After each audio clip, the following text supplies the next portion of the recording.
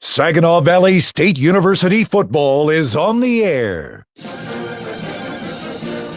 All season long, the Cardinals of SVSU fly on WSGW. Inside the 30, inside the 20, stays on his feet, makes a cut to the house. Touchdown, Saginaw Valley. From the annual Axe Bowl to the Battle of the Valleys, all the touchdowns. He's firing over the middle. He's got a man. Caught. Touchdown, Saginaw Valley. All the tackles. Going backwards. He's brought down for a tackle for loss again. Every game, every play.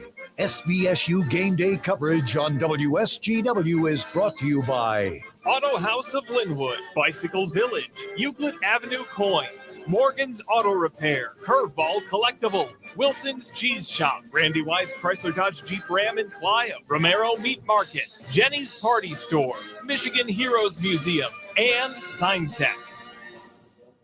Now, this is Saginaw Valley State University football on WSGW. Good afternoon, and welcome to Battle of the Valleys 2025 as SVSU travels to Allendale to take on Grand Valley. Grand Valley coming into this one, number 8, number 12 in the season, depending on which poll you look at, coming into this one with just a single loss on the season. SVSU coming into this one undefeated in conference play with convincing victories the last 2 weeks at home over Northern Michigan and over Roosevelt, and a chance to get a statement victory today on the road at Grand Valley. Hello again, everyone. My name's JJ Boehm alongside Bill Hobson. Happy to have you with us on this Saturday afternoon. And Bill, we can talk about SVSU in those last couple of weeks, but when you go back to the matchup between these two teams last year, that was a very, very competitive defensive struggle type of a contest. Grand Valley ultimately came on top 16-9, but for the returning players on the SVSU side of the ball, you know that you were able to go toe-to-toe with the Grand Valley team of a season ago. I remember that so well, in that the Cardinal defense to begin last year's matchup came out and just kind of punched Grand Valley in the face a few times at the beginning and took control of that game.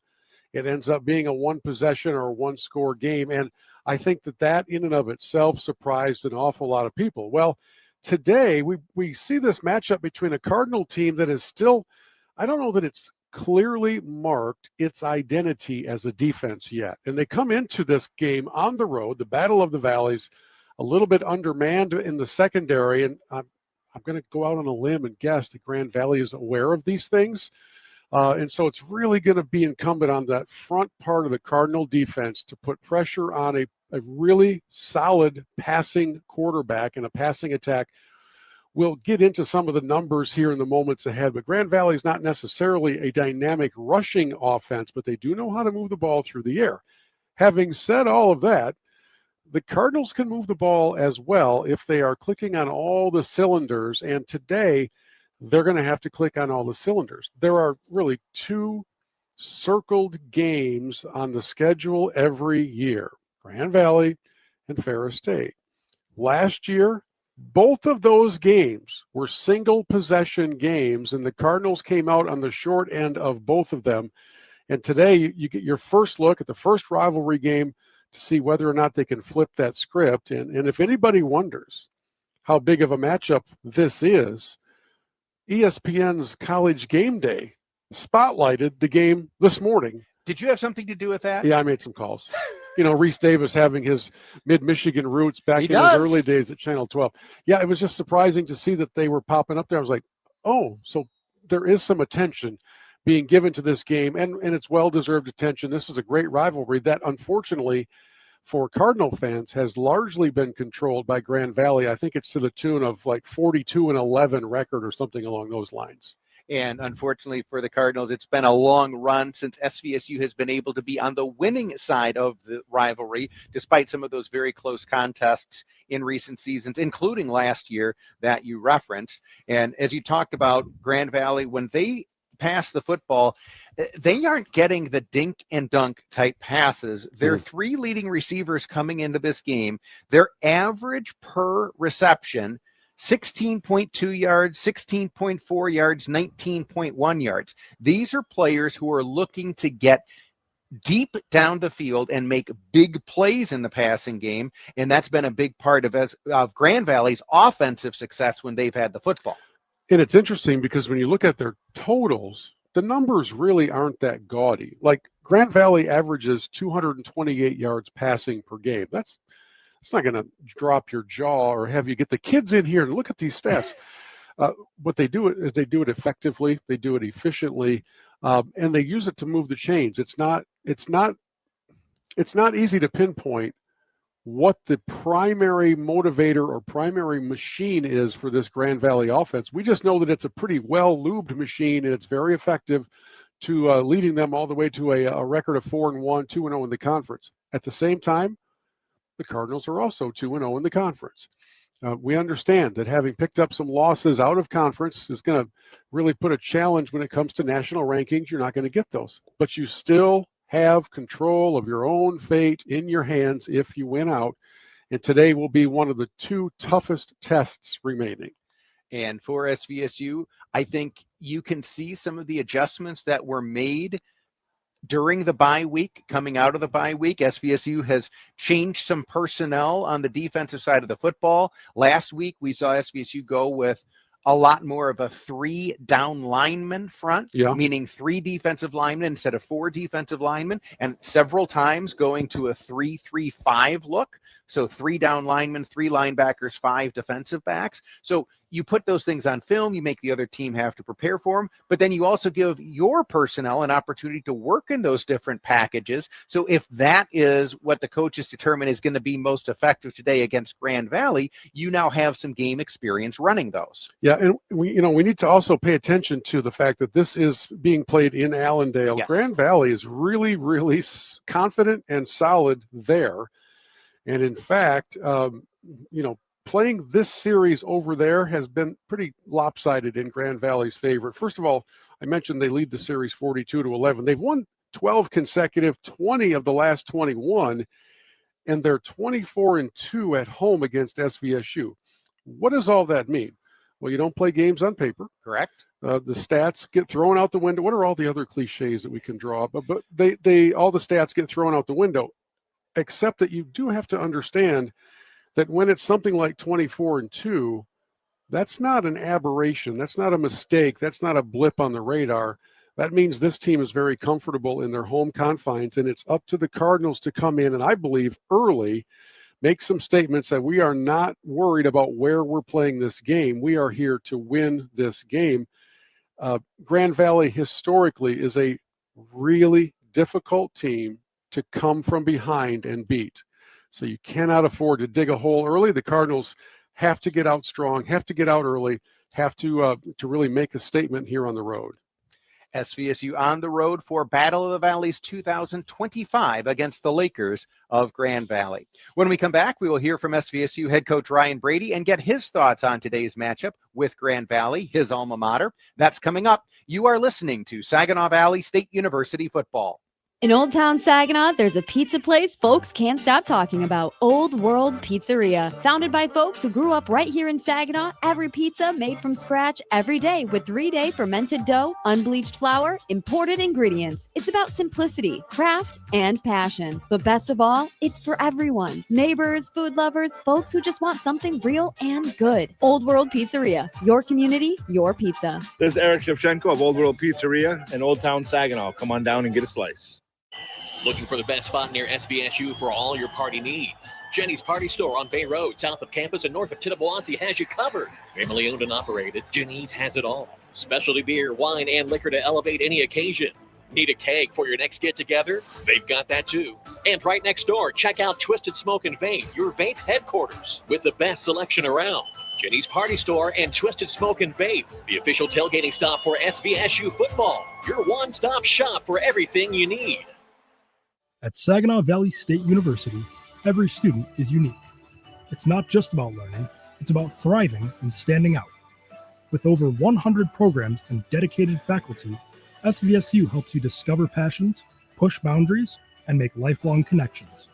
Whether in class, on the field, or in the community, We empower our Cardinals to stand out and succeed. So, what are you waiting for? Stand out with SVSU. Sunday night, the battle for the Coors Light I-75 Divide Cup continues at the Dow Event Center as the Spirit tangle with the Flint Firebirds. It's also the 4th annual Pride Night, presented by Dow and Great Lakes Bay Pride. Puck drop is at 5:30. Doors open at 4. Get your tickets now at SaginawSpirit.com. The Cardinals of SVSU fly on WSGW. Welcome back to SVSU Cardinal football pregame coverage on WSGW 100.5 FM. I'm JJ Bain, joined by SVSU head football coach Ryan Brady. And coach, first of all, Battle of the Valleys, always a big game. You're on the road today. What does this mean for you and your program after a 2-0 start in conference play to now come and play in a big game like this? Yeah, it's a great opportunity. One I know that we're all looking forward to. And so this is why you work all those hours. This is why you spend 365 days a year preparing to go in an environment like this and play in front of a crowd like this with an opportunity to go 3-0 in the league. And it's great playing in a rivalry game of this magnitude. And so it's an opportunity we're definitely looking forward to. Before we go back to last week's game, let's go back to last year's game against Grand Valley that was, just a knockdown, drag-out, physical, closely contested game throughout. Grand Valley ultimately comes out on top. But what did your team learn from that game that may be beneficial for them today against Grand Valley? Yeah, we felt like we won the physical battle up front on both sides of the football. We ran for over 100 yards, and then we held them to only 50 yards rushing. So we thought in terms of like the physicality, like that we won that battle, and we're going to have to do that again if we're going to want to have a chance to go in there and win. And so that's going to be critically important. But we need to be able to also make the explosive plays, on both sides of the ball. We're going to have to make plays with our secondary, with the ball in the air. And then, our offensive skill players are going to have to go out there and make some big plays against man-to-man coverage and win some 50-50 balls. And so that's really the next step for us is come out, play physical, play disciplined. And then we have the opportunities we need to cash in on those chances. Last week, you were able to cash on those chances in a 55-10 victory at home over Roosevelt. And for 2 weeks in a row now, your offense has been able to put a lot of points on the board early to help provide a lot of cushion for how the game has progressed. What do they need to do to be able to do that in the contest today against Grand Valley in terms of getting those early points on the board? Yeah, we obviously want to start fast, and we've been able to start fast the last 2 weeks, and that has really propelled us. And so we definitely want to come out and, move the ball, get some first downs, cash in an explosive play. But I think it all starts up front. We've got to be able to run the football. Michael Jamerson's really been off to a good start this season. And I think our offensive line's been doing a really nice job, and we're healthy up front. And so that's going to be really important in this game. And then obviously Mackenzie with his legs being able to buy some time, and when he's got the opportunity to extend plays, like we're going to need him to do that. And then, just the most important thing from my standpoint is just protect the football. We've got to be able to protect the football and limit, the drive stopping penalties. Last week I was really encouraged that we had 3 penalties for 24 yards. That was a huge step in the right direction from previous weeks. You talk about winning the battle up front. You talk about your quarterback extending the play. Historically in this game, Grand Valley blitzes a lot against Saginaw Valley. What do you do to prepare for the blitz and to understand that, you may wind up taking a big loss on one play, but that also creates opportunities for you to make big plays on offense? Yeah, obviously they're a big man coverage team, and they like to get up and challenge you, and they like to crowd you at the line of scrimmage. So obviously once you get through that first level, then there's a lot of yardage and room to run, after that. And so, we've got to break through that first level. That's going to be critically important. And then we're going to need to be, our offensive line is going to do a great job identifying the front and the look, and then picking up that pressure. And then our guys got to win against man-to-man coverage. And then, Mason's going to have to stand in the pocket with a lot of poise and confidence. And he's going to have to stand in there and feel crowded and uncomfortable and be able to deliver, pinpoint passes. And so there's a lot that goes into executing at that level, especially when you're talking about 15,000 people yelling and screaming on third down. So there's a lot of external factors, obviously, that go into this. But, we've been preparing for those things all week, and it's been a good week of practice, and I'm excited. I know our guys are excited to get out there and show everybody what we got. And on the defensive side of the ball, Grand Valley, a team that hasn't had a ton of success running the football. I'm sure that is something they're going to look to establish in the game today. But what do you do defensively to take them out of what they want to do, which is hit the big play in the passing game? Yeah, we need to really limit the explosive plays. In my opinion, that is the key to the game defensively. They got a couple playmakers that can really go up and get it, and they got a couple burners. And so we need to stay on top. We need to keep things in front. And we need, and obviously we've got to be able to stop the run, but I know they're going to want to establish the run. And so they're a big RPO team. And then they're a big, play action and throw a deep team. And so, we've got to really be disciplined because they do a good job with reverses and trick plays. And the guy saw a trick play last year, and there was a huge play in the game in the middle of the third quarter. And, that was their first touchdown of the game and gave them a 10-9 lead. And, that was a big turning point in the game last year, I thought. And so for us, we just need to be really smart defensively. We need to keep things in front, and then we need to tackle extremely well. We don't want to get into a situation where we're not tackling and guys are bouncing off, and we've sure we run our feet on contact. And then the third phase of the game is special teams. Coming out of the bye week, two, in my judgment, very good weeks for SVSU on special teams. You're making field goals. You're getting big returns on kickoff return, punt return. You're forcing fumbles and recovering fumbles on kickoff return. How well has the special teams played the last couple of weeks, and how important will special teams be against Grand Valley today? Yeah, they're going to be critically important, and we have played well the last 2 weeks. Very pleased with what I've seen from all those units that you mentioned. We've been consistent, and it's been pretty consistent throughout this season. So, Josh Schumacher's did a great job. He's our special teams coordinator. I'm really proud of the work that he's done here in his first season with the Cardinals. It might be less about the explosive plays and more about playing clean and just playing sound, and just really making sure that we do our job on each unit. So obviously it would be great to run a kickoff return back for a touchdown or a punt return for a touchdown. I don't think we need that to win, but we need to make sure that we're really solid and sound on punt, that the kickoff team stays in their lanes. We want to make sure we contain Kellen Reed. He's a dangerous return guy. And so, we want to make sure we can keep the ball out of his hands as much as possible. And then, if he does get his hands on it, we need to make sure that we corral him and tackle him and do all the things that require on special teams to make sure that you go out there and you can be effective and give yourself an opportunity to win. We'll see if the Cardinals can put all three phases together and come up with a win today on the road in Allendale against Grand Valley. Coach Brady, good luck. Yeah, thanks, JJ. That's SVSU head coach Ryan Brady. I'm JJ Boehm. Bill Hobson and I will be back with more in just a moment. You are listening to Saginaw Valley State University football. Step up to the plate at Curveball Collectibles in Saginaw, your ultimate card shop for sports legends and Pokemon masters. Pikachu. From Hall of Fame rookies to Charizards with heat, we've got the cards to keep the game going strong. Buy, sell, trade, and score big, whether you're chasing stats or catching them all. Stop in today at 166 North Center Road in Saginaw or find us on Facebook at Curveball Collectibles, Saginaw Township. Curveball Collectibles, your home field for trading card greats. It's your tread, Dad. Keep your vehicle safe this winter with a new set of tires from Auto House in Linwood. Auto House in Linwood has everything from all-season tires, all-terrain tires, mud tires, and snow tires, and the best tire prices around. Financing is available. Call Auto House today at 989-697-4440. That's 989-697-4440. Spending too much money in your next set of tires is your business. Saving you money in your next set of new tires is their business. Hey, it's Charlie Rood here on WSGW to tell you about ProLine Coatings in Bay City. I think ProLine Coatings in Bay City is where you should go to get your rust-proof and undercoat for your vehicle. That's because ProLine Coatings uses an exclusive coating process, a process available for both new and used vehicles.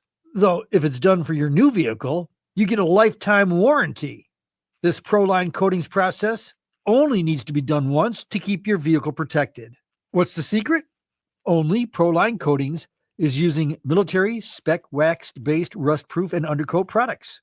That's the solution so salty Michigan winters don't destroy your vehicle. Protect your vehicle with Proline Coatings. Wilder Road, Bay City. Call and get a quote today. 989-671-9820.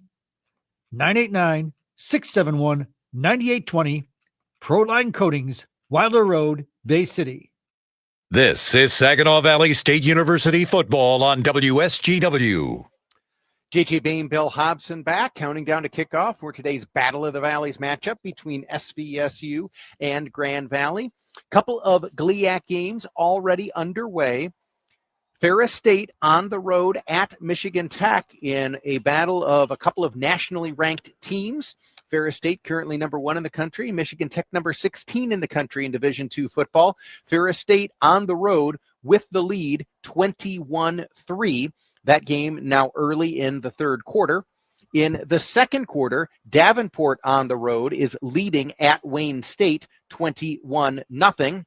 And then in the other matchup that will be a 2:00 kick, SVSU's last two opponents will meet up as Northern Michigan is on the road at Roosevelt. And Bill, we've heard a lot about Grand Valley and what SVSU needs to do against them. SVSU the last 2 weeks has done a lot well. They've put up a lot of points on offense. They've been able to make some turnovers on special teams and on defense. And those are the kinds of things, if you can get big plays on the road, that tends to go a long way towards being able to get a big road win. Especially when you're against an opponent that is, well, they're on a bit of a streak. They're feeling fairly confident. And in this series, they've had the upper hand for quite some time. Can you come out and disrupt their rhythm? Can you come out and rattle their teeth a little bit by maybe it's a takeaway, maybe it's a big punt return, maybe it's a punt block? We've seen the Cardinals mix in a little bit of all of the above in the last few weeks with some really solid special teams play. So there are routes. We'll just call them routes to disruption. There are some of those. And but really, whenever you hear a coach preach about the three phases of the game, the tendency for a lot of fans is to roll their eyes or glaze over. Yeah, I know, offense, defense, special teams. Well, it's for real. Yes. And each one of those units has a direct correlation to the outcome of games. So please don't let yourself sleep on these things. Here's Grand Valley with a third-year head coach in Scott Wooster. They're not invincible. For instance, last week at halftime, I don't think very many people around the country would have predicted Grand Valley and Northern would be tied 7-7 at the half. Last year, the Cardinals played Grand Valley. The Cardinals came out and commanded that game early and were just a couple of little things away from at least an overtime, if not, winning that contest outright. So don't lose sight of the fact that Grand Valley is vulnerable. They have some little creases or wrinkles in their armor, and if the Cardinals are on their game today, they will be able to expose that. But it will take a performance where SVSU is hitting on its various cylinders, and they cannot hand the ball over. You cannot be giving gifts away today. Every possession is so valuable, so important. You're looking at a Grand Valley team that has made 24 appearances in the playoffs, so the expectations are very high. They came into this season picked second in the GLIAC preseason poll, of course, behind Ferris State. But this is a program that has 4 national championships. Yep. Granted, the most recent one was a couple decades ago, but they know excellence. And the Cardinals will play today in front of their biggest crowd they play in front of all year. That's a different environment. It can be distracting. It can be a little bit overwhelming at times. Every time people talk about an opponent coming into the big house, the coaches are always sure a day or two prior to take their players out onto the field and just tell them, look around you, because this gigantic coliseum can be very intimidating. At this level, the Cardinals have mostly played in front of a couple thousand people here and there. Today's going to be in that 14 to 15,000 fan range, and it may very well seem like they're in a big house. So composure is going to be very important right out of the gate. SVSU and Grand Valley just moments away for Battle of the Valleys 2025. We'll have it for you when we return. You are listening to Saginaw Valley State University football. Hey, nice rack. Excuse me? The bike rack on your car? Oh, right. Thanks. It's for an e-bike. Got it and the bike from Bicycle Village. Nice. Beautiful frame. Oh, thank you. I meant the bike. Oh. For the best new and used bikes in your hometown, shop Bicycle Village. Get an e-bike and rack for a road trip or stay idle and fit with Schwinn Fitness equipment. Bicycle Village, serving the Great Lakes Bay Area for over 50 years. BicycleVillage, Want to stand out? At Saginaw Valley State University, we break the mold. With hands-on experiences, cutting-edge technology, and professors who challenge you, SVSU is where you can thrive. Discover a campus alive with energy, where Cardinals can support each other. This is your chance to make bold moves, explore new ideas, and stand out. The future is yours. Stand out and succeed at SVSU.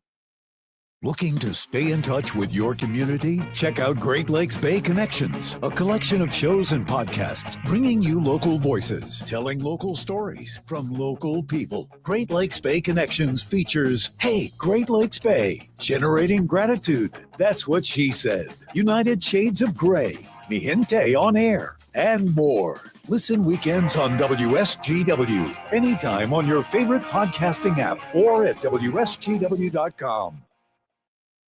News coverage. As many as 800 people are feared dead in a deadly earthquake in eastern Afghanistan. The Trump administration is looking to step up immigration enforcement in cities around the U.S. Chicago is a hellhole right now. Well, it's an invasion with U.S. troops. News. Gretchen Whitmer has scheduled a special election to fill the 35th district Senate. Mike Pacigalupo entering a plea in the federal wire fraud case again. News coverage on WSGW.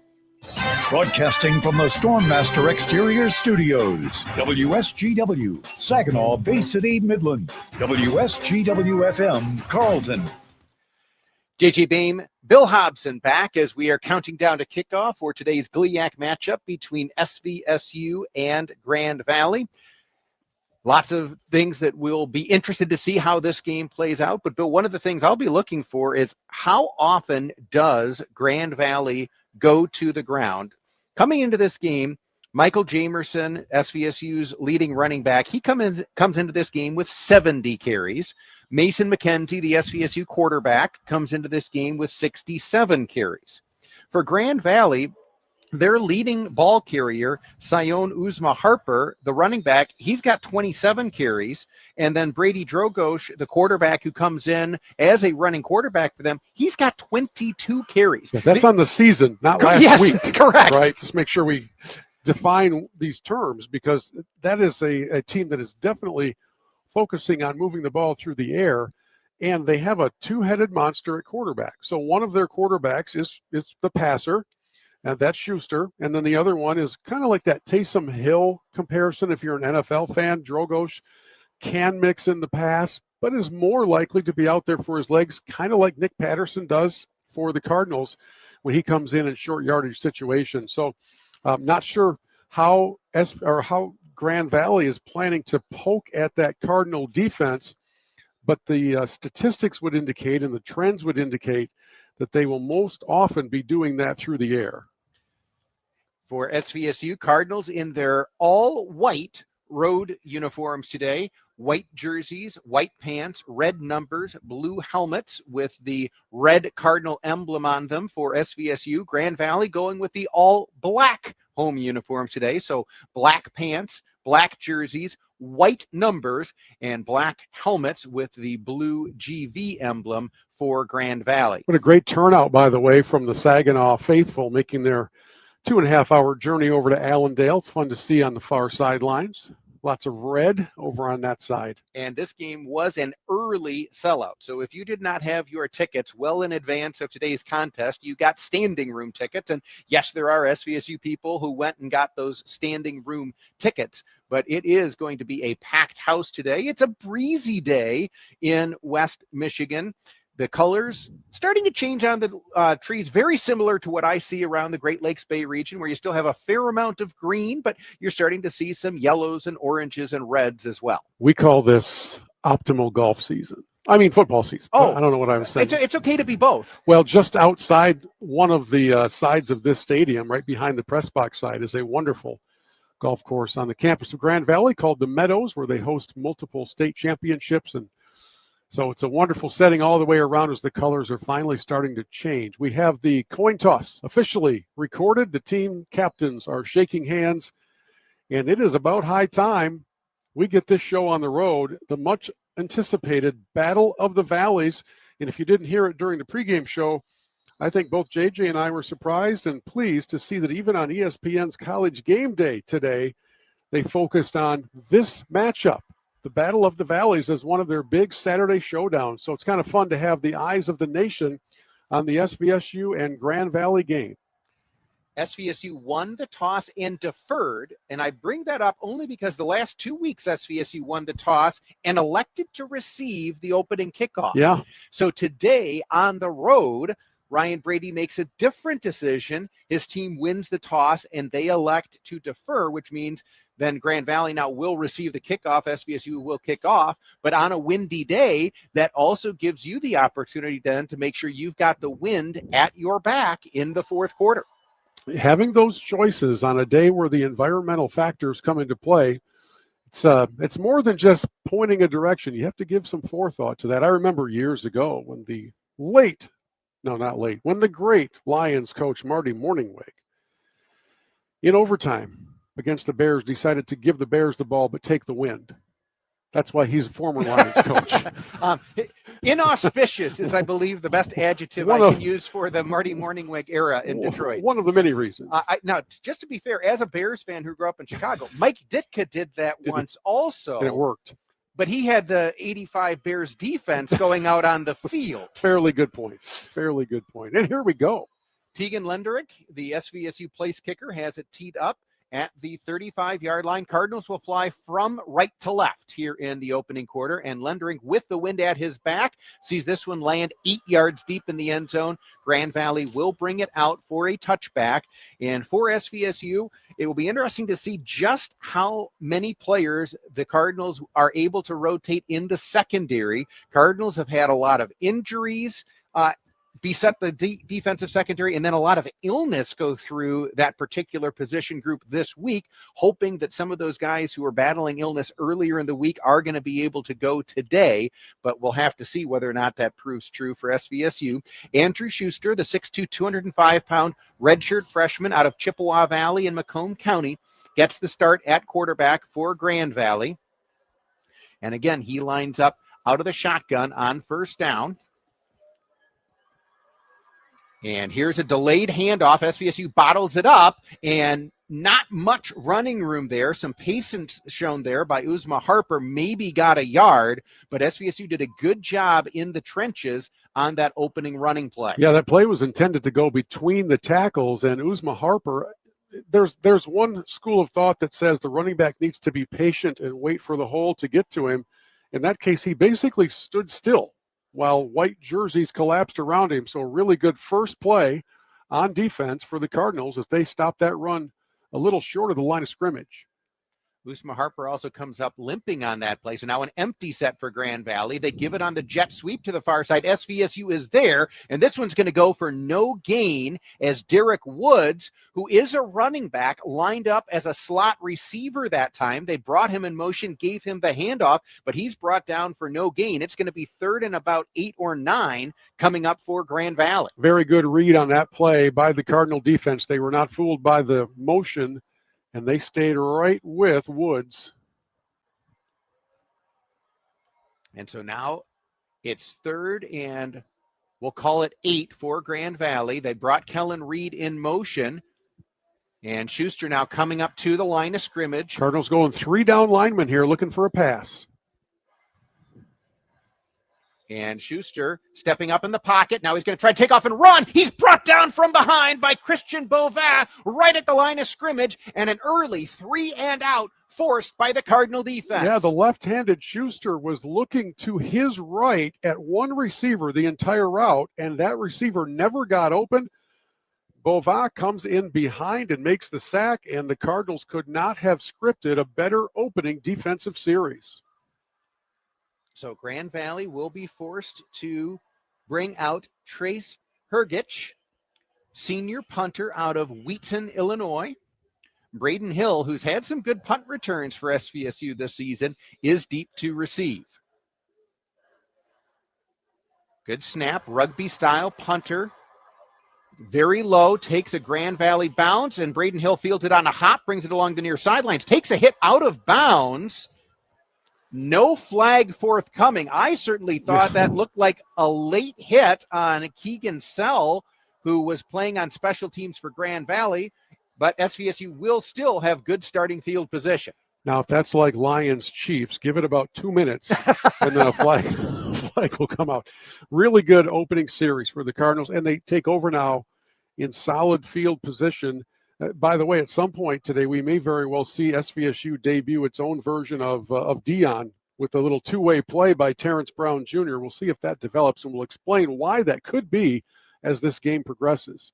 Cardinals 1st and 10 from the Grand Valley 35. Handoff to Jamerson, running to the right side, and he picks up about 3 yards. Good job at the point of attack by the SVSU offensive line. Never much of a hole there for Jamerson, but he just stayed behind his blockers and was able to pick up 3 yards. SVSU, again, Jamerson comes into this game with 70 carries. That's now 71 on the season. The highest runner for Grand Valley has fewer than 30 coming into this contest. On 2nd down, McKenzie, he's going to throw over the middle. He's got a man. It's caught by Kraft. He's across midfield, coming to the near side and shoved out of bounds at the 45-yard line. Nice crossing route by Kraft. McKenzie did a good job stepping up into the pocket and then delivering the pass. I thought at first that Mason might take off with that ball, but there was not a lot of room for that to happen. And Kraft, reading that play perfectly, cuts across the field, and it's almost an extended handoff on that play with the connection that the quarterback and receiver made. Great play by McKenzie. Cardinals now 1st and 10 from the Grand Valley 45. Handoff to Terrence Brown. Gets a good lead block on the far side. He's got the first down. Dives forward to the Grand Valley 30-yard line. You were telling me pregame, there's a possibility of Terrence maybe getting in 80 snaps on the field today as a two-way player. Cardinals do have him in the package to play defensively in the secondary today due to some of the shorthandedness in that unit. There, though, you just got a chance to see his explosive ability on offense. He's got so many tools. As he picks up 15 yards on the previous play. Twist coming. The Cardinals pick it up. McKenzie has time, but it's batted down at the line of scrimmage. He had an open Eric Kraft sitting down in the zone, but a good job by the Grand Valley defensive line to bat it down. Yeah, I think one of the big mitts got up there from Jabril Kande on that defensive line, and I couldn't see where the ball deflected to at first. I was afraid it was up in the air and up for grabs, but thankfully it fell incomplete. So 2nd and 10 coming up for the Cardinals. 10:51 to play, first quarter, no score. Cardinals on their opening possession do have it in Grand Valley territory at the Laker 29 officially. Handoff here to Bradford. He takes it off right guard, gets a couple of yards down to about the 27. A little RPO look that time, and Mason chose to give it to Bradford and extend the fake out to the left side. I'm certain that at some point he will fake that handoff and keep it himself. Going this direction, SVSU definitely in field goal range. We saw on the opening kickoff from Lenderink, this would be well within his range, but Cardinals still on 3rd and 8 would love to pick up the first down here. 3 receivers split wide to the left. Blitz coming. McKenzie is going to be brought down at the 35-yard line. as that's one of those where the blitz comes. He looked for his hot receiver. The hot receiver wasn't open, and he never got a chance to look for a second receiver. Nor did he get a chance to find an escape route, because quite often we've seen Mason under pressure find a little window and use his legs to move it. That everything collapsed around him that time. The pocket just disappeared, and the best thing he could do was just make sure the ball stayed in his possession to set up what should be a 42-yard field goal. Anthony Cardamone able to make the stop for Grand Valley. These are key moments. Well, and this is a 52. I'm sorry, 52. I said 42. Yes. That sack took him back quite a bit. But again, I still think Lendrick's got the leg for it with the way the wind is blowing. Kick is on the way. It's online, and it is good from 52 yards. Tegan Lendrick gives the Cardinals the early lead, 3-0 over Grand Valley, 9:18 to play first quarter. You are listening to Saginaw Valley State University football. Car trouble? Don't sweat it. At Morgan's Auto Repair in Bay City, we get you back on the road fast. From oil changes to engine overhauls, our expert mechanics do it all with honest pricing and top-notch service. Locally owned and trusted for over 60 years, we treat your car like it's our own. Stop by Morgan's Auto Repair today at 800 Center Avenue in downtown Bay City or call 989-892-0567. Morgan's Auto Repair. Drive with confidence. In Old Town Saginaw, there's a pizza place folks can't stop talking about, Old World Pizzeria. Founded by folks who grew up right here in Saginaw, every pizza made from scratch every day with 3-day fermented dough, unbleached flour, imported ingredients. It's about simplicity, craft, and passion. But best of all, it's for everyone. Neighbors, food lovers, folks who just want something real and good. Old World Pizzeria, your community, your pizza. This is Eric Shevchenko of Old World Pizzeria in Old Town Saginaw. Come on down and get a slice. The Cardinals of SVSU fly on WSGW.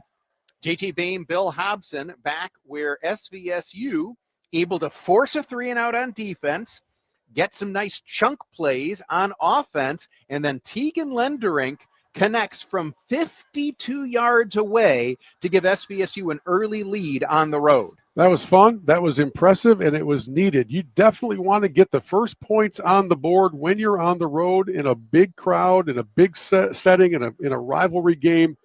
Cardinal defense did its job. Cardinal offense did its job, and it's exactly what we talked about pregame. Take advantage of every scoring opportunity you have, and the Cardinals did that. I'm not sure the field goal would have been good from 54 yards, but it didn't have to be. It had to be good from 52, and it was. Again, Cardinals with the wind at their back here in the first quarter as the Cardinals fly from right to left. And as you said, it didn't clear the crossbar by a ton. It didn't touch the crossbar going over either. Nope. But it did go through, and so SVSU has the early lead 3-0 on the road. And that's a good confidence builder for SVSU on its opening possession. Lendrick kicking off now. This one is a hopper that one of the Grand Valley upbacks will field and get out across the 30-yard line out to about the 34. As for Grand Valley that time, it was Drake Deshetsky, transfer out of Indiana Wesleyan, who was one of the upbacks, did a good job fielding it, and then gave Grand Valley a pretty good starting field position. You know, I take that back. We have the benefit of replay here. That kick made it all the way into the fans beyond the goal line. So I'm going to give him maybe a 55-yarder there. Either way, it's 3 points and much needed and a great start. Now let's see if the defense can have a repeat performance of what they did on their first time to stop the Lakers. Again, Schuster, the redshirt freshman at quarterback for Grand Valley. He hands it off to Uzma Harper running to the far side, gets to the second level. He's dragged down at about the 43-yard line. That's going to be good for a gain of about 9.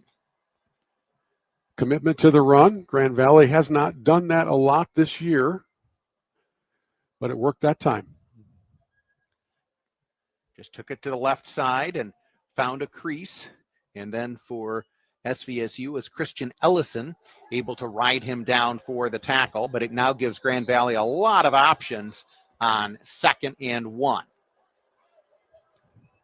Schuster will hand it to Uzma Harper again. He's bottled up, but on second effort, he's got the first down and more before DJ Volts finally shoves him out of bounds. Good to see Volts in the lineup. He was one of the players who was banged up, definitely missed a fair amount of practice time this week, but is able to get the start at corner for SVSU today, the local product out of Carlton. And part of the strategizing, if you're an offensive coordinator and you see a defense with 3 down linemen, is that if you can get more hats up front than they have defenders, you do have the potential to move the ball on the ground. It may not be in massive chunks, but you can move it. SVSU with 4 down linemen here as Grand Valley has it 1st and 10 from their own 47.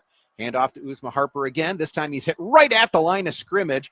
James McDonald, the linebacker, did a good job shooting the gap. He got the hit low, and then it was Jaden Bevier, the linebacker, who finished it out off top for no gain. Yeah, so part of that chess match that goes on in the press boxes or the coaching boxes is 3-man front or 4-man front. So the Cardinals are going to play both. And then, of course, for Grand Valley, the challenge is to adjust your play calls accordingly. So far on this drive, they've been able to move the ball on the ground a little bit. No gain on the previous carry, so it's 2nd and 10. Schuster drops back to pass, has time initially. He's hit. Now he's being chased. He's on the run, tries to dump it off, and a good job holding on by the tight end for Grand Valley, as that was Harrison Unger, junior out of Davison, who took a big hit from behind after he got his hands on it, but did hold on and complete the catch. 1st down, Grand Valley. And that was just good heads-up mobility by Schuster.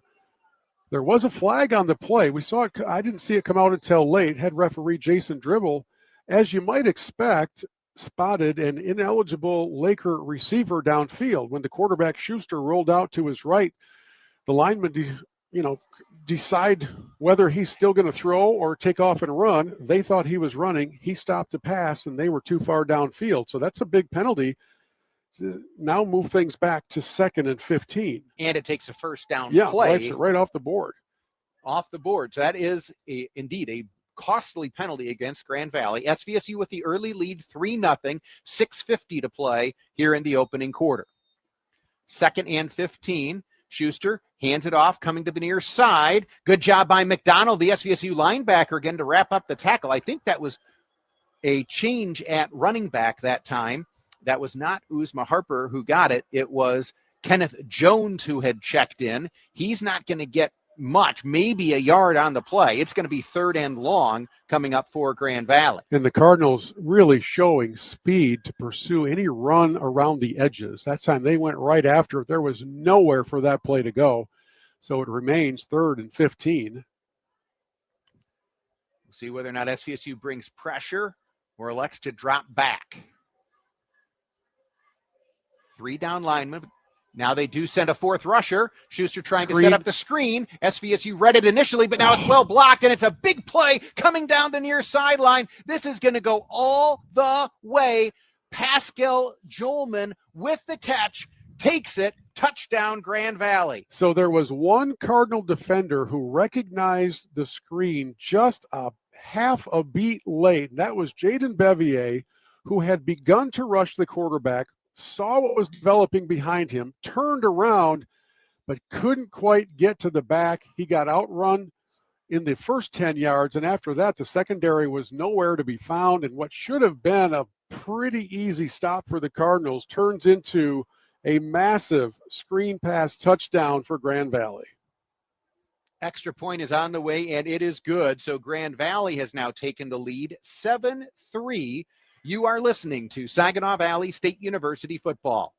Looking for the best spot near SVSU for all your party needs? Jenny's Party Store on Bay Road, south of campus and north of Tittabawassee has you covered. Family owned and operated, Jenny's has it all. Specialty beer, wine, and liquor to elevate any occasion. Need a keg for your next get-together? They've got that too. And right next door, check out Twisted Smoke and Vape, your vape headquarters, with the best selection around. Jenny's Party Store and Twisted Smoke and Vape, the official tailgating stop for SVSU football. Your one-stop shop for everything you need. Looking for a fair and reputable place to buy, sell, and trade precious metals and coins? Euclid Avenue Coin Inc. in Bay City has you covered. Are you concerned what the current and pending tariffs may do to precious metal prices? Nearly 75% of the silver and a large portion of the gold in the U.S. was and is imported. Euclid Avenue Coin Inc. has silver and gold bullion and coins on hand for same-day delivery at competitive prices. Be sure to check out Mid-Michigan's premier coin and gold bullion dealer located at 602 North Euclid Avenue in Bay City. The SVSU Cardinals play here on WSGW. JJ Bain, Bill Hobson back where SVSU on the road now finds themselves trailing 7-3, 5:50 to play first quarter, as on 3rd and 15, Grand Valley set up the screen pass. And Bill, I don't know if you saw it on the replay, but that ball was actually tipped at the line of scrimmage by one of the SVSU defensive linemen. And so it was a wobbler when it got through to Joelman. But as you said, he had only Bevier to beat to that side of the field. Everybody else was picked up by a Grand Valley blocker, and they did a good job getting those blocks, and then Joelman able to show his speed, taking it 58 yards for the touchdown. And we talk all the time about this being a game of inches. That's a half a fingernail, maybe away from being knocked down, and instead a simple screen pass goes 58 yards for the touchdown. And you know, Grand Valley does what great teams do. They responded to what so far has been a game completely controlled by SVSU. And one little moment, one little screen pass, and all of a sudden you look up at the scoreboard and you're trailing. So now it's time for the Cardinal offense to respond. Grand Valley kicking off, and this one well placed as it goes just beyond the near pylon to the far side of the field. So the pylon closest to the 50-yard line on the far side, ball went just past that and then skipped through the side of the end zone. So it will be a touchback. But again, Jaquan Howard and Braden Hill, but especially Jaquan Howard, very, very dangerous return men for SVSU. So you can see on that opening kickoff, at least, Grand Valley trying to prevent them from having a chance to make a play. All right, well, the Cardinal offense was quite effective on their first possession. They stalled out, but ended up with 3 points on the board. There's no reason to think that they cannot continue moving the ball down the field. Here now trailing 7-3. Jamerson in at running back. McKenzie, option to the far side, pitches it to Jamerson, and he lowers his shoulder to pick up about a yard. Grand Valley did a very good job defending the play that time, as Tommy Barnett, the middle linebacker out of Wheaton, Illinois, he had responsibility for the running back, and he played it perfectly. I'm not sure either team is going to have great success running to the edges today. Both defenses are very strong in pursuit. Unless there's some misdirection or giving that defense something else to think about, it looks like a straight-up option is going to have a tough time moving the ball. McKenzie now coming up to change the play. 2 receivers split wide to either side on 2nd and 9. McKenzie throws it over the middle, and it's off the hands of his intended receiver. I think that was Terrence Brown, who did have some space, but unfortunately did not haul it in.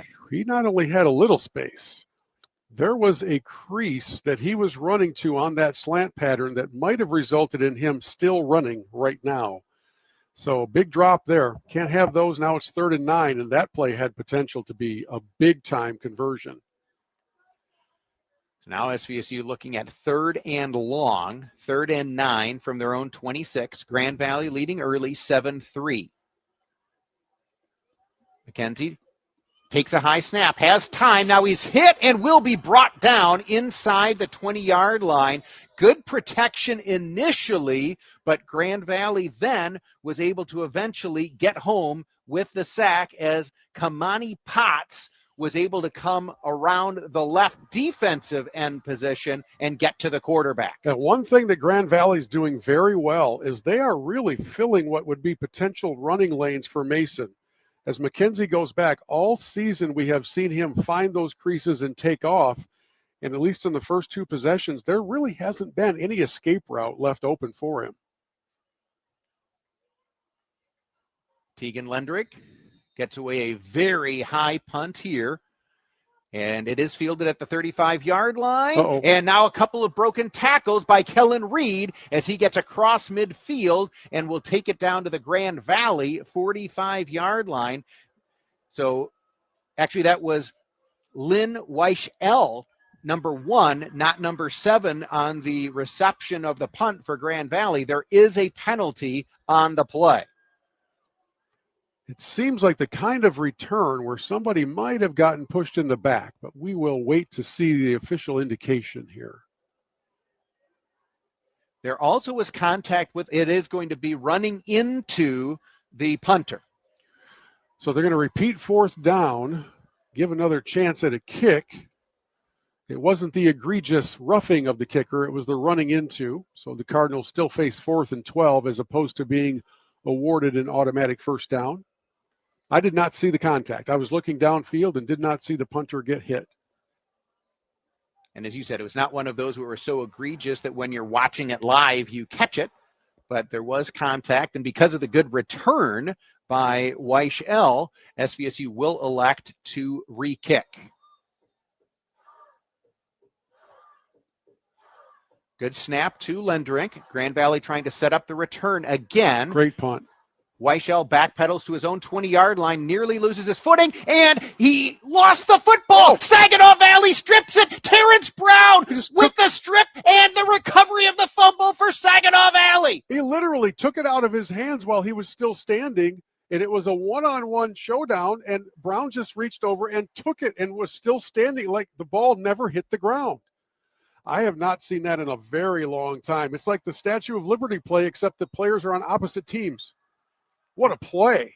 So Weichel stumbled after initially fielding the punt, and then he had that ball hanging out like a loaf of bread, and Terrence Brown said, I'd like that loaf of bread. Wow. Took it away, and then he falls on the ground, so the play's dead at that point, but Saginaw Valley is going to take over now, trailing 7-3. 3:57 to play first quarter. SVSU takes over deep in Grand Valley territory. You get the running into the kicker. You get a fresh punt. It's a great punt. The Lakers don't fair catch it, and you end up with the ball. And here's Michael Jamerson with a big hole up the middle, still on his feet. He's going to be close to first down yardage, down to the Grand Valley 22-yard line. And these are those little momentum swing moments that we talked about in the pregame show where the Cardinals have got to cause them and take advantage of them. And there it was, a huge special teams play.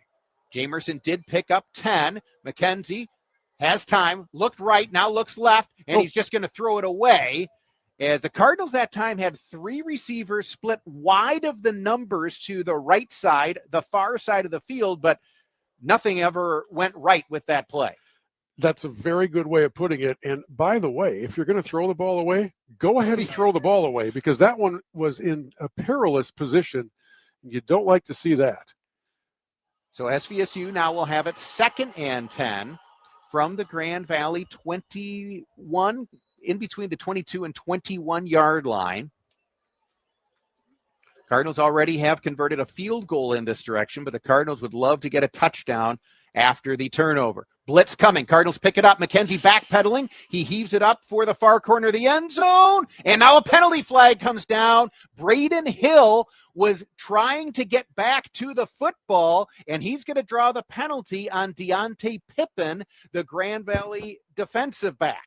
Yeah, there was a clear hold back there. I don't, maybe they'll call it interference, but either way, it's a first down.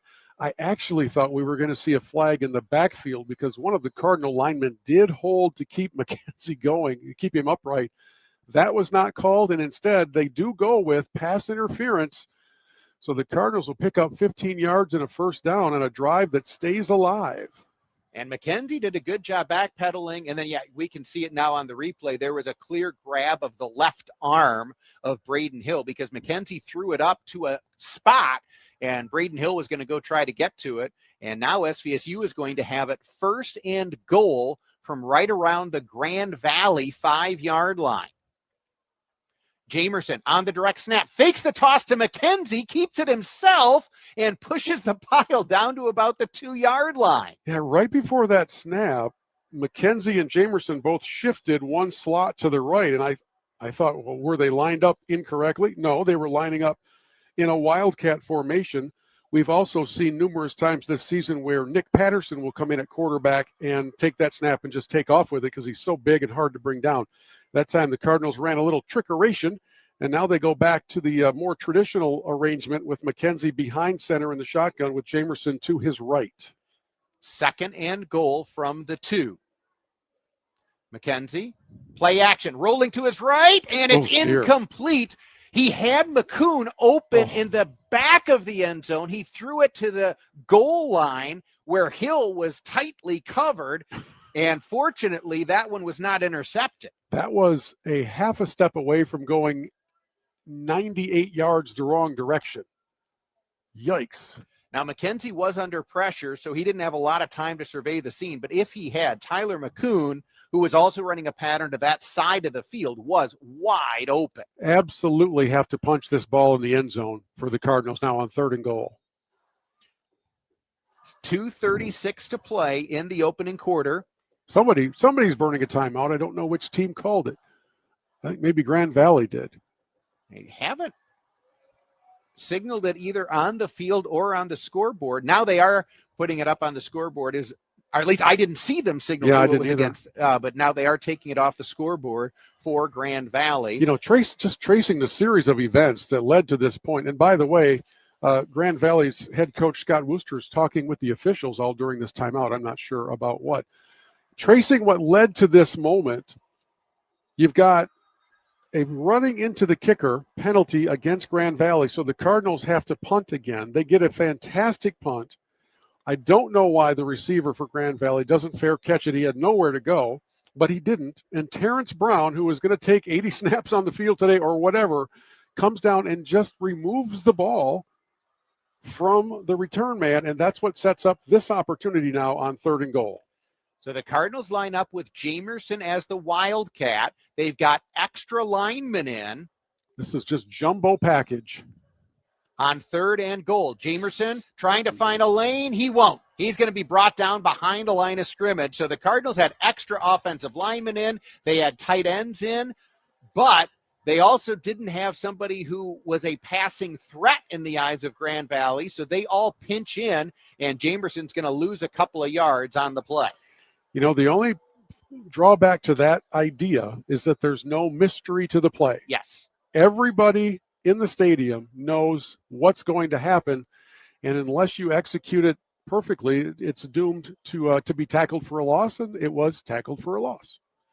So Tegan Lendering, high snap. Cardinals do get it down, and Lendering converts. So SVSU does get 3 points after forcing the turnover on special teams. It is now 7-6. Grand Valley with the lead. Minute 54 to play first quarter. You are listening to Saginaw Valley State University football. Heading up north, make Wilson's Cheese Shop in Pinconning your delicious pit stop, just 2 miles off I-75 in the city of Pinconning. Since 1939, we've been crafting authentic Pinconning cheese, from squeaky fresh curds to super sharp aged cheese up to 20 years. Bring the family and sample dozens of cheeses, plus gourmet spreads, jams, smoked fish, and Michigan-made wines and spirits and more. Don't forget to snap a pic with our giant Wilson's Cheese Mouse. Wilson's Cheese Shop, proudly celebrating over 85 years of cheesy tradition. Visit wilsoncheese.com, find us on Facebook, or stop in on M13 in the city of Pinconning. Imagine a place where your individuality is celebrated. At Saginaw Valley State University, we create an environment for you to stand out, whether in academics or personal growth. Supported by a caring community, SVSU is where you feel at home, where every corner holds opportunity. Discover a campus that guides your journey. SVSU, where you're not just learning, you're becoming who you're meant to be. This is Saginaw Valley State University football on WSGW. JJ Bain, Bill Hobson back, where SVSU gets a huge play on special teams as Terrence Brown just strips it out, grabs it himself, and gives SVSU the ball deep in Grand Valley territory. Cardinals did get it down, had it 1st and goal, couldn't punch it in, but they do get the field goal. And so it is SVSU trailing 7-6 with a minute 54 to play here in the opening quarter. And for the Cardinals, it feels like they are dominating this game. But the only place it really counts is on the scoreboard, so they've got a lot of work still to do. The one thing, however, that I think is important is that SVSU has made some plays here in the early going, and they have definitely sent a message to Grand Valley that they have come to play, as Lendering's kickoff will sail through the back of the end zone, and they're showing us the replay, and boy, that play by Terrence Brown. Tell you what, man, that is a highlight special teams play. I've never seen a strip like that of a punt returner in my life. It was so clean. It was almost like they had practiced a handoff. Other GLIAC games in progress. Ferris State now with a big lead on the road at Michigan Tech, leading 38-3. Davenport leading at Wayne State 28-7. Northern Michigan and Roosevelt are tied 7-7. And now the Cardinal defense has really done a good job. They got burned by a middle screen pass, and that's about it so far. So let's see if they can get this Grand Valley offense off the field. Schuster pressured, gets away from it, now throws it back over the middle. It's batted down, and SVSU had a chance to make something special happen. Boy, what a great play there by Timothy Alonso, the defensive lineman for Saginaw Valley. He batted it. That ball was up there for what seemed like forever, but nobody could fall underneath it. And Christian Ellison was in hot pursuit of a sack right there. Schuster was kind of running sooner than he thought he would have to roll out. And when those balls hang up in the air like that, it just seems like somebody's going to come down with it. 3-receiver package for Grand Valley this time. And they go on the delayed handoff to the near side. SVSU does a good job stacking it up. That'll be a gain of about 3. Jameel Thomas on the stop for Saginaw Valley. Derek Woods on the carry that time for Grand Valley. I don't think Derek knew the ball was coming to him. It was put very high on his chest, and it kind of bobbled around there for a second or two. It seemed like it caught him by surprise. Grand Valley fortunate to move the ball forward a couple of yards, but now here's a 3rd and long, and the Cardinals with the opportunity to get off the field. Cardinal defensive line signaling something here. There's nobody covering the receiver to the far left.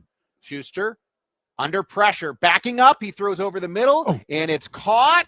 And this is going to be right at the sticks, as Schuster did a good job of buying time. And then he once again found Joelman, who made the catch, and he did get enough for the first down. I think Bova had a chance to grab that one right. Oh, that wasn't him. That was 44. McDonald. Had a chance. McDonald had a chance to make the stop there. Just couldn't quite make the tackle. Ends up moving the chains by about a half a yard. Final 30 seconds of the first quarter. Grand Valley leading 7-6. Handoff to Woods coming to the near side. Tries to cut it back, but a good job up front by the defensive tackle Xavier Chasen of SVSU to then drop him after a short gain. They actually snuck in Kenneth Jones on us there at running back. 5'8" sophomore from Pontiac, West Bloomfield High School. I think it's the first time he's been on the field as the Lakers are trying to find or generate some form of offense and decided to change things up in the backfield.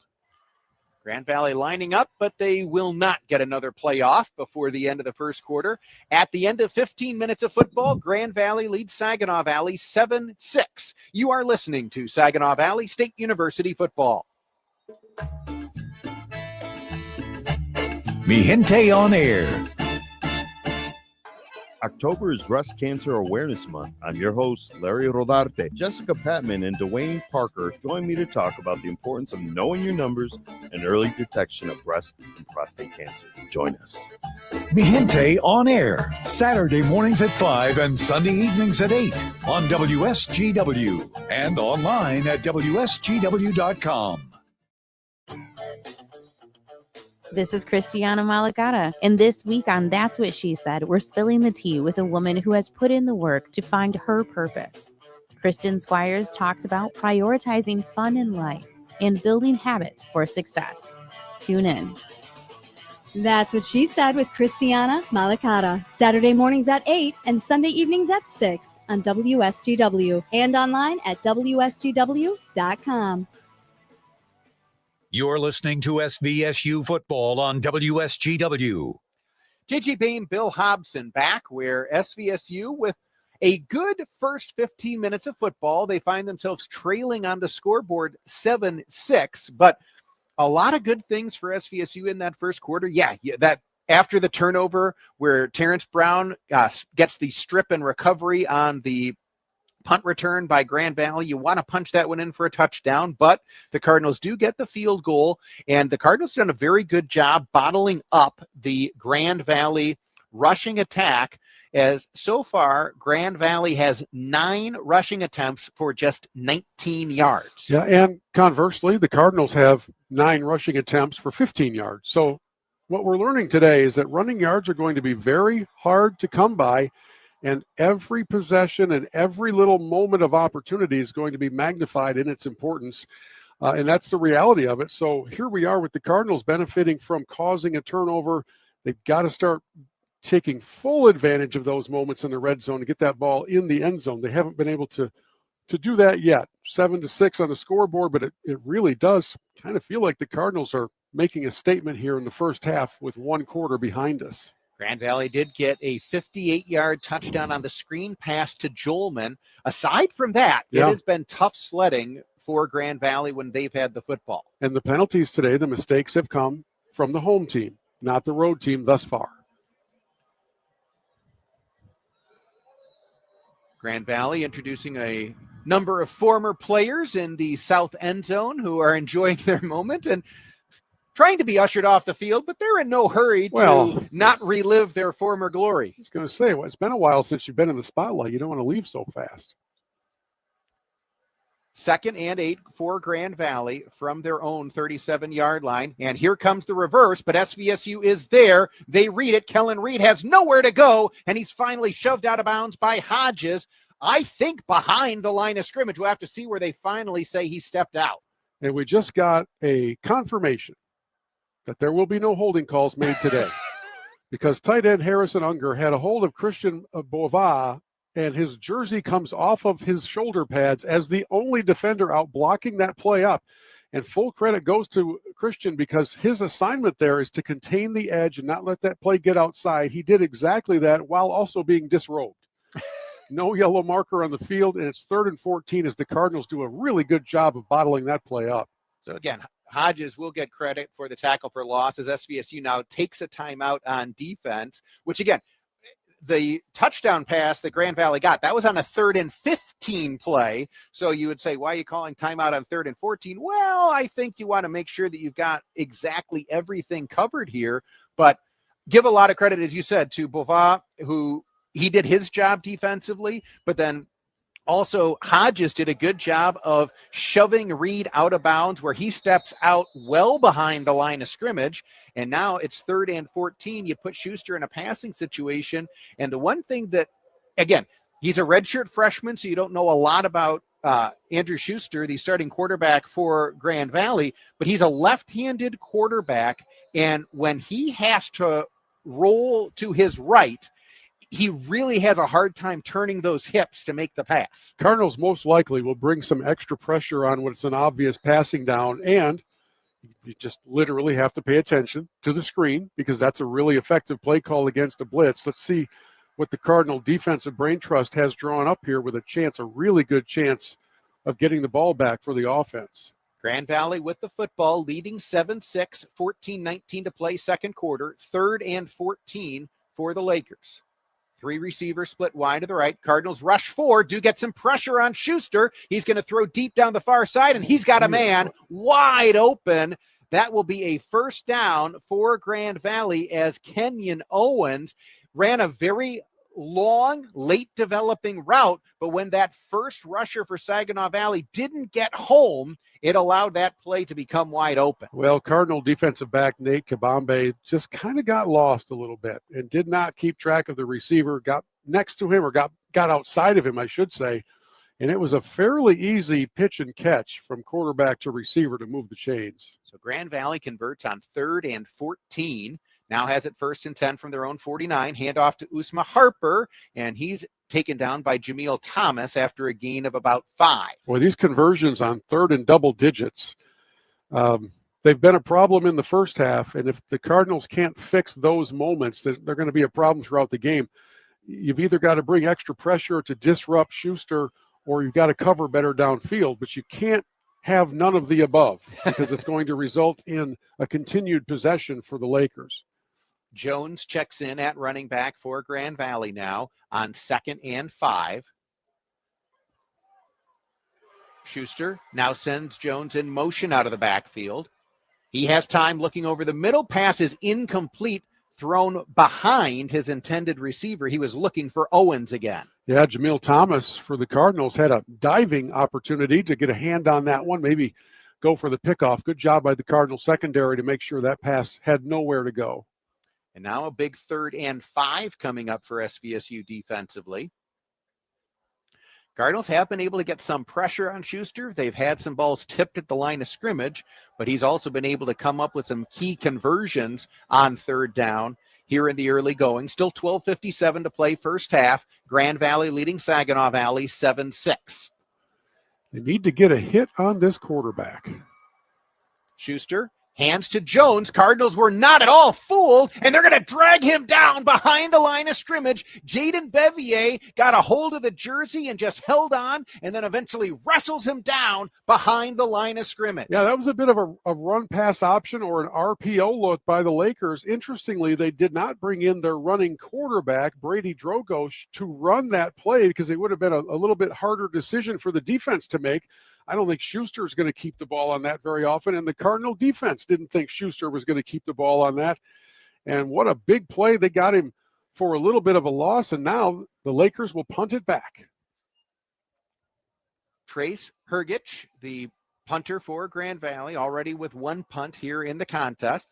Gets a good snap. He's going to try to have this one go end over end. Braden Hill calls for a fair catch, and it takes a backward bounce. What a job by the punter, Hergish. And then it's fielded by Grand Valley at right around the 5-yard line. Can you get your wedge game to work like that? I tried all last week down in Branson. I never got one to back up quite like that. That punt could not have gone better for Grand Valley. And the right play was made, by the way, not to field that punt. Correct. You're not going to do it. We've talked about that throughout the season. That was the right play. You just got a freakish bounce from an oblong object, and it ends up setting the Cardinals offense up 95 yards from the end zone. 7-6 our score. Grand Valley with the lead. 12:02 to play, second quarter. McKenzie sends Brown in motion out of the backfield. Now Brown comes back in motion. And McKenzie keeps it himself, looking for a block, gets one, gets across the 10, out to about the 13-yard line. I'll tell you what, Braden Hill is undersized for what they just asked him to do. He's about 5'10", 180, but he got his nose in there, and that's what allowed McKenzie to pick up positive yardage. Part of blocking is being in the way. You don't always have to knock the guy off his cleats, and that's exactly what Hill did. On that run-pass option, it's a good thing Mason kept the ball because there was no room had he handed it off.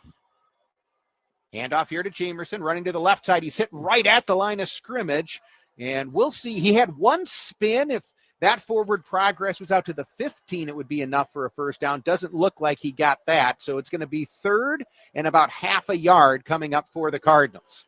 This is crucial, to say the very least, to move these chains and get your backs out of the shadow of your own end zone. It'll be 3rd and about half a yard. And this is where, you've got seniors on this offensive line for SVSU. You want them to be able to win their battle in the trenches. You don't need a lot. You just need to open up enough of a hole for SVSU to be able to pick up the first down. Yeah, this is a bunch jumbo formation. And now SVSU takes a timeout. They were late getting lined up for that play. They had Zelensky check into the game at wide receiver. He was on the far sideline, and then he was coming all the way to the near sideline to get split wide, and there were only 4 seconds left on the play clock. And to your point a moment ago, about you don't want to have to punt this ball from your own end zone. Ryan Brady calls timeout here to give SVSU another opportunity to consider their options and come up with exactly what they want to do on 3rd and half a yard from their own 14-yard line. There are key moments in every game, and a game that you're controlling as SVSU, but still losing, this is one of those key moments. This is the opportunity to develop a sustained drive when you start 95 yards away from your opponent's end zone, but you've got to convert this 3rd and 1 to make that possible. Amer checks in at quarterback. He runs and won't get to the line to gain as SVSU went in and had that was Vaughn who had checked in at quarterback. Matt Vaughn, he is 6'5", 210, but he did not get back to the line of scrimmage.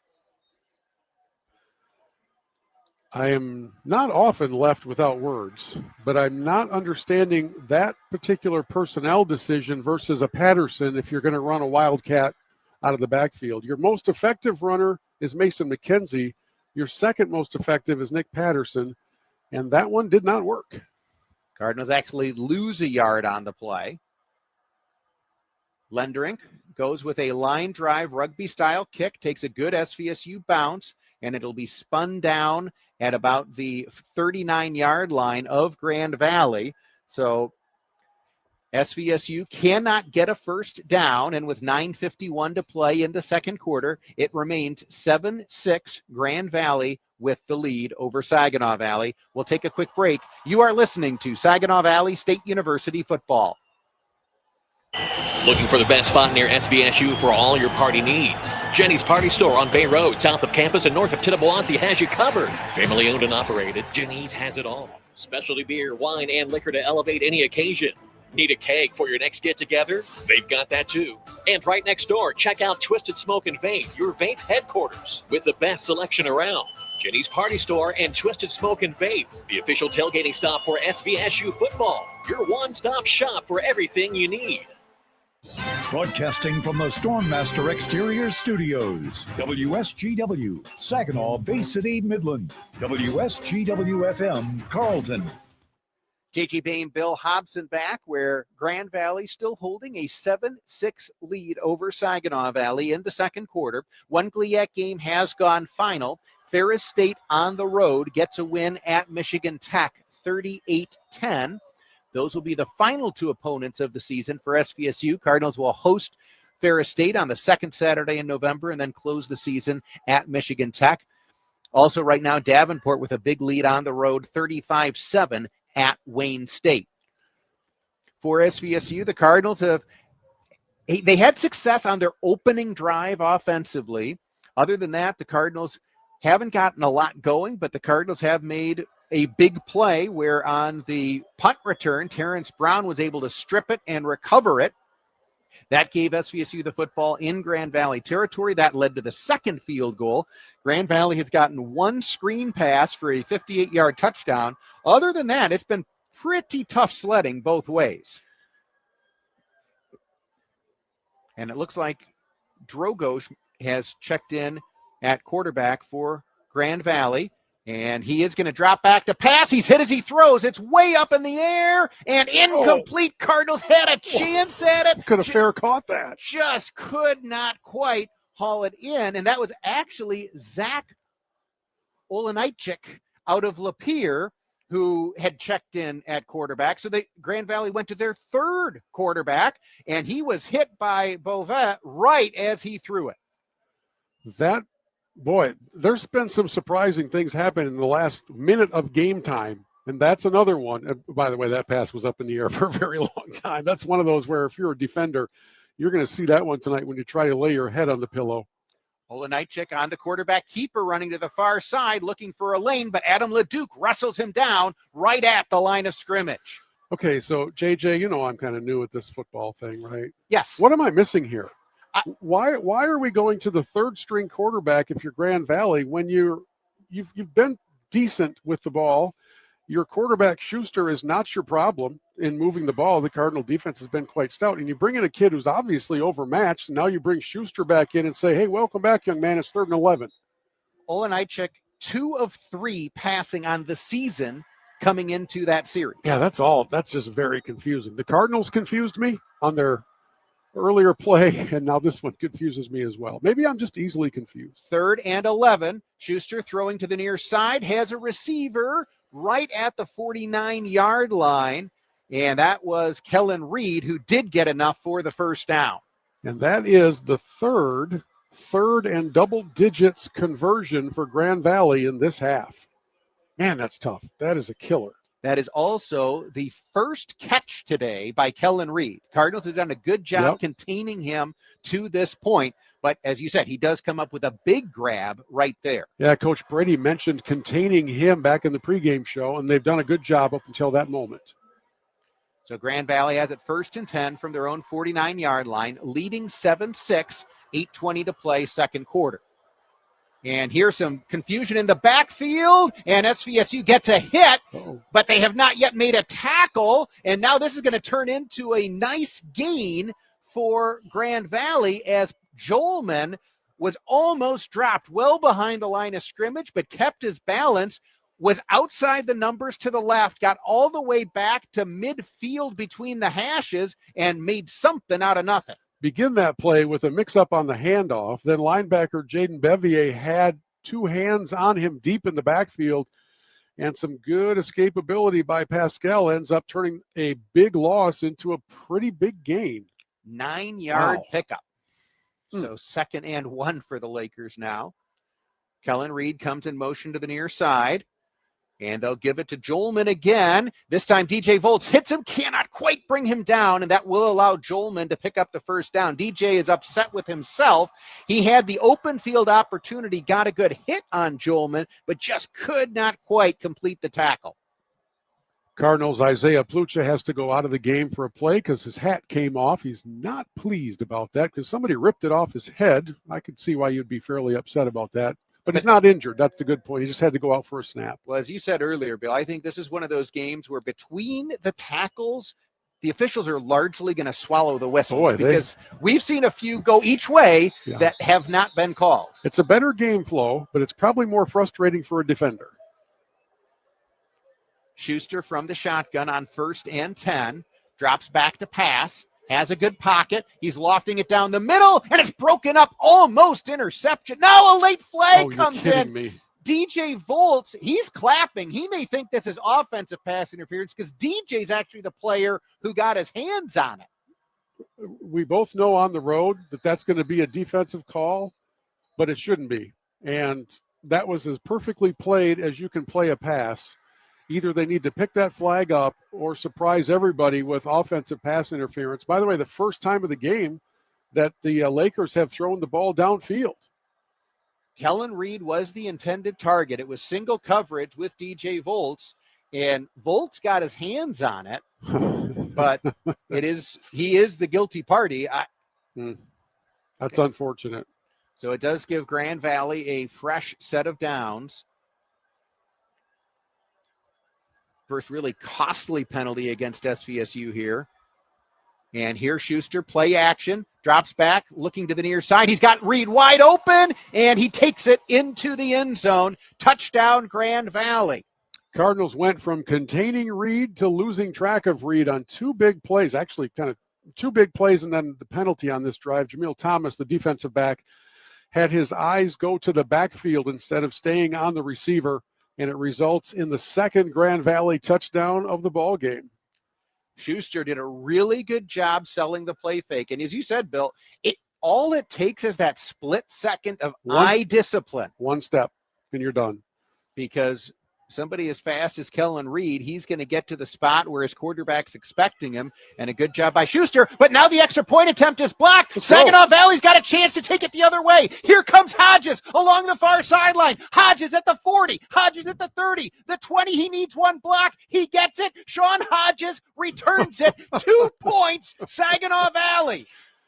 This is going to be one of those days where we just see a little bit of everything. A clean block. I didn't see who got a hand on it, but a nice friendly bounce into the hands of Hodges, and off to the races he went, and nobody came anywhere close to him as the Cardinals return the blocked extra point for what amounts to a safety and pick up 2 points the old-fashioned way or the new-fashioned way.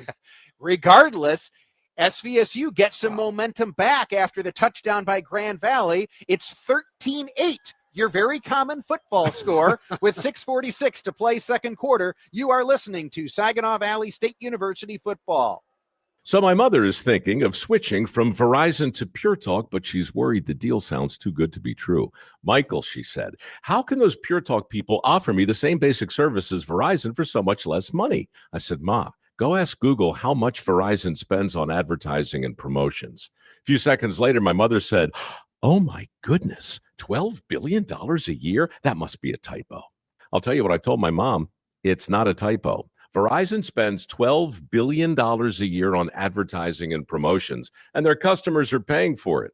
Well, Pure Talk doesn't spend that kind of money on commercials. Trust me, I would know. That's why they can offer you and my mother unlimited talk, text, and plenty of data on a crazy fast 5G network for just $25 a month. And if you're a business owner, you could really save a fortune. Dial pound 250, say the words Mike Rowe, and you'll get an additional 50% off your first month. That's pound 250 Mike Rowe. Pure Talk. Everything you need and nothing you don't. The Cardinals of SVSU fly on WSGW. JJ Bain, Bill Hobson back, where SVSU definitely winning in the special teams today. Yeah. They trail 13-8, but SVSU was able to take advantage of a Grand Valley penalty on special teams for running into the punter. That then led to the great fumble, strip, and recovery by Terrence Brown. That led to an SVSU field goal. And here, after Grand Valley gets the touchdown, SVSU blocks the extra point attempt, and then Sean Hodges with the scoop and score for 2 points the other way. This has been a very weird game, largely defensively dominated on both sides of the ball. The Cardinals have rushed for 24 yards. Grand Valley has rushed for 29 yards. Grand Valley has passed for 119, but 60-something of that came on a screen pass, and the Cardinals have only passed for 17 yards. So there is a lot of defense being played, and then some rather unusual developments otherwise. This one will go into the end zone for a touchback.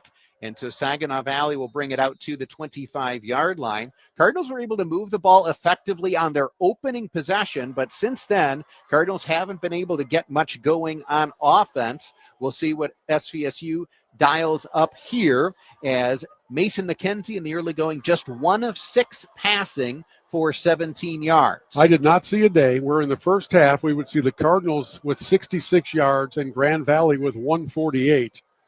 But here we are in a game that's currently 13-8. Cardinals take over at their own 25-yard line. McKenzie, quarterback draw, Yep. has a lane up Yep. the middle. He's across the 30, across the 40, still on his feet. Mason McKenzie all the way out to midfield, and that's a big gain for Saginaw Valley. And that drawn-up quarterback draw is the first time we've seen McKenzie with a real lane and some cutback decisions to make, which he's so gifted at doing. And the Cardinals get their biggest play from scrimmage through the legs of their quarterback. So that's a 25-yard pickup all the way out to midfield. McKenzie back to pass on first down. He loops it for McCoon. Incomplete. McKenzie, I don't know if he was under so much pressure that he had to throw it that early. If he could have waited an extra half second, McCoon was coming open, and now the two of them are talking as McCoon heads back to the line of scrimmage. Well, McCoon didn't recognize the blitz, and if he had done so, he probably turns back to look for that ball sooner, knowing that his quarterback didn't have as much time. Mason threw a pretty good ball out there under duress, but when your receiver's not looking for it, there's not much you can do. So now it's 2nd and 10 for SVSU from right at midfield. 2 receivers split wide to either side, and now Mason McKenzie's not sure of the play call, so he's got to head to the sideline. This is the 3rd timeout of the half taken by SVSU, and Mason McKenzie visibly frustrated, the SVSU quarterback, as he heads to the far sideline. There was some breakdown in communication.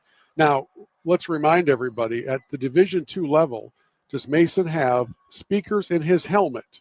No, this is not. Right. Yes. So he is literally looking for the signals, the hand signals, like the kind of thing that Connor Stallions made a living off of. He's literally looking for the hand signals from the sidelines, and if there's confusion as to which guy's the decoy or which sign I was supposed to take, then confusion's not a good thing in at any point, but especially in a one-possession game. So I understand the calling of the timeout, but it is frustrating with 6 minutes and 14 seconds to go in the half to realize that no matter what else unfolds this half, you have no more timeouts that you might need as maybe you get the ball winding down before halftime.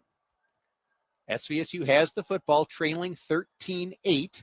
McKenzie on 2nd down. Quarterback keeper again, gets a block, finds a little bit of a crease, gets down to about the 45-yard line. Gain of 5. So after being bottled up in the run game early, Mason McKenzie with a couple of nice pickups on this possession. But now SVSU facing a big 3rd, and they're going to call it 6 from the Grand Valley 46. these opportunities, right? I know you're not going to score on every possession, but if you can at least flip field position and take control of time of possession and do those things well, it'll benefit you in the long run. Blitz coming. McKenzie sees it, rolls out to his left. He throws it to the far side, incomplete. Was looking for Braden Hill. McKenzie definitely took a hit after he released it, and SVSU will have to bring out the punt unit. One thing that's happening to Mason today, probably more than at any point so far this season, is he's getting hit. He is being put on his backside after the ball is thrown a number of times. So that's going to force your hand a little bit. You probably start to get rid of it a little bit earlier than you might otherwise. And I guess that's the whole point of aggressive defense. But the Cardinals going to have to give it back to him. 5:31 to play in the first half. Grand Valley leading 13-8.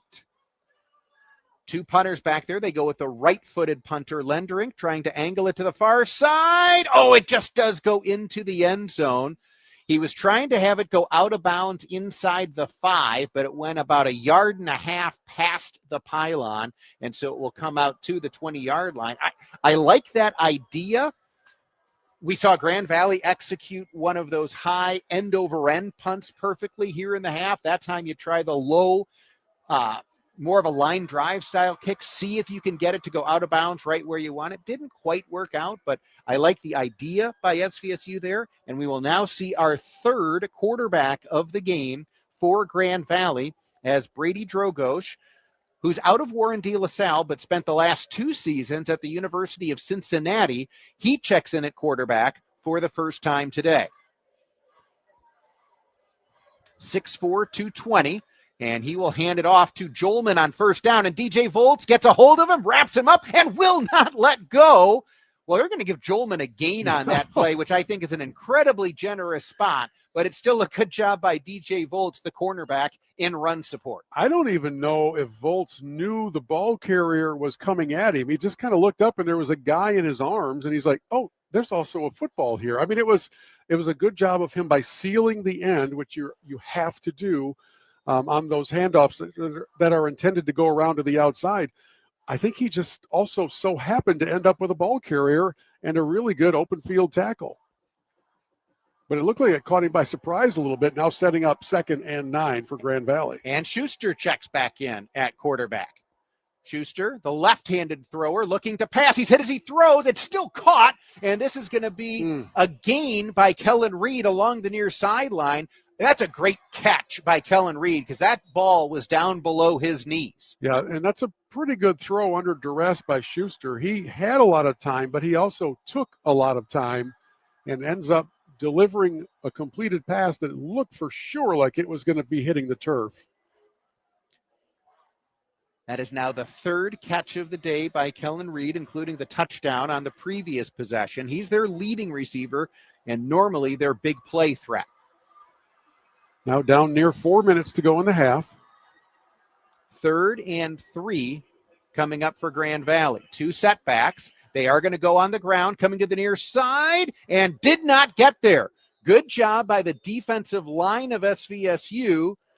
And then coming up, Sean Hodges helping on the tackle after the handoff went to a fresh running back for Grand Valley, Derek Woods, who had checked back in. 4th and 1 now. Let's see. Grand Valley, I think, is bringing in the punt team. I was kind of expecting them to leave the offense on the field, but the Cardinal defense with a chance to get the ball back for the O. Keep your eyes open here for a fake. You do have to watch for a fake. Remember, though, Grand Valley's punting back to a team who has no timeouts remaining. Yep. So if you play clock situation, Grand Valley may also be thinking if we can get a stop, we will get one more crack at it before halftime. Good punt here. Braden Hill backpedals all the way to his own 15-yard line, finds a little bit of a lane, gets across the 20, and then takes a big shot as he gets out to about the 24. All right, good job by the Cardinal D. That's what you're asking them to do before the half. Give your offense another chance. Now check this out, JJ. We have an opportunity here with 3:02 to go. I don't really think the clock's an issue right now. In fact, I think the Cardinals would much prefer to be the final team in possession of the ball, no matter what. You actually have a chance to go into the locker room with the lead and come back out and get the ball back. Remember, the Cardinals won the opening coin toss and chose to defer, so they started on defense. This is a really interesting golden opportunity for a kind of a double whammy if they can make it happen. Cardinals trailing 13-8. They take over at their own 24-yard line. And here they give it on the pitch to Terrence Brown. He's got some room along the edge. He's across the 30, finally dragged out of bounds out near the 40-yard line. Second time today the Cardinals have given it to Terrence Brown on that kind of modified end around, and he's able to make a nice gain out of it, that time 16 yards. And the first time we've really seen success on the ground all the way over to the sidelines, to the boundary. Good job of turning on the speed, and we know Terrence has a lot of speed. Bad snap here. McKenzie does field it, and he's going to lose yardage, but that's a play where you just give credit to Mason McKenzie for finding a way to hold on to that football after a bad snap. I don't know if Thompson had the snap hit himself in the backside or what. It came out like a wounded duck, and Mason was really, really quick to recover what could have been a disastrous turnover. And Torian Wyatt made the play for Grand Valley defensively. SVSU does not have to snap it before the 2-minute timeout, and they won't. So we will go to the 2-minute timeout. Grand Valley leading 13-8 here in the second quarter. You are listening to Saginaw Valley State University football. Looking to stay in touch with your community? Check out Great Lakes Bay Connections, a collection of shows and podcasts bringing you local voices, telling local stories from local people. Great Lakes Bay Connections features Hey, Great Lakes Bay, Generating Gratitude, That's What She Said, United Shades of Gray, Mi Gente on Air, and more. Listen weekends on WSGW, anytime on your favorite podcasting app or at WSGW.com. At Saginaw Valley State University, every student is unique. It's not just about learning, it's about thriving and standing out. With over 100 programs and dedicated faculty, SVSU helps you discover passions, push boundaries, and make lifelong connections. Whether in class, on the field, or in the community, we empower our Cardinals to stand out and succeed. So, what are you waiting for? Stand out with SVSU. This is Saginaw Valley State University football on WSGW. JJ Boehm, Bill Hobson back, where SVSU on the road has played a good first 28 minutes of football. Cardinals do find themselves trailing on the scoreboard 13-8, but SVSU has the football with, as you said, Bill, a chance to head into the locker room potentially with the lead if they can score on this possession. That's preferred option number one. Preferred option number two is you just take the rest of this half with this possession. You don't give it back to Grand Valley, and then you get a chance to regroup in the locker room because, as you said, they will receive the second half kickoff. Well, so, man, you talk about an opportunity to make a statement, to change, to flip all momentum, to quiet a large home sold-out crowd. These next 2 minutes will go a long way to telling that story. McKenzie throws to the far side, caught by Terrence Brown, breaks one tackle, and then is forced out of bounds at the 46-yard line for a gain of 6. That previous play that was counted as a forward pass, they called it a shovel pass to Terrence Brown, so that is now the third completion, only the third completion of the half for Mason McKenzie. Interesting. Yeah, I don't think you're going to look at the offensive numbers at the half and say, wow, what a juggernaut.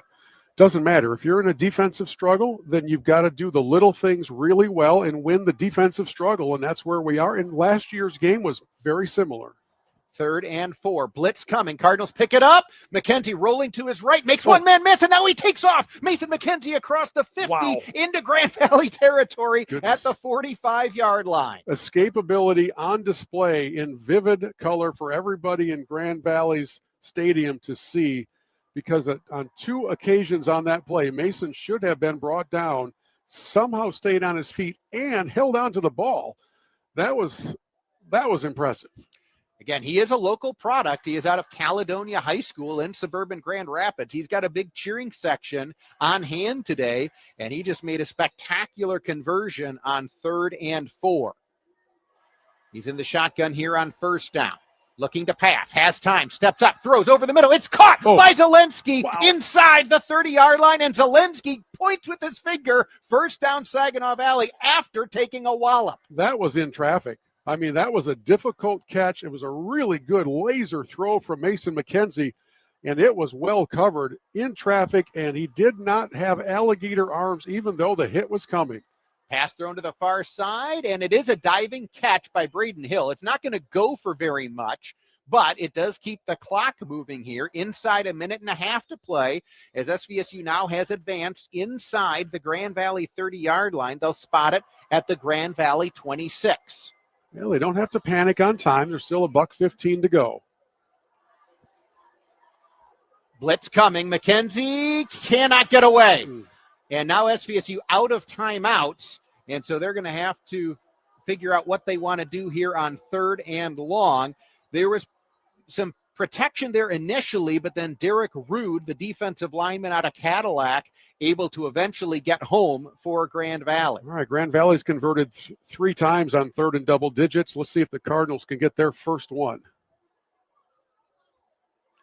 McKenzie does have time. Fire to the far side. It's caught inside the 20, and Terrence Brown goes out of bounds at the 17-yard line. What a heads-up play by Brown, by the way. He could have tried to stay in bounds and fight for a couple more yards, but with his experience, he realized, I've got to get out of bounds and stop that clock.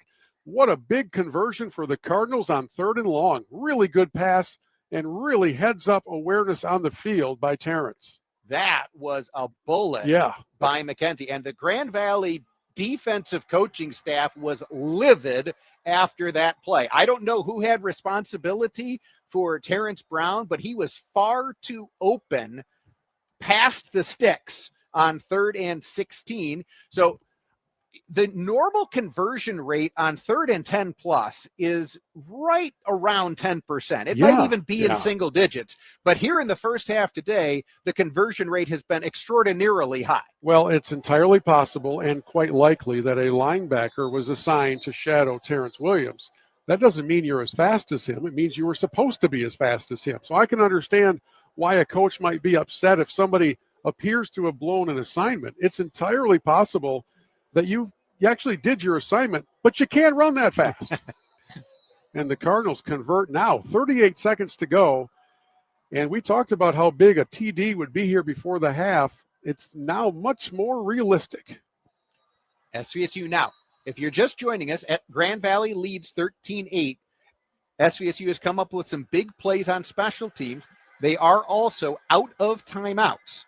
So keep that in mind here as the Cardinals go to work. 1st and 10 from the Grand Valley 17. Blitz coming. McKenzie sees it. He hits, he throws, but he's got a man. Incomplete. Terrence Brown was going to be open for the touchdown, but I think McKenzie was hit right as he threw it, and that pass came up short. Yeah, number 1 for Grand Valley, Jason Hardy, was back in coverage on Terrence, and it's just one step out of his reach. The coverage was decent, but Mason did have to get rid of that ball. In fact, had he taken the sack right there, the next play most likely would have been spiking it and coming out to kick a field goal. So good job by Mason, and just about a yard away from a touchdown. 2nd and 10 now, 33 seconds to play in the half. McKenzie throws to the far side. It's caught. Braden Hill goes out of bounds. Where are they going to spot this one? At the 11. There is a flag on the play. It was a nice outcut by Braden Hill, delivered on time by McKenzie. But now we've got to sort out the penalty, because if this one's against SVSU, that's going to be particularly costly. From where they are standing, they being the officials, one would lead me to believe a holding penalty is about to be signaled. Oh, personal foul instead. But he didn't follow it up with an indicator of what the foul was. I don't know if it's a chop block or what, but there is a 15-yard mark-off at a time when that is a massive potential field goal impacting penalty, setting up 2nd and 25. I don't know what the infraction was. No, I saw you. I saw the personal foul signal, but as you said, I did not hear the explanation, nor was there any hand gesture follow-up, but that is a very costly penalty. It backs SVSU up all the way to the Grand Valley 32. McKenzie does have time here, has a receiver open on the far side. It's Hill. He gets a chunk of it back, steps out of bounds now at the 24-yard line of Grand Valley. Well, and you have to be sure now that you at least come away with 3 points. You can't dwell on the penalty, even though we don't know what it was. You've got to come away with at least 3. So it's 3rd and 17. There are 24 seconds left. There is not enough time comfortably to throw a ball in the middle of the field and then get the field goal unit out there without them really being on their fire drill. So you still need to work the sidelines. You still need to be very careful with how you handle these remaining 24 seconds. McKenzie, blitz coming. Oh, no. He's hit. He's going to be sacked. And SVSU out of timeouts. And I don't know if they're going to try to run another play. There's 10 seconds left, and I don't see the urgency on the field. 7, 6, a 53-yarder coming up. 3, 2. Grand Valley signal timeout. I don't know if they got it called. This is a very confusing ending to the half. So Lenderink's field goal was no good, and the Grand Valley coaches are in front of us, and they were signaling timeout. They didn't get the call. The field goal attempt by Lenderink is no good. And so this has been what a debacle. Interesting first half of football. Hang on, these teams are... I was going to say, both teams were well on their way to the locker room, and now one of the side judges has gotten a hold of the head official. This would be fascinating because the Grand Valley coaches were calling timeout right in the face of an official, and the Cardinals went through with the kick, which missed by a long shot, and now Scott Wooster from Grand Valley is trying to tell the officials, no, we didn't really want a timeout. But it was an obvious timeout call, and as you said, it was one of the assistant coaches for Grand Valley who went right up to the official on the near sideline. There should be 2 seconds on this clock, and there should be another 4th down play for the Cardinals to kick. Let's see what the official has to say. Actually, they're calling illegal substitution on Grand Valley. Did they, you know what? You know why that timeout was being called? They had 12 men on the field.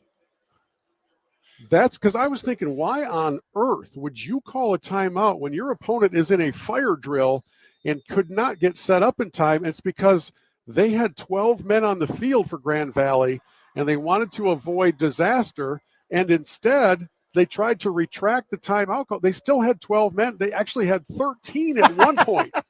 So they actually settled on 12. The field goal was nowhere close. The Cardinals were in this fire drill. And having said all that, after the penalty, the kick is now closer. There's 6 seconds on the clock. And now it's a much more realistic opportunity where you can get your offense set and at least get to the locker room with 3 points, as Grand Valley now is going to call an actual timeout. Wow. Wow. That is wild. Well, I'm with you. I could not understand why the timeout was not granted initially, because Grand Valley clearly was signaling for the timeout right to the official on the near sideline. But with the penalty, it does give SVSU a more makeable field goal. Now, SVSU is kicking into the wind going this direction as the Cardinals fly from left to right. When Lenderink made his 52-yard field goal earlier in the first half, it was going with the wind. So this is going to be going into the wind. So it's going to be about a 42-yard attempt, but going into the wind. Well, you can't say this game's been without adventure. It hasn't had a lot of explosive offense, but it has had big plays. It has had seismic events take place, some of which make no sense. And the Cardinals have a chance now to go into the locker room with some momentum.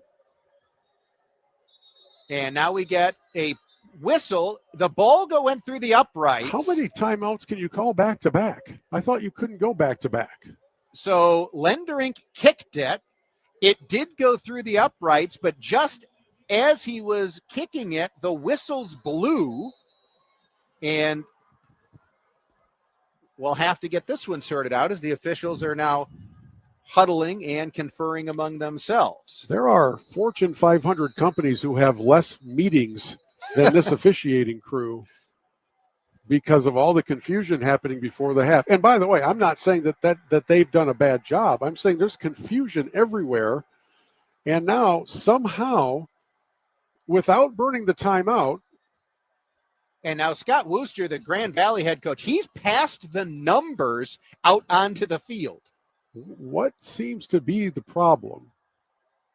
First of all, in football, I did not think you could call back-to-back timeouts. You also are not, as the head coach, supposed to be nearly as far off the sideline. You have to report as eligible to do that, I think. I mean, I don't know. Again, I am confused as to why the whistle blew. I don't have an explanation for you. Here we go again. And so now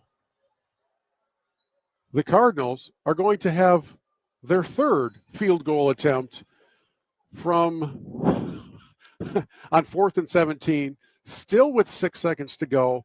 And for some reason, the officials are going now to review something. And I'm wondering if Grand Valley used a timeout to challenge that they had too many men on the field on the prior attempt. Although I don't know how you can do that. But what else would they be going to review? We've had nothing but a dead ball. That is the only thing that can make sense from a review standpoint. I agree with you. But I am, and if you were going to do that, I don't know why Grand Valley on their sideline waited so long to make that challenge. You don't have the pink flag like you may be accustomed to seeing on TV at the Division II level. You've got to get the officials' attention. But the officials are now back out onto the field after having been under the tent, and we will try to provide an explanation for you. It's still 13-8 Grand Valley with the lead over Saginaw Valley. We're going to have fourth down. We're going to have fourth down, which we all knew. Nobody was contending whether or not it was fourth down. I haven't the slightest idea what they went to review. And now Coach Brady would love an explanation that makes some form of sense here, because his kicker now has been standing on the field for quite some time. He's got a couple of freebies at it. One of them wasn't successful. One of them was. And Brady is livid over what has transpired. We don't really know what it was. We'll try to get that answer for you at halftime to make some more sense out of it. But I do believe that there's going to be another field goal attempt for the Cardinals. I mean, I'd be completely shocked if something else transpired. And I'm seeing the Grand Valley defense back up, which leads me to believe. Well, now, wait, am I seeing the Grand Valley offense come on the field? Yes. The official just indicated fourth down. So now. Hey, folks, I'm sorry. You're listening to us here on WSGW. Now they're getting the SVSU field goal unit back out there. There is mass confusion, and now the line of scrimmage is being moved 5 yards the other direction. This right now is turned into a circus. So that is what Ryan Brady is furious about, is that they called a penalty on SVSU. For what? We're going to do some checking here. I promise you we will do our best to report back. The best thing that can happen now for the Cardinals is, after all this confusion, the field goal unit is on the field, and the best thing that can happen right now is that they convert this three-pointer. This is a 49-yard attempt into the wind. A little bit of a high snap. The Cardinals do get it down. Kick from Lendering has the leg, and it is good. Wow. What an ending to the half. After a baffling series of events, Tegan Lenderink converts his second long field goal, and now there's pushing and shoving after the play. But SVSU is going to head to the locker room with momentum, as Tegan Lenderink has converted from 52 and 49, and SVSU heads into the locker room trailing 13-11. Goodness. We'll be back and sort it out to the best of our ability. You are listening to Saginaw Valley State University football. Looking for signs and graphics of all sizes? SignTech is celebrating its 35th anniversary serving the Tri-Cities. Conveniently located on Boardwalk Drive off Bay Road in Saginaw, SignTech is your go-to for custom signs for your home or business, offering indoor and outdoor signs, vehicle wraps, sign rentals, laser engraving, and even promotional products. Trust the experts at SignTech to make your message stand out. Visit signtech1.com or call 989-791-2480. That's 989-791-2480. SignTech for all your signage needs. SignTech. In Old Town Saginaw, there's a pizza place folks can't stop talking about. Old World Pizzeria. Founded by folks who grew up right here in Saginaw, every pizza made from scratch every day with 3-day fermented dough, unbleached flour, imported ingredients. It's about simplicity, craft, and passion. But best of all, it's for everyone. Neighbors, food lovers, folks who just want something real and good. Old World Pizzeria. Your community, your pizza. This is Eric Shevchenko of Old World Pizzeria in Old Town Saginaw. Come on down and get a slice. Now, a WSGW morning team show memorable moment. A giant rat that could grow to the size of a baby and crack coconuts with his teeth. This rat is critically endangered, and it's seen its loss of habitat due to logging. If the logging still continues, the habitat for this rat gets to the point where the species will not be able to survive. If the forests go away and the rats go away, I'm sorry, build me another table. Lathe me up another baseball bat or two. Let the forest go away if it means the rat doesn't survive, because you know what's going to happen eventually. It will end up in New York City. Somehow, some way, you know it's not going to just stay on the Solomon Islands. It's going to find its way. Everything has its place in nature. What are the redeeming values of a rat in the first place, let alone a giant rat that can grow to the size of a baby and crack coconuts with its teeth? They control a human population, spreading disease. What else would there be? The morning team, 5:30 to 9 on WSGW. The Cardinals of SVSU fly on WSGW.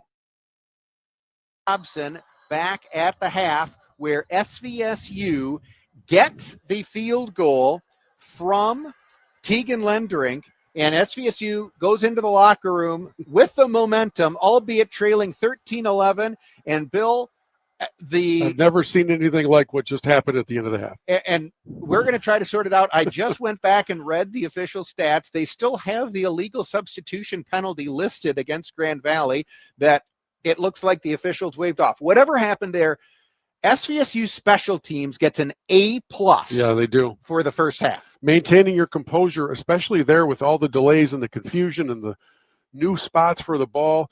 The first attempted field goal from like 7 miles away was nowhere close to being good, but Grand Valley had too many men on the field.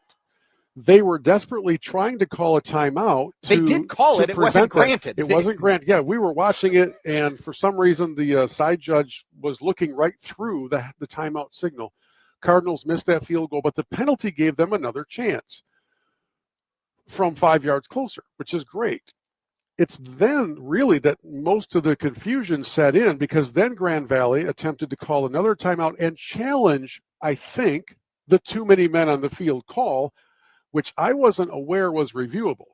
It took the head official about 4 seconds once he got over to the replay tent, which literally, by the way, is a folding table with an iPad on it. No, we just saw I the know. shot. You're so correct. It cracks me up. I mean, that's literally what it is. This isn't the NFL, folks.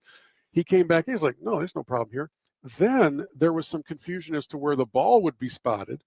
Then Coach Brady got heated about something. I don't yet know what that was. I'm guessing it's the respot because the SVSU lost 7 yards in that exchange. Yeah, which makes no sense. And then meanwhile, the Cardinals special teams unit is on the field.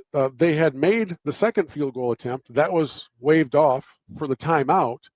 And then after everything was settled down with 6 seconds to go, from 48 or 9 yards. 49 officially. The field goal was made again. So basically they made 2 out of 3 field goals. I think they should get 6 points for that. But they made 2 out of 3 field goals to end the half, go into the half with all kinds of momentum, and come back out in a few moments and will receive the ball.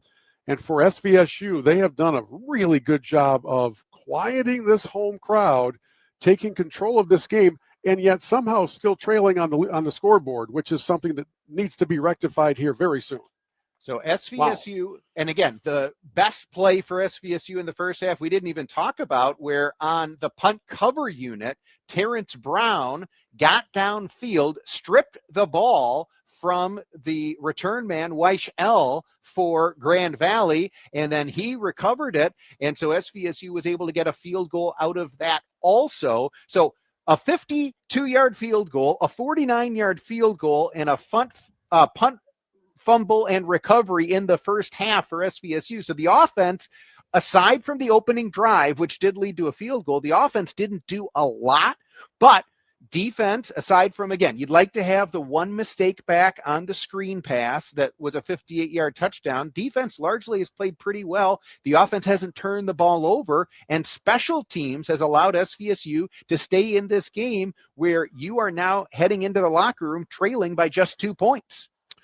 In that locker room. And we had a blocked extra point that led for 2 points the other way, too. The special teams, A+++ for SVSU. By far. And now if you can just get some things going on offense, of course, that's the same thing they're saying in the Grand Valley locker room. Guys, what happened to our offense? Well, a good defensive effort is what happened to your offense today. And were it not for kind of two little moments of assignments being blown, the Cardinals probably have a shutout going to this point of the game. They really have controlled the line of scrimmage. Yes, you're going to expect things like Grand Valley going to Reed, and he's their top weapon, and they have done that. But the Cardinals, by and large, have done a really effective job of bottling up the big play attack of Grand Valley and go in now down 2, but feeling like they're probably in the lead. SVSU trailing 13-11. Cardinals will receive the ball to start the second half. You are listening to Saginaw Valley State University football. So my mother is thinking of switching from Verizon to Pure Talk, but she's worried the deal sounds too good to be true. Michael, she said, how can those Pure Talk people offer me the same basic service as Verizon for so much less money? I said, Ma, go ask Google how much Verizon spends on advertising and promotions. A few seconds later, my mother said, oh my goodness, $12 billion a year? That must be a typo. I'll tell you what I told my mom.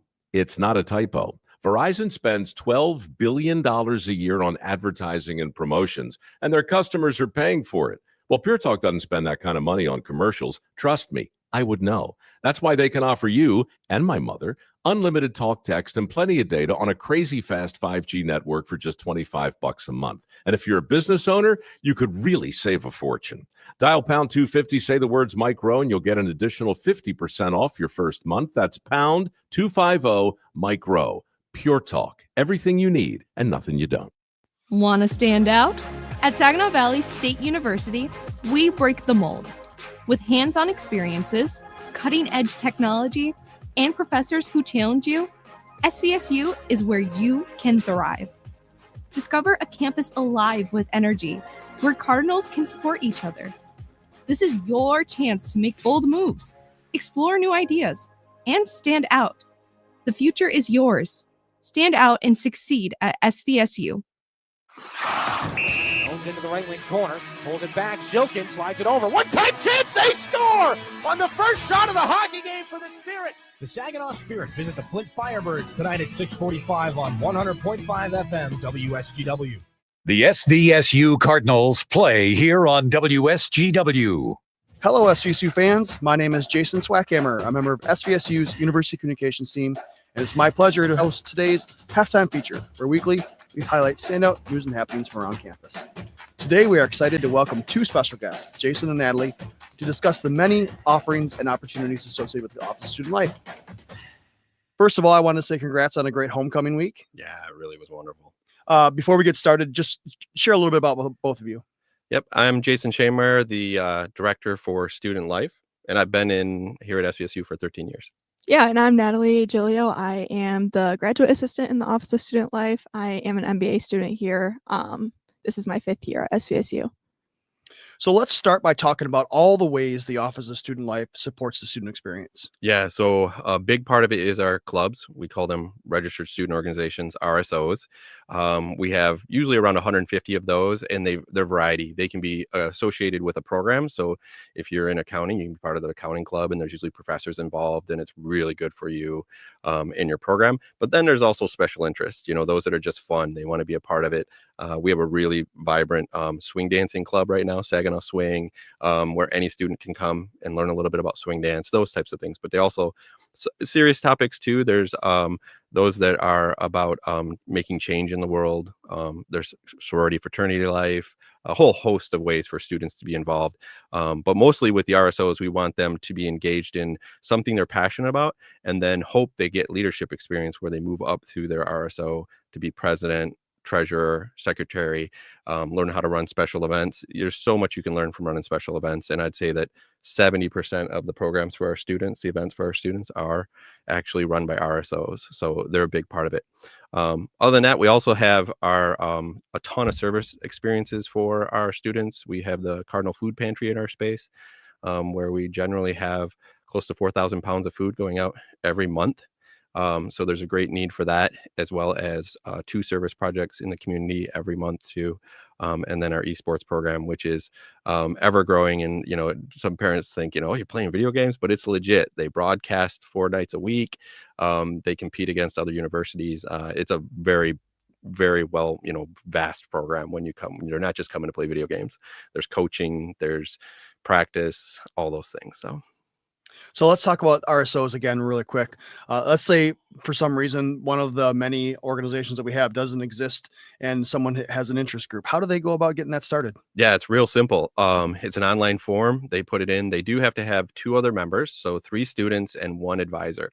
Advisor would be a staff, faculty, employee of SVSU, because they're the ones kind of making sure and approving rooms, reservation, make sure they're doing kind of things. But mostly the students are driving the entire experience. So once they have that, they fill out a form.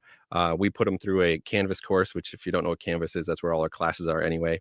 And this is just orientating them to how to promote your event, how to get funding for programs, how to recruit members, how to just manage your RSO. So we give them those tools so that they can have a good experience with that. And then we set them free, man. We say, go do some great things and, get some members and make it happen. So you mentioned one of the resources available with Canvas. How do students stay? I mean, there's a ton of events going on, like you mentioned. Yeah. How do students stay involved with or keep up on all the things that are happening? Yeah. So we really push, especially when students are coming in with freshmen and welcome weekend that we just had. My SVSU is an app. It's connected to everything at SVSU Canvas. Everything's in there, your email, all that. But there's also a calendar called Student Happenings. That calendar, all our students have access to it. And that is every event going on campus that's open to them. It's events that our office run as well as other offices, but a lot of all the RSOs are there too. So they can see it there. Additionally, they get a weekly email that is called the Event Blast, highlighting really large scale events where, any student's welcome to come to it. And then third, Instagram. Instagram's massive. We got it and so your office does a great job of promoting our stuff. So we put it out on Student Life, SVSU Student Life Instagram, and a lot of stories and advertising there. That's been such great traction for the last couple of years of getting students involved. So you still have to use that social media to do it as well. Now, we know we have a lot of parents that listen to this broadcast as well. So if a parent wants to find information and maybe they're not connected on Instagram, are there other outlets? Yeah, there is the parent newsletter through Advising. If you are a freshman, you've usually got that. I have a son here, so I got put on it automatically. And you get that email and it tells you all the different things going on, like Family Weekend coming up in a couple of weeks. But we also... that our Instagram is open to public as well too. So I always like to tell parents, if you want to see just what's going on campus, it's not hidden, it's not protected. You can follow our Instagram as well. Great. Well, that's a great transition. With the remaining time we have, let's talk about Family Weekend. Yeah, so Family Weekend is going to be November 7th through 9th. On the 7th, on Friday, 6 to 9 p.m., we're going to have our Family Weekend kickoff. And we are going to have a lot of things to do there. So we'll have ice cream, photo booths, shirts. We're going to have Program Boards Pinterest Night, which is a really well-rounded event that a lot of students love. So they can come and share that experience with their families. We're also going to have a campus rec is going to come out and help and set up some games for our students to play and their families. And then on Saturday morning, we're going to have a $5 brunch in the marketplace so that students will be able to bring their families to the brunch and show them around the marketplace. And then we're also going to have a bingo event on Saturday night. Yeah, and there's no need to register. You just come to our events, check in on Friday, or just come to any of the events. It's not, it's not if you miss the boat if you didn't register. We will have a limited amount of t-shirts that can be purchased on Friday evening. Natalie does these great baskets. She does these spirit baskets too for every event where we do drawings. So if you go to the brunch, there's going to be one. You could win the spirit basket. But we just like to make sure that parents know, hey, if you can just come to the game, stay a little later and go to the bingo, that's cool too. We had great attendance last year, and it's been building each year. So we just want to welcome all families as well. And I always say to the parents, parent meetings, like, your kids might be like, no, there's nothing for you. You can be like, no, there's a whole weekend for me. It's named Family Weekend. Right. So that same weekend, correct me if I'm wrong, is Military Appreciation Weekend. So there'll be a lot of stuff going on at the football game as well. Great game to go to. Great game. And it doesn't hurt that we're playing the best team in the nation on that day against Ferris State. So we're going to need everyone on deck for that one, because we need to come out on top on that one. But for sure. We're looking forward to it. We want to thank you both for joining us today. It sounds like a great weekend. Yeah. Yes, Thanks, Jason. thanks for having us. Make sure to stay tuned right here for the second half of Cardinal football. Next week, SVSU returns home with a 2 p.m. kickoff against Wayne State. Go Cards! You're listening to SVSU football on WSGW. Heading up north, make Wilson's Cheese Shop in Pinconning your delicious pit stop, just 2 miles off I-75 in the city of Pinconning. Since 1939, we've been crafting authentic Pinconning cheese, from squeaky fresh curds to super sharp aged cheese up to 20 years. Bring the family and sample dozens of cheeses, plus gourmet spreads, jams, smoked fish, and Michigan-made wines and spirits and more. Don't forget to snap a pic with our giant Wilson's Cheese Mouse. Wilson's Cheese Shop, proudly celebrating over 85 years of cheesy tradition. Visit wilsoncheese.com. Find us on Facebook or stop in on M13 in the city of Pinconning. It's your tread, Dad. Keep your vehicle safe this winter with a new set of tires from Auto House in Linwood. Auto House in Linwood has everything from all-season tires, all-terrain tires, mud tires, and snow tires, and the best tire prices around. Financing is available. Call Auto House today at 989-697-4440. That's 989-697-4440. Spending too much money in your next set of tires is your business. Saving you money in your next set of new tires is their business. Step up to the plate at Curveball Collectibles in Saginaw, your ultimate card shop for sports legends and Pokemon masters. Pikachu. From Hall of Fame rookies to Charizards with heat, we've got the cards that keep the game going strong. Buy, sell, trade, and score big, whether you're chasing stats or catching them all. Stop in today at 166 North Center Road in Saginaw, or find us on Facebook at Curveball Collectibles, Saginaw Township. Curveball Collectibles, your home field for trading card greats. Mi Gente on Air. October is Breast Cancer Awareness Month. I'm your host, Larry Rodarte. Jessica Patman and Dwayne Parker join me to talk about the importance of knowing your numbers and early detection of breast and prostate cancer. Join us. Mi Gente on Air, Saturday mornings at 5 and Sunday evenings at 8 on WSGW and online at WSGW.com. The SVSU Cardinals play here on WSGW. JJ Bain, Bill Hobson, we're back at the half. Saginaw Valley trails Grand Valley 13-11. SVSU will receive the second half kickoff. One GLIAC game today has gone final. Ferris State delivers Michigan Tech its first loss of the season as Ferris State wins on the road 38-10. Davenport with a commanding 49-14 lead on the road at Wayne State. That game in the fourth quarter. Northern Michigan, looking to get its first win in a few seasons, leads at Roosevelt 28-7. That game now in the third quarter. And Bill, I have at least something of an explanation to that wild sequence at the end of the half. Cannot wait to hear how clear as mud this is going to be. Well, it's somewhat more clear than mud, but not as clear as that, nice fresh glass of water. Right. So Grand Valley, as we thought, did challenge the illegal participation penalty, but their challenge was not whether or not they had too many men on the field. Their challenge was whether or not they were allowed to take the time they need to substitute personnel. SVSU was out of timeout, so SVSU was rushing to get their field goal unit out there, and Grand Valley was claiming that then they should be able to get the time they need to get their personnel out there. But this is not the same thing as what you're seeing in college football where teams are waiting. It's not because the offense switched. You went from offense to special teams. So Grand Valley lost that challenge. But then also the officials claimed that they misspotted the football on the first field goal that SVSU made. So then they made SVSU kick the field goal a second time, and Tegan Lenderink with 2 big field goals. By the way, he's a West Michigan product. He's from Rockford, outside of Grand Rapids, even though he began his college career at the University of North Carolina. He's playing relatively close to home. So he hits those 2 big field goals, and that is how, in special teams overall, is how SVSU is now down just 2 points, 13-11. But that is at least a partial explanation for that wild 6 seconds of game clock and 15 minutes of confusion. That sounds like the beginning of a novel, right? And it also sounds like the middle of the novel, and now we're waiting to see how the end of the novel is written.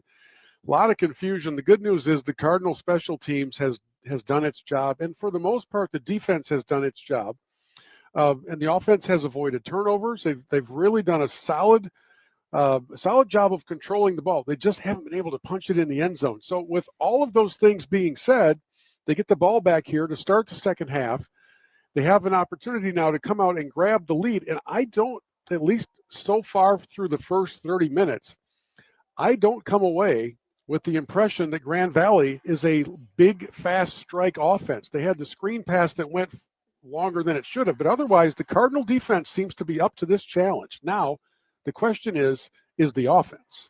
Grand Valley kicking off to start the second half, and this one goes out of bounds along the far sideline. Nice. So SVSU is going to be able to bring it out to the 35-yard line. So that's another special teams penalty against Grand Valley.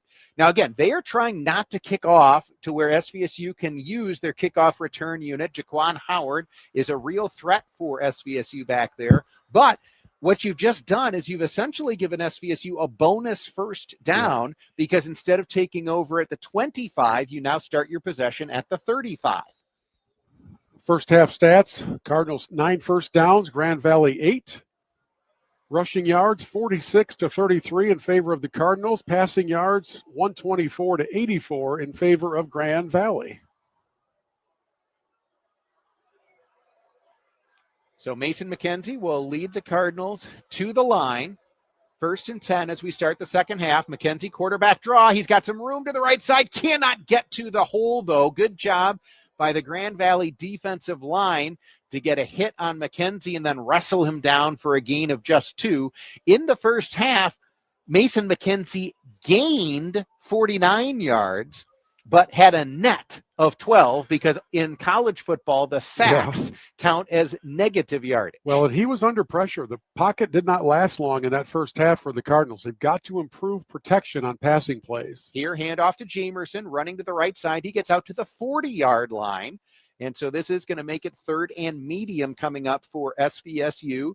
And Cardinals did a better job of getting especially their slot receivers open to the outside of the field late in the first half. We'll see what they can do here. Be a big conversion here for SVSU to start the second half if they can convert on 3rd and 5 from their own 40-yard line.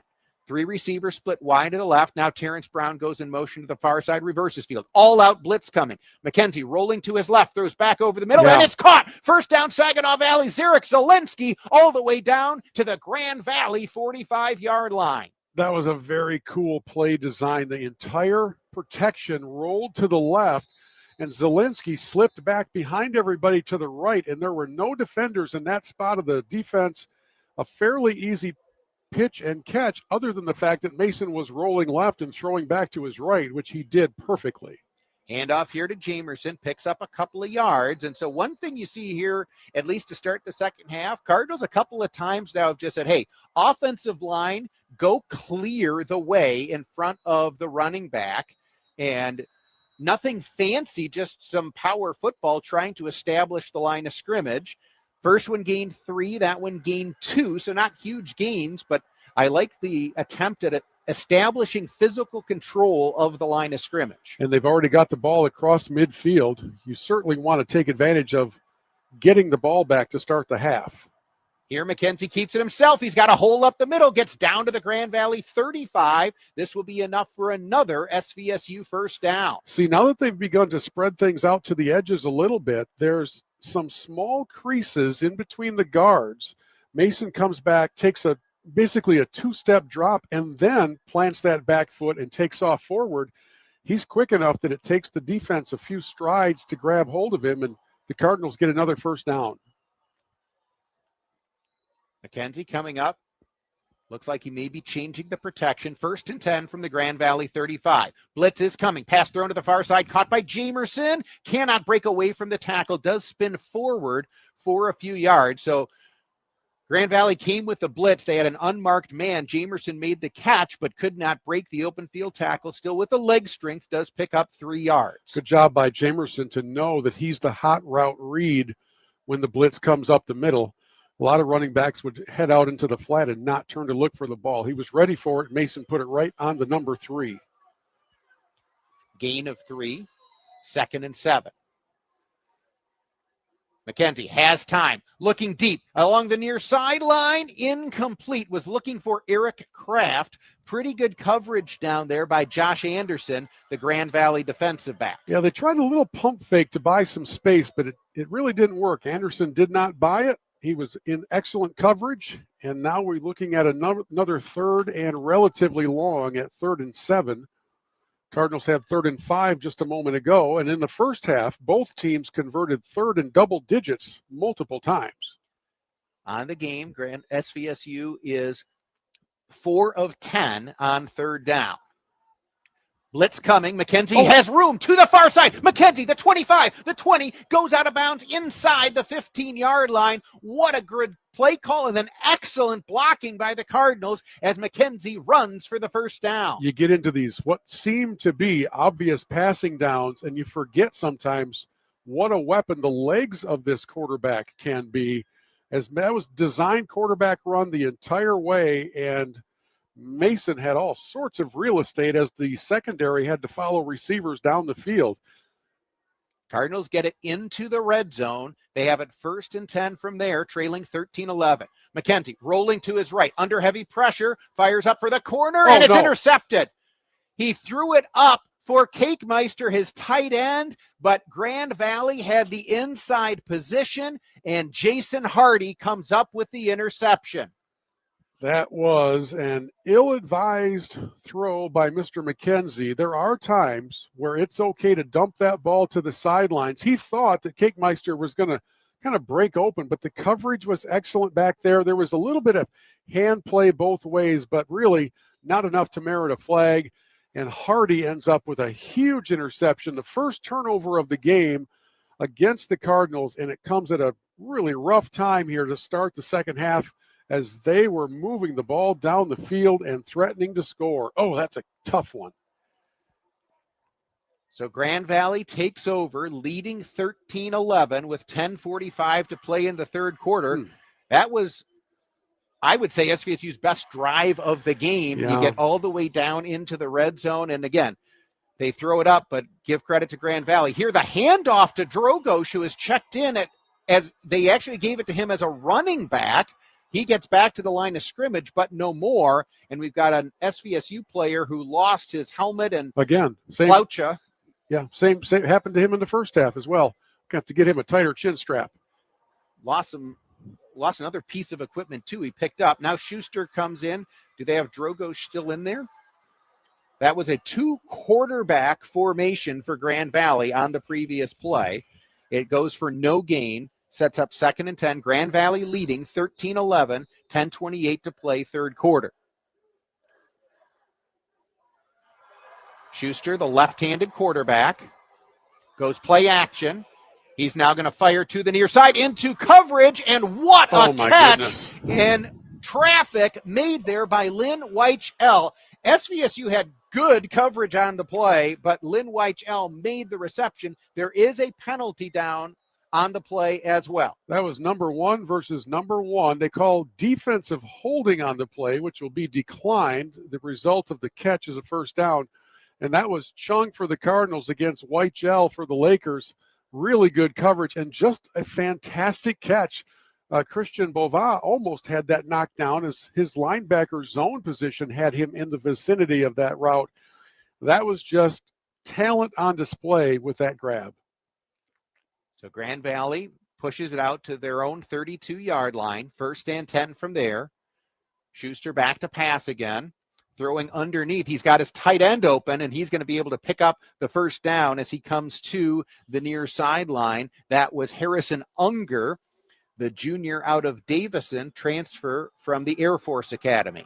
Cardinals are going to need to find a way to get some pressure on Schuster. He has too much time to set up in the pocket with nobody in his face.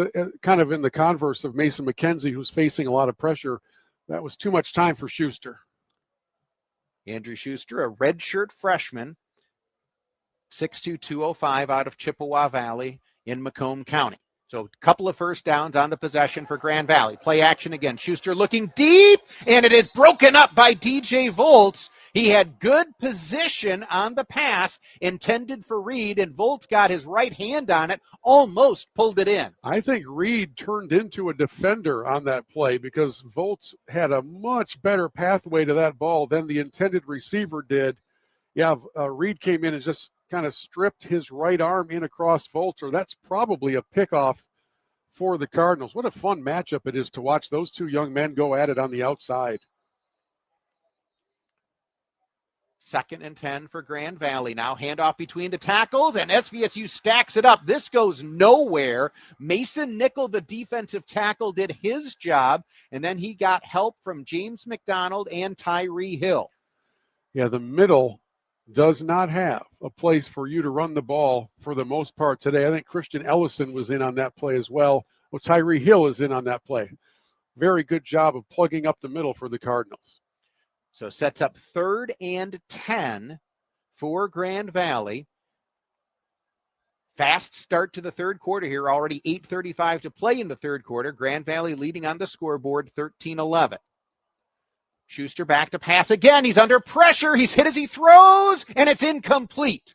He was looking for Reed again. Cardinals got pressure off the edge. They don't get the sack, but they did get a hit on Schuster, and that appeared to affect the pass. You know, for the most part, when they have been able to apply pressure to Schuster, they've almost overrun him. That's why there hasn't been as many hits on the quarterback. I don't think his jersey is going to be dirty at all, but he was hurried on that play enough that he tried to squeeze it into Reed in heavy traffic, and the Cardinals defense does its job defending the field after the Cardinals were intercepted on their first possession of the second half. So they now get a chance to come back, get the ball, and hopefully drive it down the field, take the lead. On a hop, Braden Hill fields it. He's got some room to the outside. Gets across the 20, across the 25, across the 30. Good. Finally brought down out near the 35-yard line, but that's a nice punt return. And SVSU will once again have good field position for their second possession of the second half. Grand Valley leading 13-11, 8:23 to play third quarter. You are listening to Saginaw Valley State University football. Imagine a place where your individuality is celebrated. At Saginaw Valley State University, we create an environment for you to stand out, whether in academics or personal growth. Supported by a caring community, SVSU is where you feel at home, where every corner holds opportunity. Discover a campus that guides your journey. SVSU, where you're not just learning, you're becoming who you're meant to be. Broadcasting from the Stormmaster Exterior Studios, WSGW, Saginaw, Bay City, Midland, WSGW-FM, Carlton. JJ Bain, Bill Hobson back, where we went into the locker room with a score of 13-11. That's still where we stand with 8.5 minutes to play in the third quarter. SVSU did not turn the ball over in the first half. Unfortunately, had one picked off in the end zone here in the third quarter. And so now SVSU will try to see if they can pick up the momentum that they had on the previous possession, where the Cardinals did a good job mostly using the feet of Mason McKenzie, but he also mixed in a nice pass to Zarek Zelensky in there. He went with some old school power football with Michael Jamerson a couple of times. Cardinals did have a nice drive going, but unfortunately it ended without any points. Well, Mason's had a very good game today, but the pass that was intercepted is one that he would love to have back, obviously, but he really should not have thrown that ball. It was better to dump that one into the sidelines and live to fight another day. Thankfully, the Cardinal defense has been very stout today, and they got the ball back after basically, I think, 3 and out, or maybe there was one first down in that possession for Grand Valley. First downs on the day now, 12-10 in favor of the Cardinals. And rushing yards, 74-33 with the SVSU side having the advantage. Through the air, Grand Valley's throwing it for 150, Saginaw Valley for 102. This is not an explosive offensive game. This is a very fun, hard-hitting defensive showdown. On first down, McKenzie throws over the middle. It's batted up in the air. And did Grand Valley pick it off? I think they did. It was a good pass over the middle. It hit the Cardinals receiver, but then it went way up in the air. Tony Kennedy didn't haul it in, and then there were about 6 bodies who were fighting for that football, and ultimately coming down with it was Devon Pearson, the defensive back for Grand Valley. Well, unfortunately, that stat will go against Mason, but the reality is that was a very catchable ball. It was a tad bit behind the receiver, Kennedy, but certainly not to the point where it should have ended up as an interception. And Grand Valley now making some defensive statements here in the middle of the third quarter, and that's a big one. That sets them up in prime field position here with a 2-point lead and the ball now at the Cardinal 39. Schuster, play action here, pressure up the middle. He's now going to roll to the near side, takes a big hit from McDonald as he crosses the line of scrimmage, and another play where you can just see they're not going to call offensive holding today. Mason Nickel playing in a defensive tackle, the 6'2", 285 redshirt freshman. Again, he's having his jersey taken off of him. I understand not calling it all the time, but there are certain egregious moments where it changes the balance of the competition, and that was one of them. That's a rough one to let go. Schuster credited with a gain of 1 on that quarterback run, so 2nd and 9.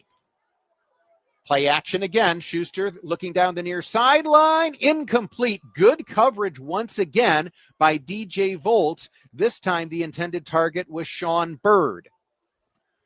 Boy, Volts is getting tested. I mean, they have tried to work at him a number of times today, and he's been really solid in his coverage, avoiding the flags, and that time gets a hand in to knock away what was a well-thrown ball. So just like that, the Cardinal defense is forcing another 3rd down and long moment in this contest. Grand Valley now 3rd and 9. DJ Volts was banged up during the week, didn't practice a lot, but he is playing well here today. He's got a few pass breakups to his credit. Schuster rolling to his left, looking left, and incomplete. This time it's Sean Hodges with the good coverage on the play. How about that 3 and out from this defense? If it's truly a 3 and out. I'm not sure if Grand Valley's in that.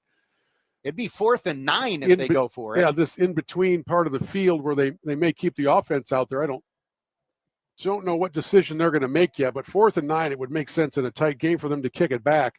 Cannot say enough good things about the responsiveness, the resilience of this Cardinal defense on back-to-back interceptions from the offense. They have stood strong to get the ball back. SVSU trailing 13-11, 7:22 to play third quarter. Hergish will come on to punt. He goes with that same end-over-end punt that we saw in the first half. This one bounces. Does Grand Valley field it inside the 1? Yes. Yes, they do. What a play on special teams by Kenyon Owens of Grand Valley. He had his heels, practically touching the white stripe. Well, he actually did go into the end zone and then came back out. I don't know if the Cardinals will challenge that or not, but that is one that if somebody saw it, he went into the end zone and then came back into the field of play. Did he reestablish himself? I guess would be the Yes, key question on that. And I think you can go in if you get both feet back out and establish your position. And he was on about the half-inch line in a game where special teams moments have been kind of the highlights of the game. That was a pretty good play and a really good punt. That's the second time Hergich has done a great job with that end-over-end punt that lands inside the 5-yard line and comes back toward the field of play. I'm jealous. As a golfer, I'm jealous of that. Let me bring you up to speed on some of the Division I contests taking place. Ohio State's playing Wisconsin. The Buckeyes have a 10-0 lead in the first quarter. Michigan State taking on number 3 Indiana. That game is in the second quarter, and the Hoosiers lead the Spartans 7-3. In the first quarter, Ole Miss with an early 7-3 lead over Georgia. And we have a couple of games that have gone final. Vanderbilt, home of former SVSU coach Jerry Kill, beats LSU and former Grand Valley coach Brian Kelly 31-24. We have Georgia Tech beating Duke 27-18, Oklahoma over South Carolina 26-7, and the Michigan Wolverines get a win today against Washington in rather convincing fashion, which for those of us who bleed maize and blue 24/7 looks awfully good. So SVSU takes over at their own 1-yard line, trailing 13-11. Hand off to Jamerson, and he fights out to the 3-yard line. So, hey, these are tough yards, and to get from the 1 to the 3, well, now they're going to mark it back closer to the 2, so they got a little bit more breathing room, but not as much as it appeared on initial forward progress. Yeah, there's no margin for error back on this part of the field, and some first downs would be super important for this Cardinal team. They've asked an awful lot of the defense early here in the third quarter. 2nd and 9. McKenzie rolling to his right, stops, throws over the middle. He's got a man. First down, Saginaw Valley. Zarek Zelensky sat down in the zone right at the 12-yard line, and Mason McKenzie rolling to his right, threw it back across to the middle to his left. That's a big conversion. That rollout bought a little extra time for Mason. He looked at Zelensky, looked away, and then came back to him after a little bit of an opening was created. There was kind of a little pump fake in there, and Zarek did a really solid job of just sitting down and waiting for his quarterback to find him. What a huge first down. And here, the handoff goes to Terrence Brown, running to the far side, takes a big hit, but holds on, and on second effort gets out near the 18-yard line. That's the third catch of the game by Zarek Zelensky, and if I'm recalling correctly, I think all 3 of them have gone for first downs. Yeah, that is so important to move those chains at least once on this possession. Obviously, you'd like to keep things rolling, and now 2nd and 4 after the run by Terrence. 5.5 minutes to play third quarter. Grand Valley leading Saginaw Valley 13-11.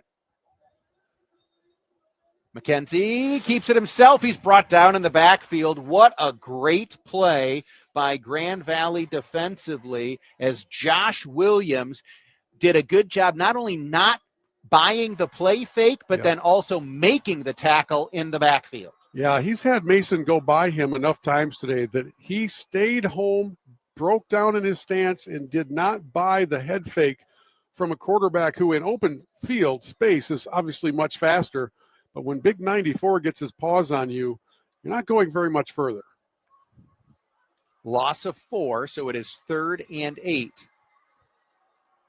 Blitz coming. McKenzie backpedaling, and then the screen, he has to throw it down into the ground because Michael Jamerson, they were trying to set up the screen to him. He was tackled, and McKenzie recognized that and just threw the ball into the ground. Something about that didn't seem like proper defense. Tackling the receiver used to be an infraction. Now, granted, it was a screenplay, so maybe he was behind the line of scrimmage. Let's take a look here. No, he got completely wrapped up, held, and taken down. That is defense. We have the benefit of a replay here, and he was completely taken down before that ball could be thrown. That was a horrendous missed call and an important missed call by this crew. They haven't had a lot of misses today. That was a huge miss. Tegan Lenderick with the punt. takes a sideways hop. Saginaw Valley will down it at the 42-yard line. I was with you. On the screen pass, I tend to give it the benefit of the doubt because, again, you don't know if that running back is going to be a blocker, so you can make contact. But after watching the replay, he clearly was going and trying to make his break to run his route and was literally tackled. That should have been called, and it would have been an automatic first down. Instead, now, for the third time in the third quarter, Grand Valley is set up with good field position. Neither team's been able to move the ball much, and the Cardinal defense has to step up yet again as the Lakers go on offense 1st and 10 from their own 42. Schuster hands it off. And this is one of the better running plays of the day for Grand Valley as Derek Woods runs right into the umpire. Yeah. And the umpire is getting up slowly, but he is getting up because then James McDonald, the SVSU linebacker, also fell on him. Grand Valley has had very limited success running the football today. That time they pick up about 7. Good to see the umpire getting back up. He's doing so a little gingerly. He got rolled up on there in the middle of the scrum. He just had 400 pounds of person fall on top of him. Yeah, he went down and covered up, like stop, drop, and roll, but that's still a lot of people, and he's not wearing pads, in case you're wondering. So 2nd and 3 for Grand Valley. And they give it to Woods again, and he finds a little bit of a crease, gets down near the SVSU 45-yard line. That will be enough to move the chains. Yeah, they have not run for a lot of first downs today, so Grand Valley trying to protect the ball, maybe burn some time, and on this possession, move the chains as best they can with Derek Woods at running back on that carry. 3:37 to play, third quarter. Grand Valley leading 13-11 over Saginaw Valley, the same score as it was at halftime. Grand Valley flipping both tight ends to the offensive left side of the formation. Schuster, play action. He's under pressure. He throws back over the middle, and it's almost intercepted. Jameel Thomas read it all the way. He got his hands on it, just could not quite haul it in. Boy, Jameel jumped that route. It was a throwback across his body by Schuster, which is not something you often coach or like to see happen. As Schuster's rolling left, he throws it back to his right. Not able to get a lot of gas on that throw, and boy, the Cardinals' Jameel Thomas nearly came up with another turnover. Well, watching the replay, Harrison Unger, the tight end for Grand Valley, got his hand in between the hands of Jameel Thomas, and that's what prevented the interception. Schuster has time here. Flag on the play. He is sacked. If this is not against Saginaw Valley, it's going to be the first sack of the game. But this flag was thrown early. It's either motion or it's offsides, and it's going to be offsides against the Cardinals as the far side corner, I didn't see the number, not only jumped across the line, but jumped it to jam the receiver across the line. It might have been Volts, but I couldn't see the number, and that's a free 5 yards. And not a questionable call at all. It was a pretty blatant offside. So that wipes out what would have been the first sack of the game for Saginaw Valley. And it's now 2nd and 5 for Grand Valley from the SVSU 40-yard line following the penalty. That's truly bump and run coverage. Schuster, back to pass again. Hit as he throws over the middle. It is caught. Good job holding on in traffic by Kenyon Owens that time. SVSU has done a good job by and large against the Grand Valley wide receivers, but that's another one where you just got to tip your cap because Kenyon Owens caught it in traffic and then held on through the hit. Yeah, they've made some good plays with good coverage. That was another one, and now another first down. As I said a moment ago, this defense has been asked to do an awful lot here in the third quarter. So far, they've been up to the test. Now it's starting to get a little dicey. Grand Valley has advanced it down to the SVSU 28. Schuster, throwback screen to his tight end. He's got lots of room to the near side, and Chung hits him, but still fighting all the way down near the 15-yard line. That actually was not the tight end. That was Brady Drogosh, the quarterback, lined up as a tight end, And so they threw it to him. And there you see your 6'4", 220-pound quarterback out as a receiver. Well, when you have playmakers on your roster, sometimes you just have to creatively find places to put them.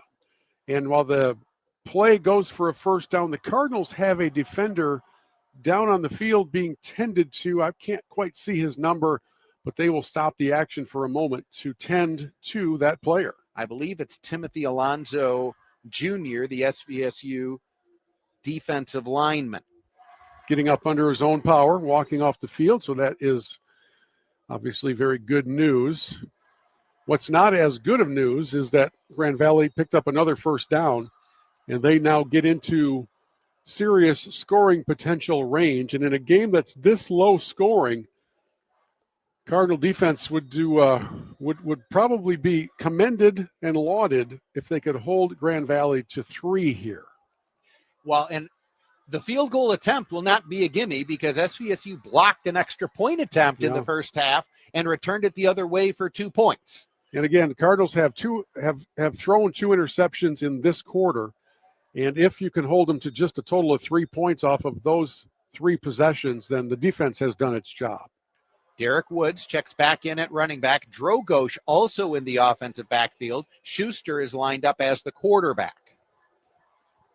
Schuster drops back to pass. He's hit, and he is going to be brought down as Jaden Bevier got there first, and then finally Mason Nickel holds on, and that will be behind the line of scrimmage for a sack. Yeah, Schuster doesn't go down easily. He had both feet wrapped up, and I thought he was still going to try to throw that ball away.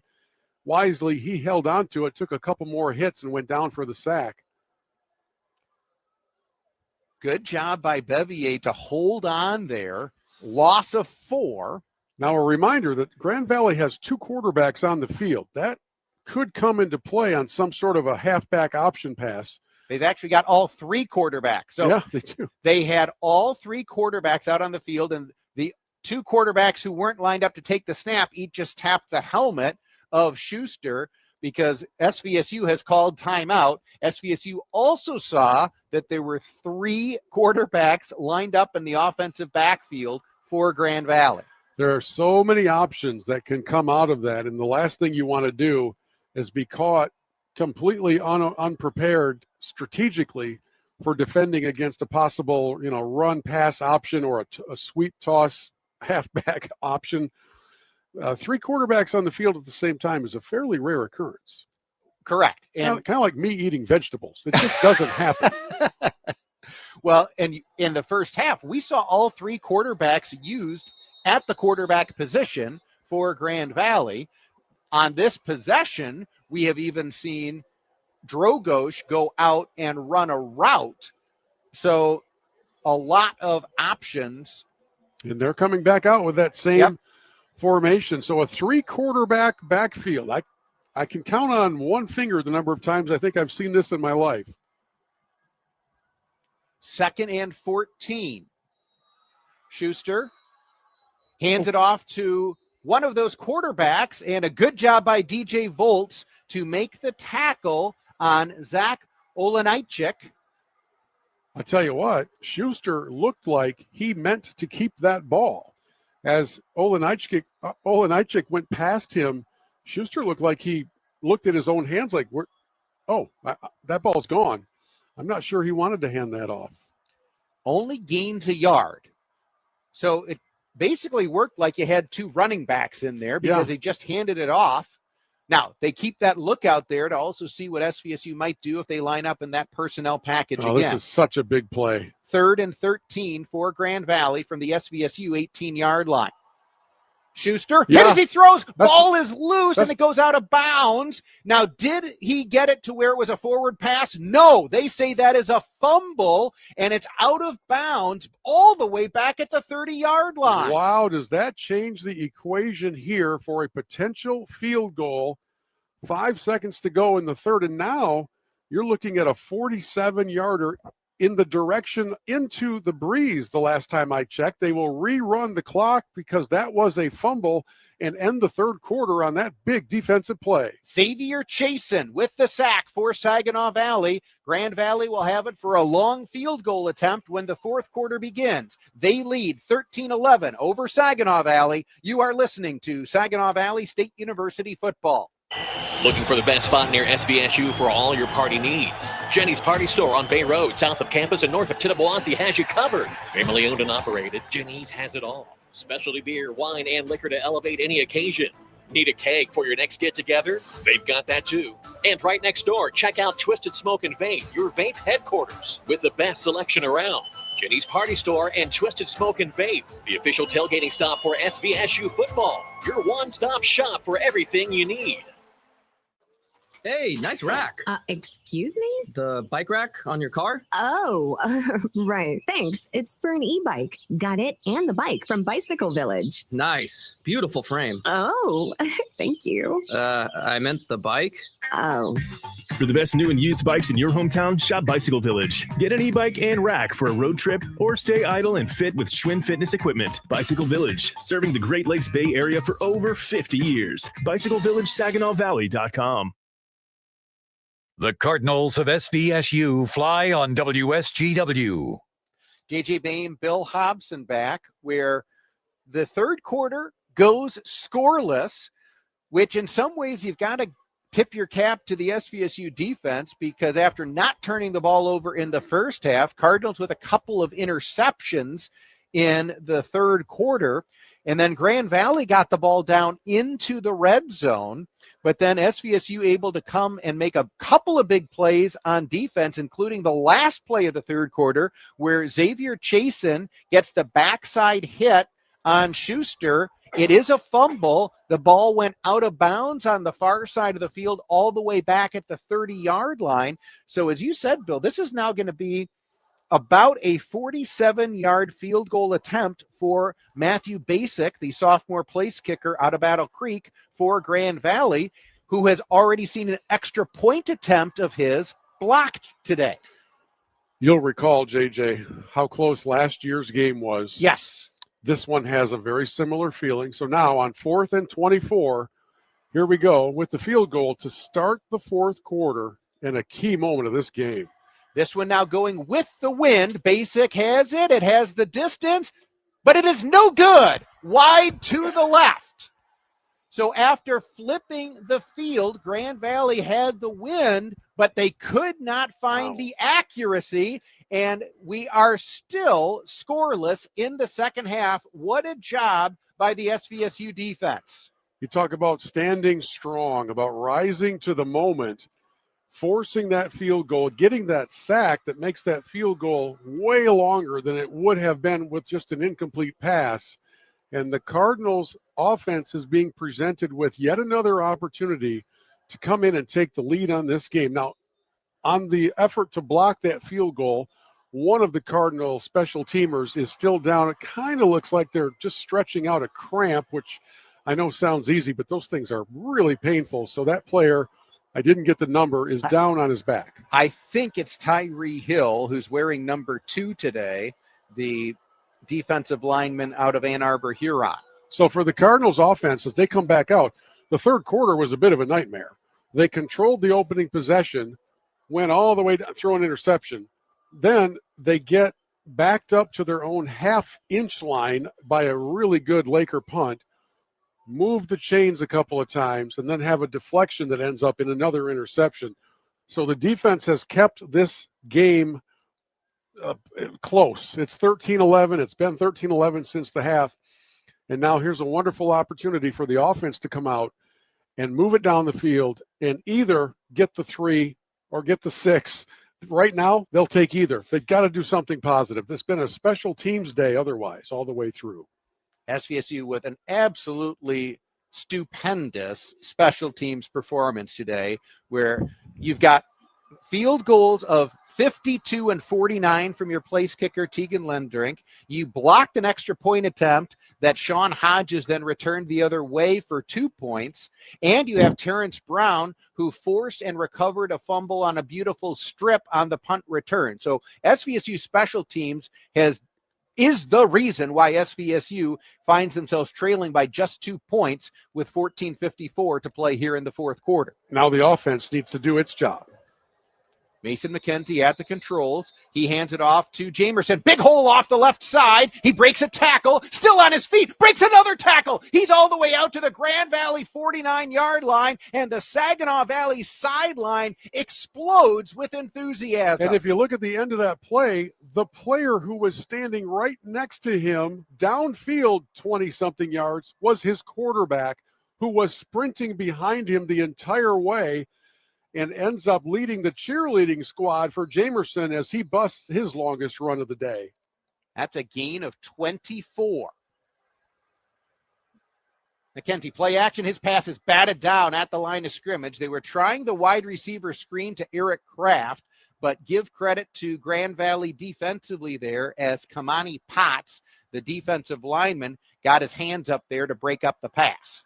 Thankfully, Kamani Potts did not maintain possession of that ball because it hit him right in the chest. It goes back to my deep affection for the wide receiver screen, as I've noted several times this season. So the Cardinals get one big play, and now we'll see if the Cardinals can get a big conversion here from the SVSU 49-yard line. 2nd and 10. McKenzie back to pass, has time, firing to the far side. What a catch by Terrence Brown, who then goes out of bounds at the 31-yard line. Zarek Zelensky with a big high five as SVSU with back-to-back big plays has now advanced into Grand Valley territory. That time Grand Valley appeared to try and assign one of their safeties, Jason Hardy, to cover Williams, but he lost him. And keeping track of number 0, I'm sorry, not Williams, but Brown. Keeping track of number 0 on the Cardinals has proven to be quite a challenge for Grand Valley today.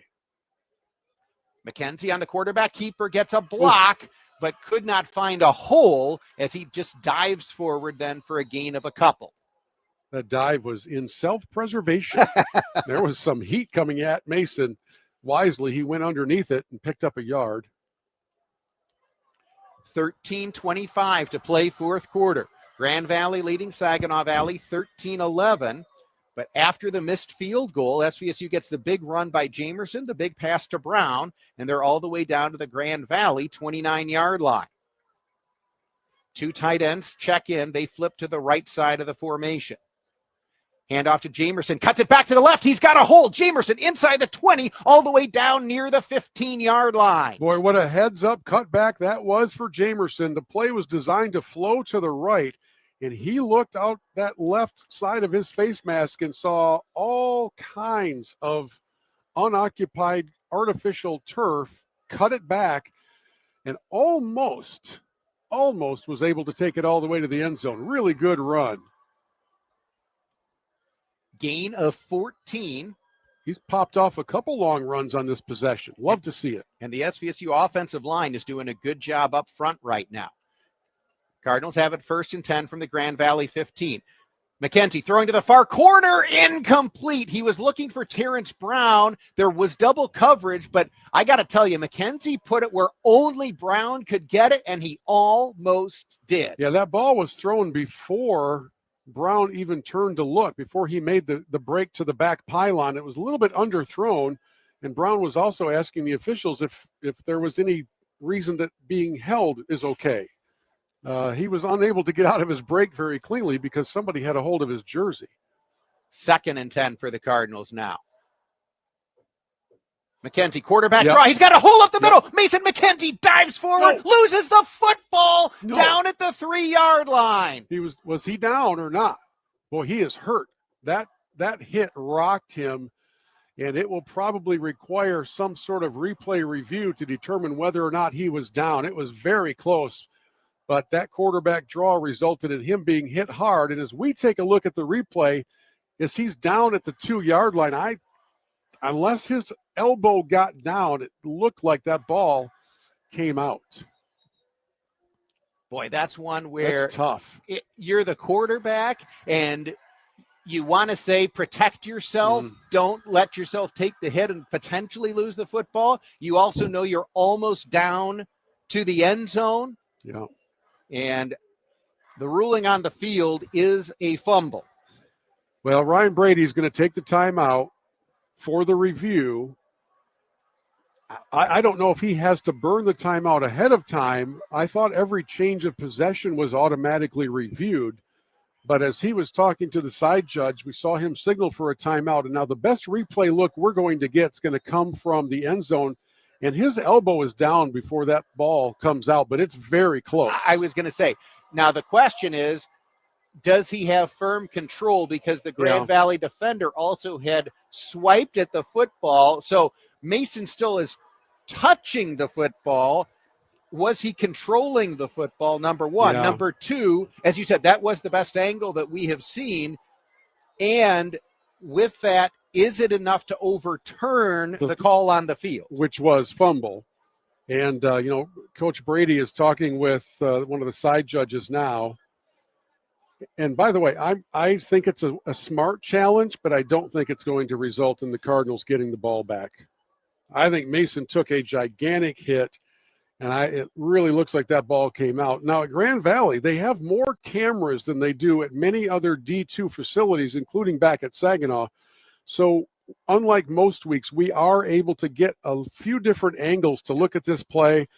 And I will be very surprised if they overturn that call and give it back to SVSU, as the officials are gathered under a very small tent looking at an iPad at the same replays that we are able to see.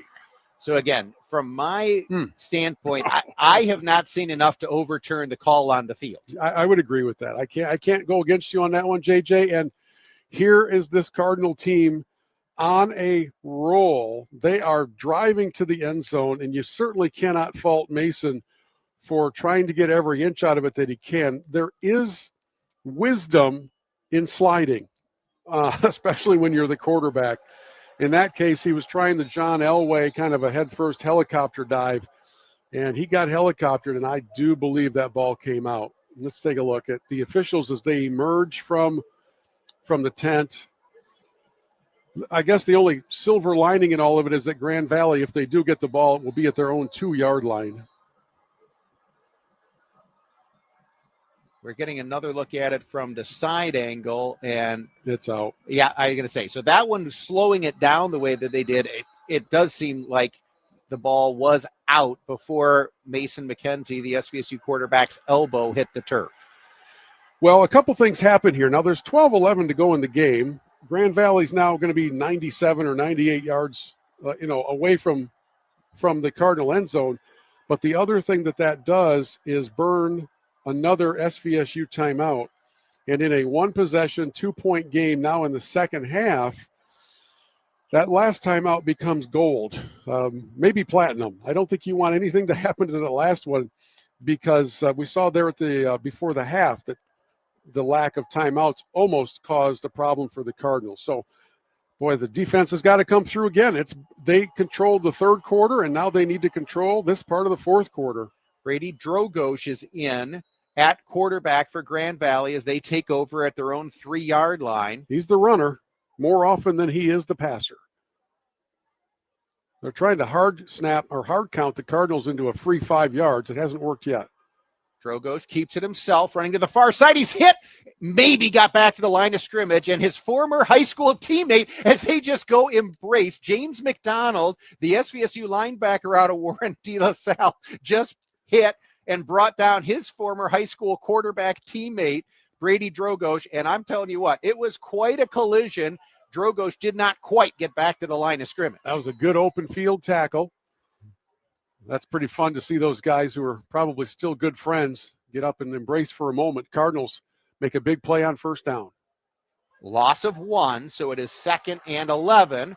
Drogosh hands this one off, and the running back just does get out of the end zone and picks up a couple of yards. That was Jolman. He was hit behind the goal line, but he kept his balance and was able to stutter step to the far side and get it out to the 4-yard line. I was just about to say, wouldn't it be perfectly fitting if the Cardinals somehow got a safety to tie this game up after special teams has done everything else? Maybe the defense would have to come up with a score. Now, it's 3rd and long, and the Cardinals defense has a chance to get the ball right back after everything that the offense went through and got all the way down to the 2. And it's now 3rd and long as Schuster comes back in. And it's a late substitution for Schuster Play coming clock in. is at 0 now. Unless Grand Valley got a timeout, the play clock did hit 0, and they did not. Well, it's a 2-yard penalty for them. But it brings you closer to bringing the safety back into play. Yes, it's a 2-yard penalty, but going from the 4 back to the 2 definitely brings a safety back into play. It was a very late substitution. Okay, boys and girls. By Grand Valley. Please keep your eyes open for a screen pass. The quarterback has got to get rid of the ball in a hurry. The Cardinals have been getting pressure on Schuster, and the best pressure beater idea is a screen pass from your own end zone. Be ready for it. Schuster has no setbacks, empty set, 3rd and 11. 4-man rush. Schuster does step up. He's hit, and it's almost intercepted. I'm not sure it's incomplete. Christian Bovet. I didn't see anybody signal anything by way of incomplete pass. Bovet picked it up and walked it into the end zone, and apparently they did call it an incomplete pass. Cardinals got pressure on Schuster. The ball did come forward, and so they are calling it an incomplete pass. And now Grand Valley's going to have to punt from their own end zone. We're getting a look at it. Yes, it was a forward pass, but Grand Valley is going to have to punt from their own end zone, and they're not going to get the full distance for the punt snap. Yeah, right now, JJ, my player of the game is either Cardinals special teams or the defense. I'm not sure which. And we have some stoppage in the action here because I think they want to review whether that was a forward pass or not. It was. His arm was going forward, as we saw. We got to look at it, yes. Yeah, I can't argue with that. That was a good call. But I think they have to review these things. I'm not sure what. So Scott Worcester. What is he after? The Grand Valley head coach, I think, has called a challenge. Of what? Does he want it to be a fumble? If it's so, it would be a clear recovery by SVSU. It would be a touchdown. Well, I don't know if you're allowed Yeah, to you can't- advance it. right. I don't think you're allowed to advance it, but it was a clear recovery on the field by Christian Bovet, the SVSU linebacker. As unusual as this game has been, there are some things that was clearly a hit on the elbow of the quarterback. There are some things that have happened that defy explanation. And I've watched football for quite some time. I don't know what Worcester is after by way of a challenge. I have no idea. Because the best possible scenario for him in that moment is the call of an incomplete pass on the field. Which was the call. Yes. So now we have both teams huddling up on their respective sidelines. And while I think the officiating crew has largely done an effective job today, they have not been fantastic at communicating what they're dealing with at any given moment. I do not see the head official heading towards the magic tent on the sideline. So the Cardinals will come out with their punt return unit, and I think we'll get back to the action. Not sure what Worcester was upset about. Well, they've just given wait a 2 minute. points on the scoreboard. Wait So a minute. SVSU is getting credit for a safety. Wait a minute. Now, I didn't see a penalty flag. Under what circumstances is there a safety? Was there a hold in the end zone? That's the only thing I can think. I did not see a penalty flag, but a holding call in the end zone is a safety. Is a safety. But we didn't see anything like that called. There was no yellow marker on the field. The pass was called incomplete, so that can't have anything to do with the pass. And I said a moment ago, wouldn't it be fitting if somehow the Cardinals got a safety? And in a mysterious, unexplained way, the Cardinals got a safety. So Grand Valley is going with the free kick. It's a tie game. This ball takes a funny hop. Saginaw Valley's got a fall on it. Braden Hill does back at the 19-yard line. But they are officially giving credit to Adam LeDuc for a sack in the end zone for the safety. which I can only think means he was the held. defensive player who was being held. But there was I never saw a penalty flag, nor did I see a penalty signal. No indication.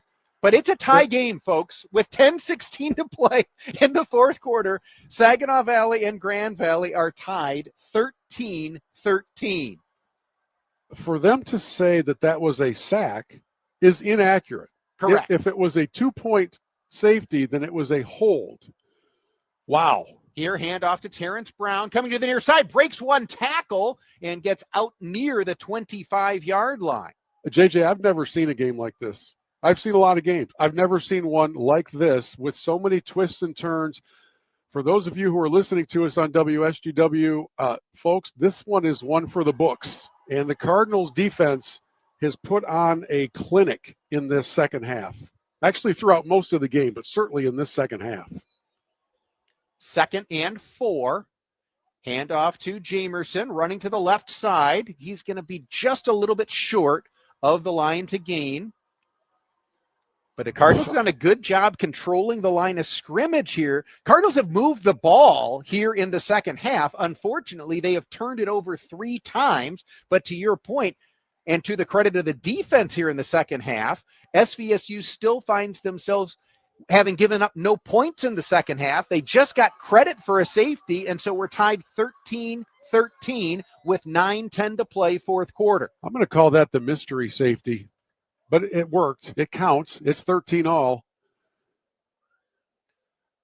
5-man rush. McKenzie has time, looking deep down the far sideline, and it's dropped! Saginaw Valley had it down the far side, and it's Terrence Brown, who has played a tremendous game today for Saginaw Valley, but he just dropped what would have been a touchdown. Oh, my word.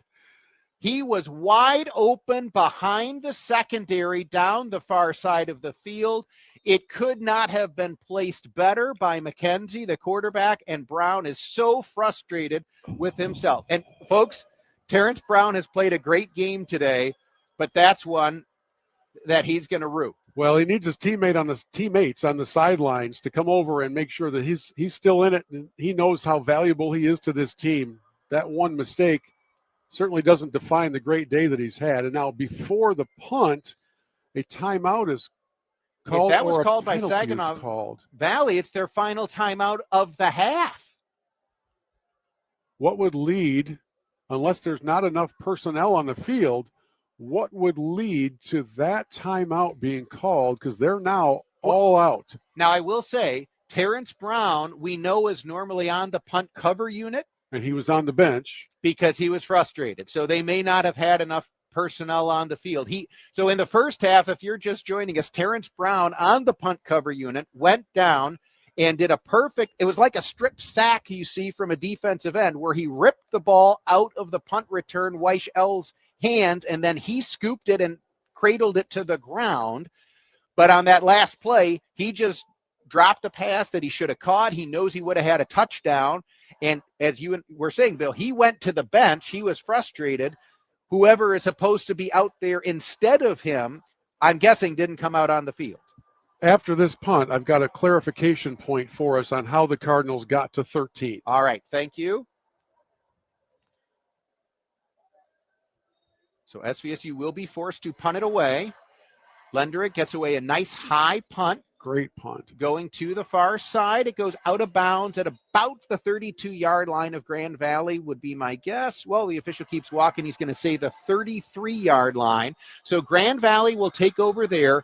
13-13 our score in the Battle of the Valleys. 8:48 to play fourth quarter. We'll get that explanation from Bill when we return. You are listening to Saginaw Valley State University football. Step up to the plate at Curveball Collectibles in Saginaw, your ultimate card shop for sports legends and Pokemon masters. Pikachu. From Hall of Fame rookies to Charizards with heat, we've got the cards that keep the game going strong. Buy, sell, trade, and score big, whether you're chasing stats or catching them all. Stop in today at 166 North Center Road in Saginaw, or find us on Facebook at Curveball Collectibles, Saginaw Township. Curveball Collectibles, your home field for trading card greats.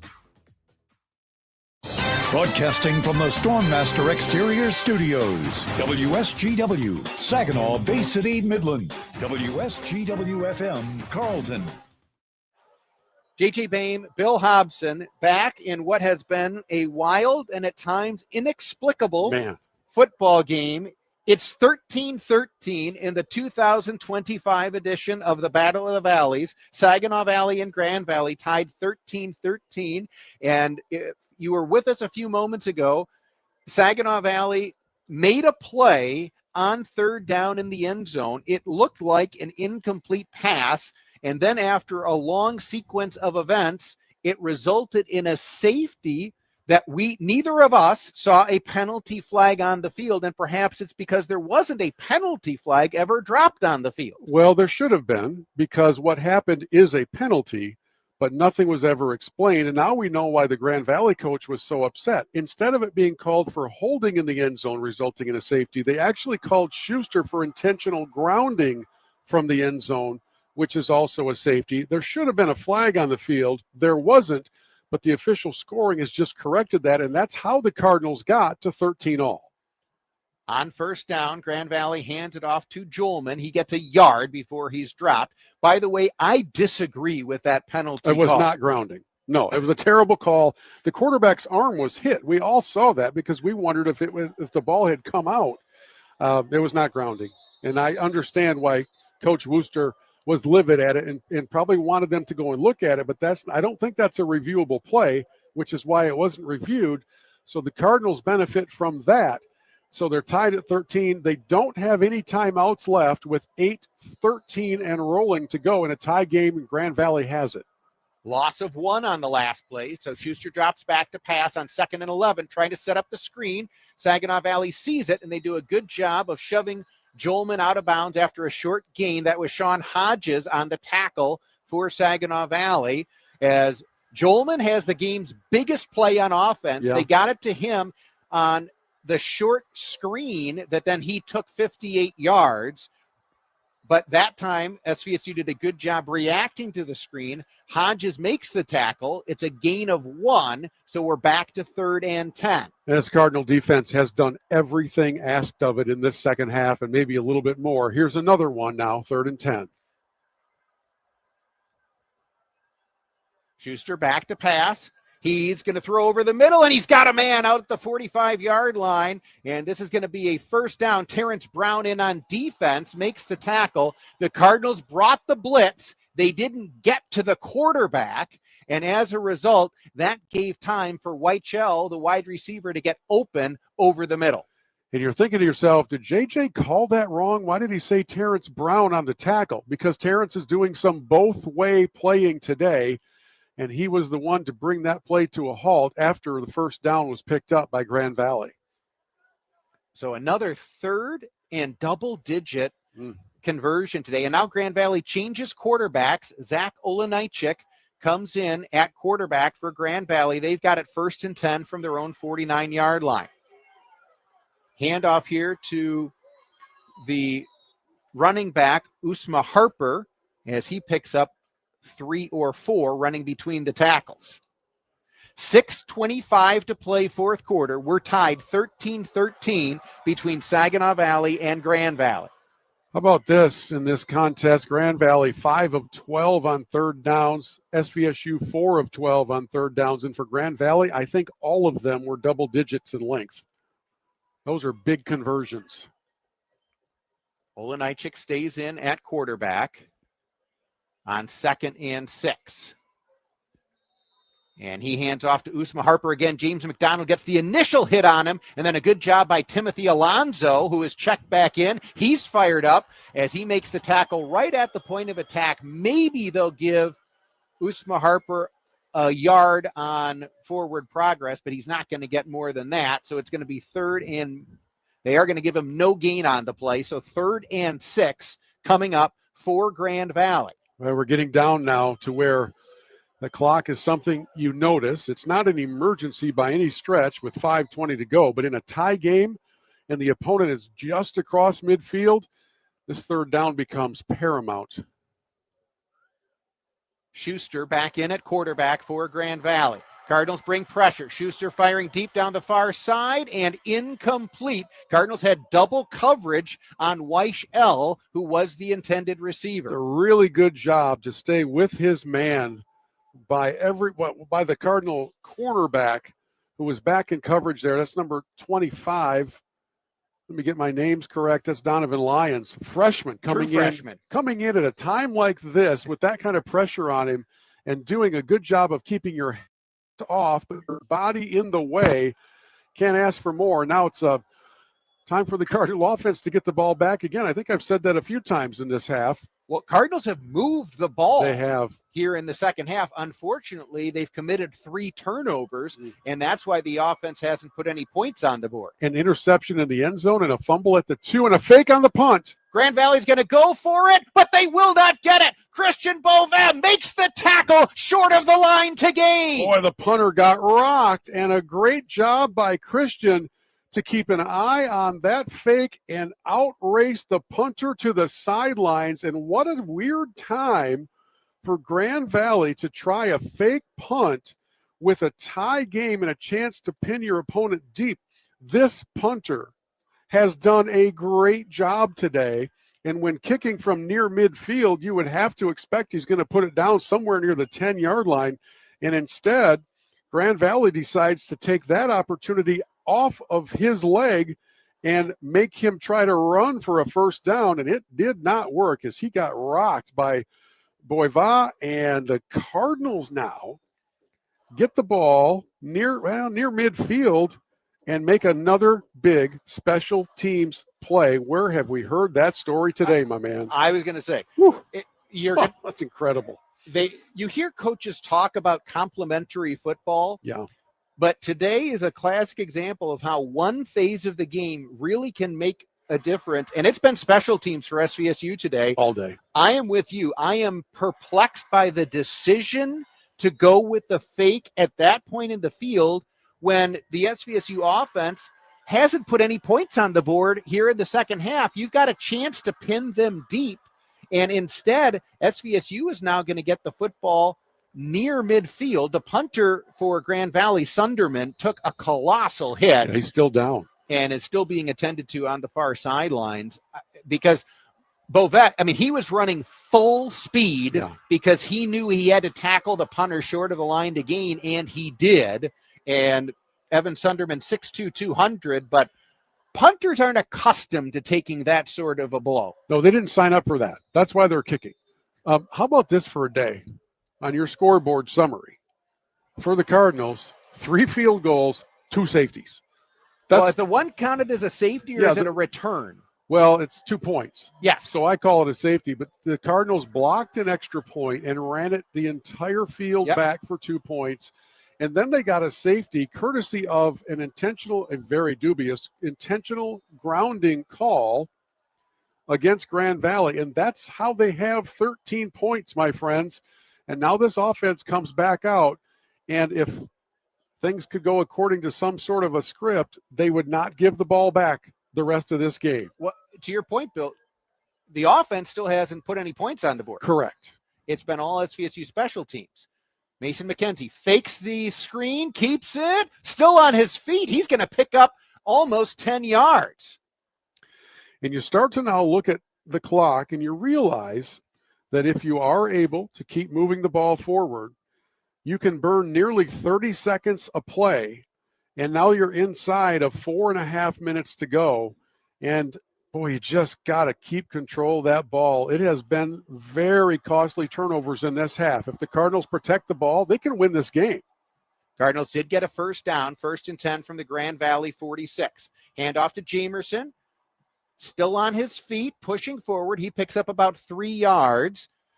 What I like about what SVSU has done in the second half is they have continued to just look for opportunities to play smash mouth power football. Yeah. Sometimes it's been these 2 and 3 yard gains by Jamerson, but what it does is it reestablishes control of the line of scrimmage, and that's allowed the long crossing patterns that have worked and the quarterback runs that have worked. Even that play wasn't all that pretty. Picked up 3 yards. You can do 3 yards at a time and do okay. Ball security, though, is job one right now. We're tied at 13 as we go inside 4 minutes to play. Hand off to Jamerson again.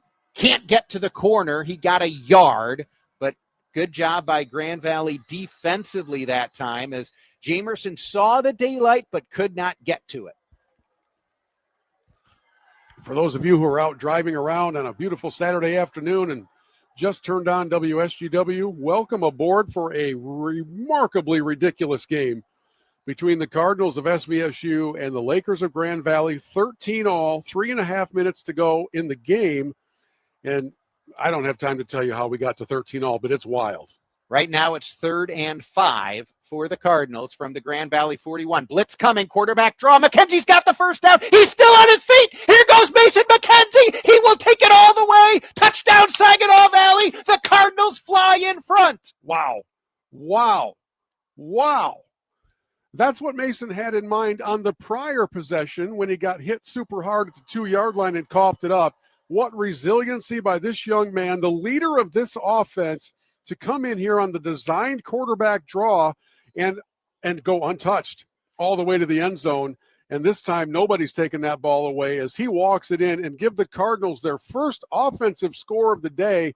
And it gives them a touchdown lead and now a very important extra point on a day when special teams adventures have been the rule of the day. Let's make sure this conversion happens, and then the Cardinal defense knows what it has to do. Extra point on the way from Lenderink, and he is hit. The extra point is good. Penalty comes out. So hold on, because SVSU just got the extra point to go up by 7, but that was a roughing the kicker in my estimation. That was not a small hit. That was a big hit. And yeah, right away, the holder, Brett Mueller for SVSU, recognizes it. He's lobbying for it. We're watching the replay, and then the flag does come out. We'll get that sorted out when we return.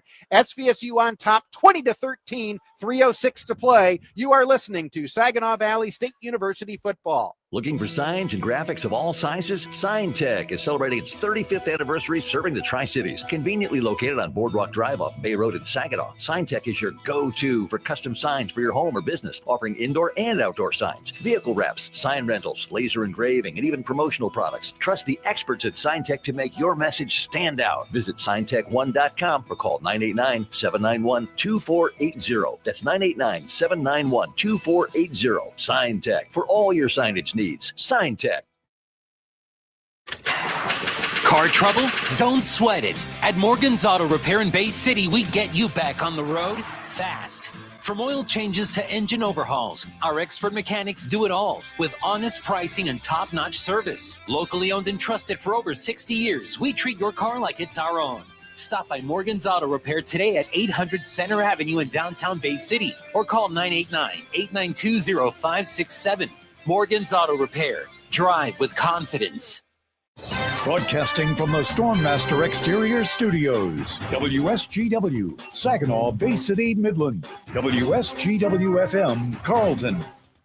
JJ Boehm, Bill Hobson, where Saginaw Valley has taken the lead in Allendale over Grand Valley, 20-13. With 3:06 to play in the fourth quarter. And Bill, on that touchdown run of 41 yards by Mason McKenzie, you talked about how he went in untouched. The reason he went in untouched, Michael Jamerson, the running back, put a block on the blitzing linebacker that you could not do any better. Yeah, and an important reminder that just because the ball isn't put in your hands doesn't mean you get to take the play off. And Jamerson comes in and seals off the end for McKenzie to go 41 yards. And, hey, the offense finally showed up to the party, and now the defense, I believe, has one more stop it has to make.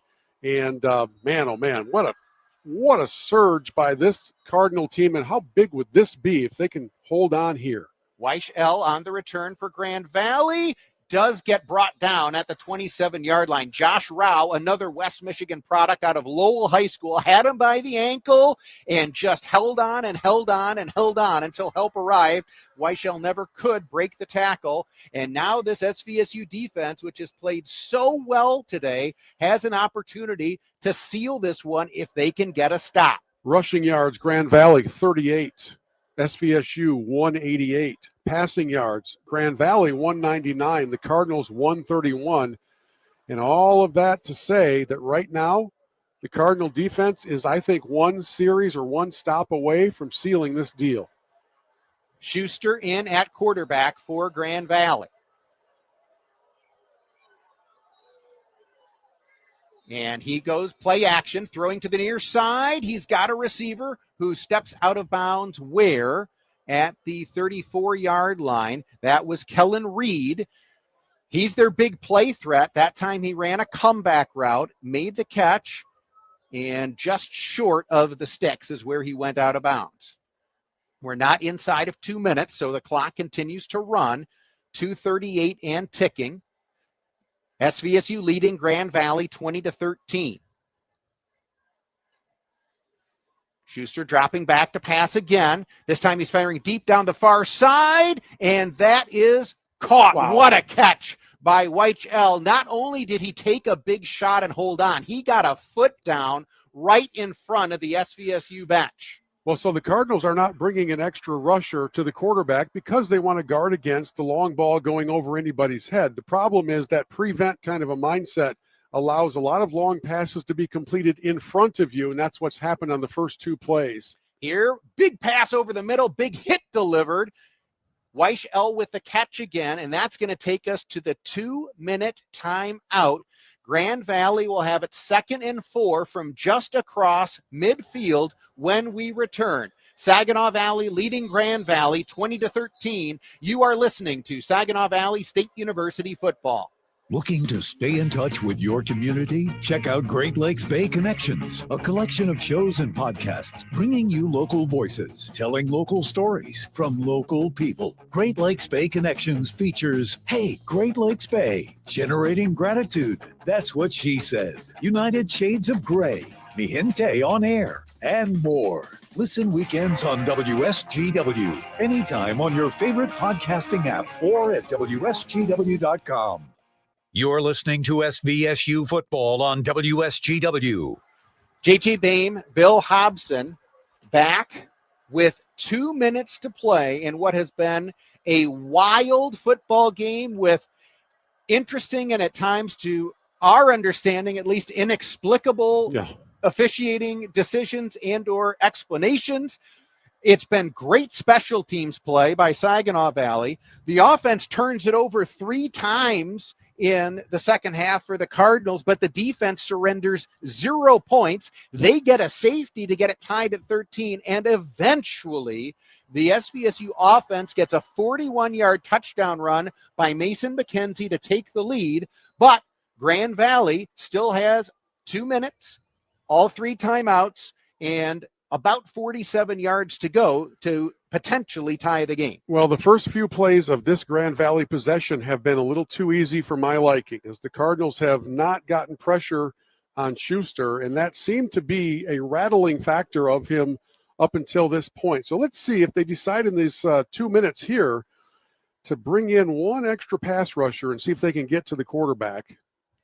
2nd and 4 for Grand Valley from the SVSU 47-yard line. Schuster rolls to his left, throws with pressure in his face. He's going deep, and it's broken up near the goal line. Sean Hodges had the coverage for Saginaw Valley against Kellen Reed. Kellen Reed looking for a penalty flag he's not going to receive. That was really good coverage. I mean, there's no other way to describe it. You kind of know at some point they're going to Reed, and if anything was going to be called there, it was Reed pushing off, and it wasn't. It was really good coverage by Hodges. And the Cardinals dodge a deep ball bullet right there. Let's see if they can bring some more pressure in on Schuster. 3rd and 4. Grand Valley certainly in 4-down territory, trailing by a touchdown with 1:52 to play. Schuster has time, throws over the middle, caught for a first down.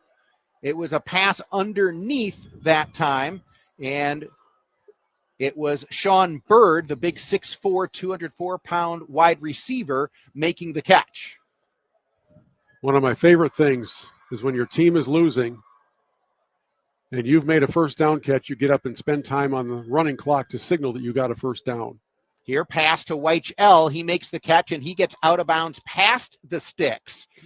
So Grand Valley has done a good job here in the hurry-up offense. They've got it all the way down inside the SVSU 30-yard line, still with 1:32 to use. I still don't think Schuster is as effective when he's under pressure, and the Cardinals are not bringing pressure on this possession. 1st and 10 for Grand Valley as they look for the potential tying touchdown. Schuster throws to the far side. Pass is dropped. That was right in the breadbasket for Donovan Johnson, the Grand Valley wide receiver, and he did not bring it in. He was going to step forward about 2 paces and pick up a first down. So the Cardinals get a break on that one, just as earlier a drop touchdown pass gave Grand Valley a little reprieve. So the team's trade drops, and the Cardinals live to fight again here on 2nd and 10. 1:29 to play. Saginaw Valley leads Grand Valley 20-13. Schuster sends his running back in motion out of the backfield. Cardinals send 5. Pass thrown over the middle. It's caught. And this is going to be 1st and goal coming up for Grand Valley, as that time holding on to make the catch was Kenyon Owens. And Grand Valley has done a good job here to move down the field, and they're going to have a chance at the tying touchdown. Owens went up high to grab that one. Really good athletic catch by that young man. Clock running at 1:10. Grand Valley has 3 timeouts, by the way. And now a flag flies as the Cardinals are late getting what could be a 12th man off the field. However, I'm not aware of that being a penalty if he gets off the field before the snap. The ball hadn't been snapped. Correct. So I'm not sure what the flag is for. In fact, I think the flag's being picked up. So SVSU had somebody who was attempting to run off. And on. Well, now I'm watching the replay. Yeah. There also was contact with the center. Well, I think Christian Bova decided, I'm going to stop this play so we don't get caught in a bad coverage. So that's the penalty that they will call is offsides. And he probably does that to save a touchdown in the state of confusion that the defense was in right there with its substitutions. And again, the Cardinals have not had a timeout left for quite some time.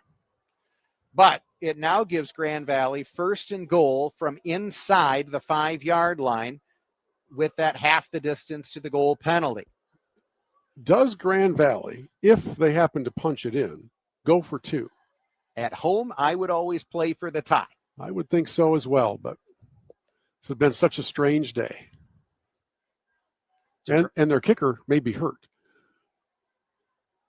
Schuster drops back to pass, looking for the far corner of the end zone. He's got it. Touchdown, Grand Valley. Weich L open in the back corner of the end zone. So Grand Valley does get a touchdown with exactly 1 minute to play. And now we will see what decision they make.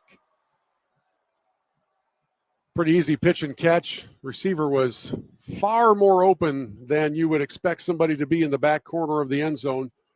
So Grand Valley marches down the field. They're obviously their most effective drive of the day, and all of it through the air.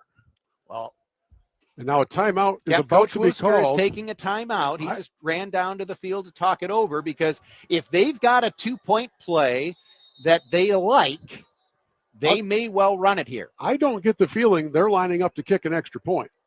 I don't think you're burning a timeout to kick an extra point.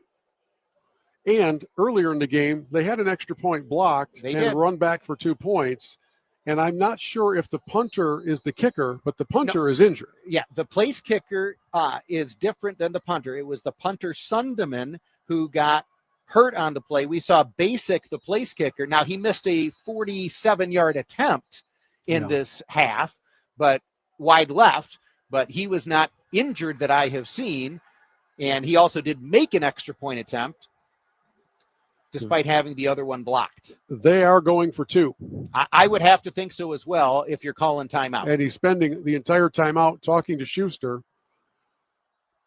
You talk about this Cardinal defense being on the spot the entire day up until this last possession.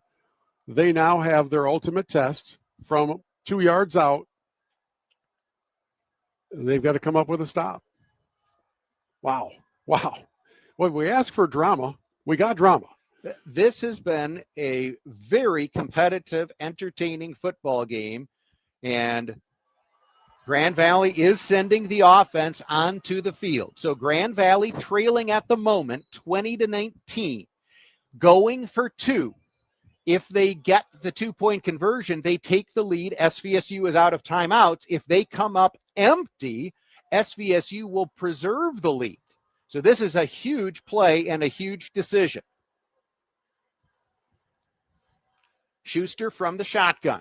He rolls to his left as a left-handed quarterback throwing. It's broken up by DJ Volts. The Cardinals make the play. Oh my goodness, what a play by Volts. They pick on the most effective member of the Cardinals secondary who has come up big all day long, who stayed with the receiver, got his left hand in front of that pass to knock it away. And now the Cardinals, if they can stay off the field and avoid getting an unsportsmanlike penalty, will only have to take a couple of knees. There are 2 timeouts left for Grand Valley. Well, and now the other option is Grand Valley can try the onside kick.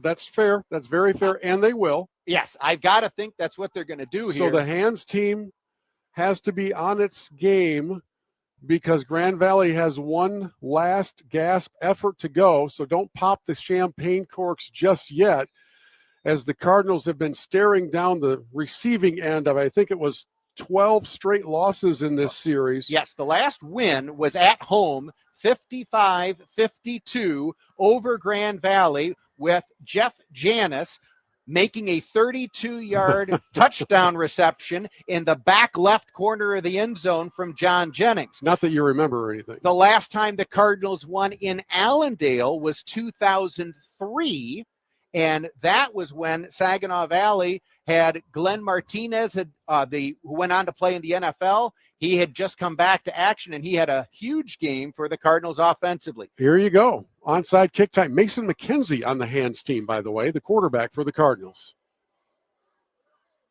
Grand Valley has 4 players lined up to either side. Now they're going to flip it, and they're going to go with the onside kick to the far side of the field. And it's picked up by Saginaw Valley, and now Sean Hodges is on the return. Hold on to that football, young man. He does. He's finally wrestled down inside the 15-yard line. What a heads-up play by Hodges. But as you said, hey, bud, the return is not the important thing here. Possession is.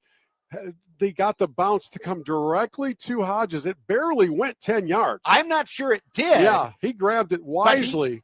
He could see it might go 10 yards, and he had a clear path to pick it up. It was a very good onside kick attempt by Basic, the place kicker for Grand Valley, but Hodges picks it up. And now Grand Valley has 2 timeouts remaining, but only 2 with 55 seconds to play. You're going to try here not to take an instant knee, but you might run back 4 or 5 yards, take a 5-6 second play. Boom, there's a timeout. Do the same thing. Boom, there's a timeout. Now there's 45 seconds left. Then on the next knee, this thing is all but over. Boy, the Cardinals, wow. They've lost 12 straight and 20 of 21 to Grand Valley, and this could change all of that. I'm kind of surprised Grand Valley did not just allow the Cardinals to score. Jamerson went down. Yeah. So there was a Grand Valley player who touched him, but Jamerson went down intentionally. Grand Valley spends its second timeout, stops the clock with 51 seconds to play. Because to your point, even if SVSU scores a touchdown here and gets the extra point, that only puts you up 8. Yeah. So if you're Grand Valley, you at least theoretically have a chance to tie with a touchdown and a 2-point conversion. But with 51 seconds to play, if this score holds, what a win for SVSU after a very disappointing start to the season in non-conference play. Cardinals only went 1-3 in non-conference play, but if they hold on here today, this will be a signature victory on the road at Grand Valley. And you talk about big for the team, big for the school, big for the program. It's big for Ryan Brady. Correct. I mean, it's big in a Who lot played of ways. at Grand Valley. Yeah, for sure. Grand Valley, 1 timeout remaining. SVSU leading 20-19 after Grand Valley got the touchdown, went for 2. DJ Volts broke up the pass in the end zone, and now Saginaw Valley has it at the Grand Valley 10-yard line. Handoff to Jamerson again. He dives forward, and he got down to about the 5-yard line. Grand Valley defender actually tried to carry him forward. They want time. him to score. They do, and the Cardinals are wisely telling him not to. The only thing that makes me nervous about all that, JJ, is the transition from quarterback to running back. You know, in my sky is falling sometimes mindset, handoffs can go wrong, right? So the Cardinals now, it's 3rd and 1 officially. Grand Valley Birds another timeout. And the reality is they're going to win this game. And Mason McKenzie does not need to give the ball to anybody else at this point. He can take that snap and he can basically run it down or plunge forward for a first down to officially seal the deal, as we see Grand Valley fans doing something they don't normally do, and that is leave this game before it's over. The Cardinals have made a 2.5-hour journey from Saginaw to Allendale, and they have quieted and sent home a standing room only crowd in the Battle of the Valleys. That was such a big game in the national landscape that even College Game Day did a little mention of it this morning on ESPN.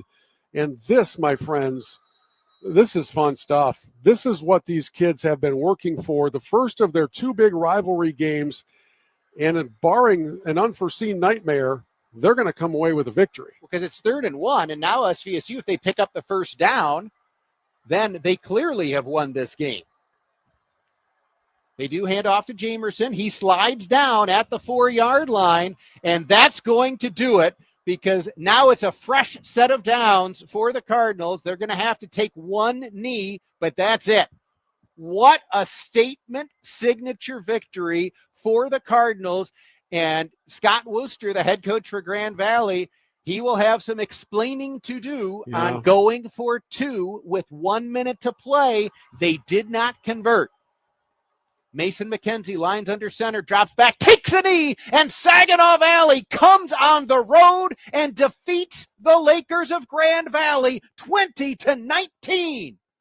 What a moment for this Cardinal program. 12 consecutive losses, 20 of 21, down 42-11 all time in the series.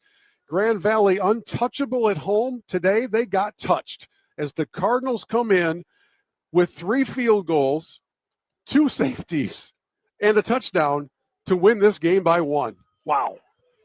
The 2 teams going through and shaking hands. The SVSU marching band made the trip. They're playing the fight song. Everything happy for the Cardinals as they come and win on the road at Grand Valley 20-19. Back in a moment. You are listening to Saginaw Valley State University football. Want to stand out?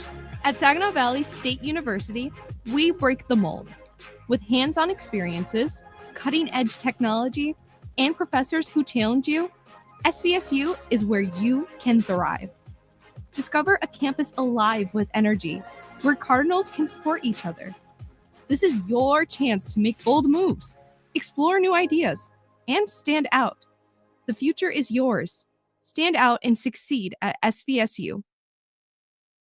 News coverage. As many as 800 people are feared dead in a deadly earthquake in eastern Afghanistan. The Trump administration is looking to step up immigration enforcement in cities around the U.S. Chicago is a hellhole right now. Well, it's an invasion with U.S. troops. News. Gretchen Whitmer has scheduled a special election to fill the 35th district seat. Mike Pacigalupo entering a plea in the federal wire fraud case. News coverage on WSGW. Now, a WSGW Morning Team memorable moment. We now know how much the 10 Commandments are worth. They're worth your immortal soul. I like that better than the price was paid for. Just to bring you up to speed in case you missed it in the first place. This is not the actual 10 Commandments. This is a marble slab that was unearthed back in 1913. And a person used it at their home as a paving stone. Who bought this stone said, man, I wonder what these 10 weird inscriptions are. Probably nothing. Turned out to be something worth more than $5 million at auction. Now, it was in Paleo-Hebrew script, and it was only 9 commandments. The 3rd commandment against taking the Lord's name in vain was actually omitted, which, why? Was whoever was doing the inscribing with some kind of hammer and chisel perhaps mishit the hammer and said something he shouldn't and said, well, I can't put that commandment on there now. He just won't include this one. Yeah. The Morning Team, 5:30 to 9 on WSGW. This is Saginaw Valley State University football on WSGW. J.J. Boehm, Bill Hobson back where Saginaw Valley now sits tied for first place in the GLIAC as SVSU goes to 3-0 in conference play. With everything else we've talked about in this big rivalry, SVSU also just knocked off one of the top 10 teams in the country for Division II football as they defeat Grand Valley 20-19. Quickly going over the other GLIAC scoreboard, because now the Cardinals still control their own destiny for the GLIAC championship. Ferris State knocked off previously unbeaten Michigan Tech today. Ferris State wins 38-10. Davenport defeated Wayne State 49-14. SVSU will host Wayne State next Saturday. And Northern Michigan gets its first win in a few seasons as they win on the road at Roosevelt 42-21, which means if SVSU can get the win at home next week against Davenport, Grand Valley and Ferris play next week. Grand Valley now is desperate for that football game. It is going to put a lot of extra emphasis on that particular contest. And this is, as you talked about earlier, Bill, you can come up with 20 points in college football relatively commonly. The Cardinals did it in the most uncommon of combinations today with 3 field goals, a block extra point return for 2 points, a safety on a, in my judgment, poor intentional grounding call against Grand Valley. And then you get the touchdown from your outstanding sophomore quarterback playing in his backyard as a graduate of Caledonia High School. But this was a character victory, in my judgment, for this SVSU football program. Yeah, it was an ugly win. I mean, from a aesthetics standpoint, but it was a win that the defense keyed, the special teams keyed. Tegan Lunderink, the field goal kicker, makes kicks of 53 and 49 and a shorter one. So he's got 3 field goals. He makes his PAT. The defense steps up. McDonald has 12 tackles on the day. Leduc has 7. Chung has 6. Hodges, Bevier, Thomas, Boivin, all with 5 apiece. They were aggressive. They got after it. On the offensive side of the ball, Mason McKenzie, 11 of 25. He had 2 picks. One of them definitely his fault. The other one I don't think really was, for a rather mundane 131 yards passing. That's not how the Cardinals won the game. They won the game by moving the ball on the ground, eating up clock, the defense playing strong. In the end, from rushing, Mason McKenzie with a 41-yard touchdown run was the Cardinals' lone offensive touchdown of the game. He finishes with 17 carries for 100 yards net. Michael Jamerson was huge in this contest, 17 carries for 69 yards. And Terrence Brown was all over the place. 3 rushes for 28 yards. That's a low quantity of carries for him, but he also had 4 catches for 60 yards, averaging 15 yards apiece.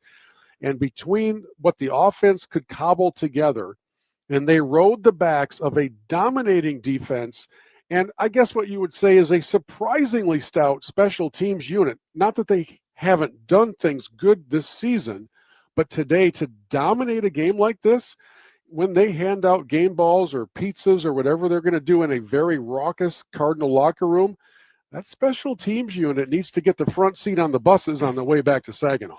And if you go back, for everybody who's been listening for the full 4 hours of our broadcast, I'm gonna go find it, because the pregame interview with Coach Brady, he talked about what a good job Josh Shoemaker, the first-year assistant coach for SVSU, has done as the special teams coordinator, because coming out of the bye, the SVSU special teams has played very well. They had been forcing other fumbles on special teams. Today, Terrence Brown did that and recovered 1.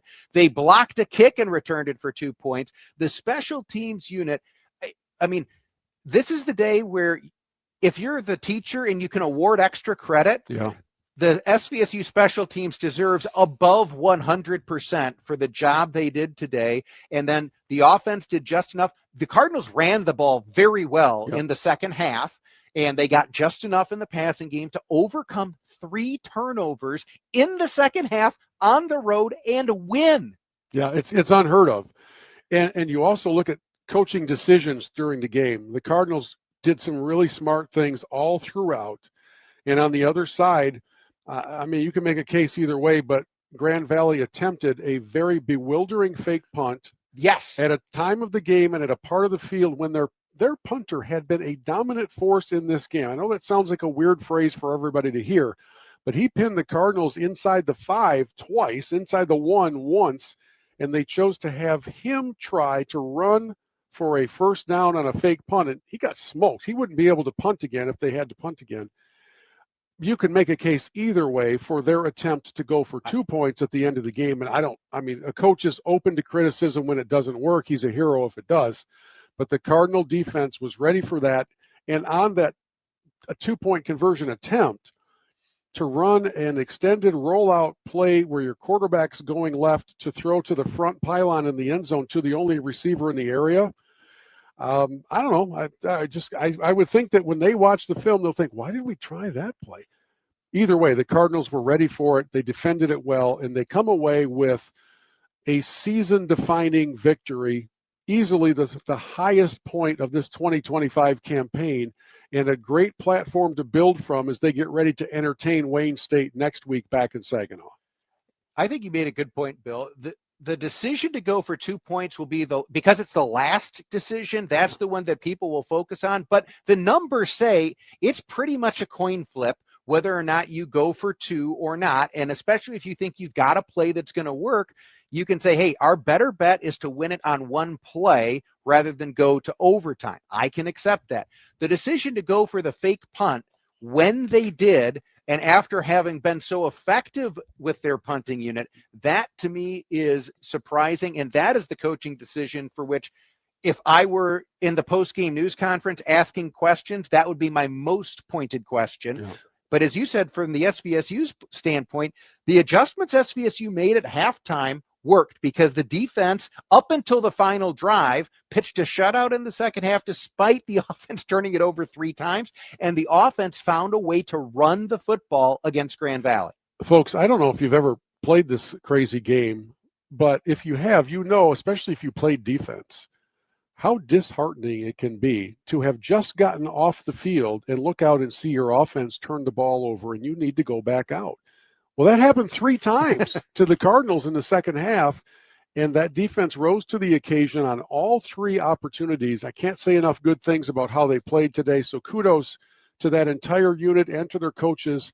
But if I were left, you know, if somebody said, here's your ballot for your player of the game today, it's the special teams unit for me, hands down. Yes, our Meyer player of the game is the SVSU special teams. They accounted for 13 points directly. Unit. So and made a huge impact on the game. So our Meyer player of the game, the SVSU special teams unit, who was stupendous today in the victory on the road. First win in Allendale for SVSU since 2003.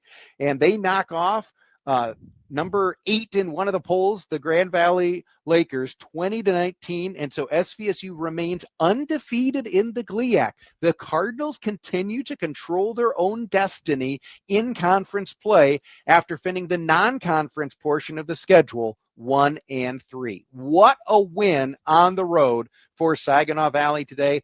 Thanks to all of you for joining us. Hope you can come on out next Saturday. It'll be a 2:00 kick when SVSU hosts Wayne State. This program is doing the types of things to earn your support, so we encourage you to come out and show that support next Saturday.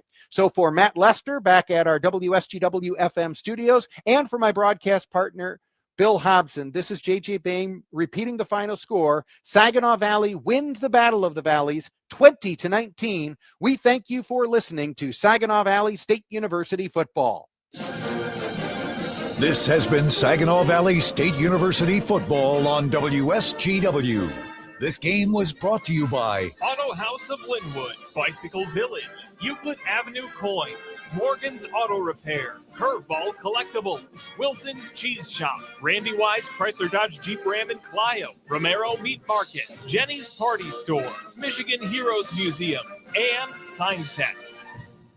SVSU Cardinals football is played here. Now we return to regular programming on WSGW.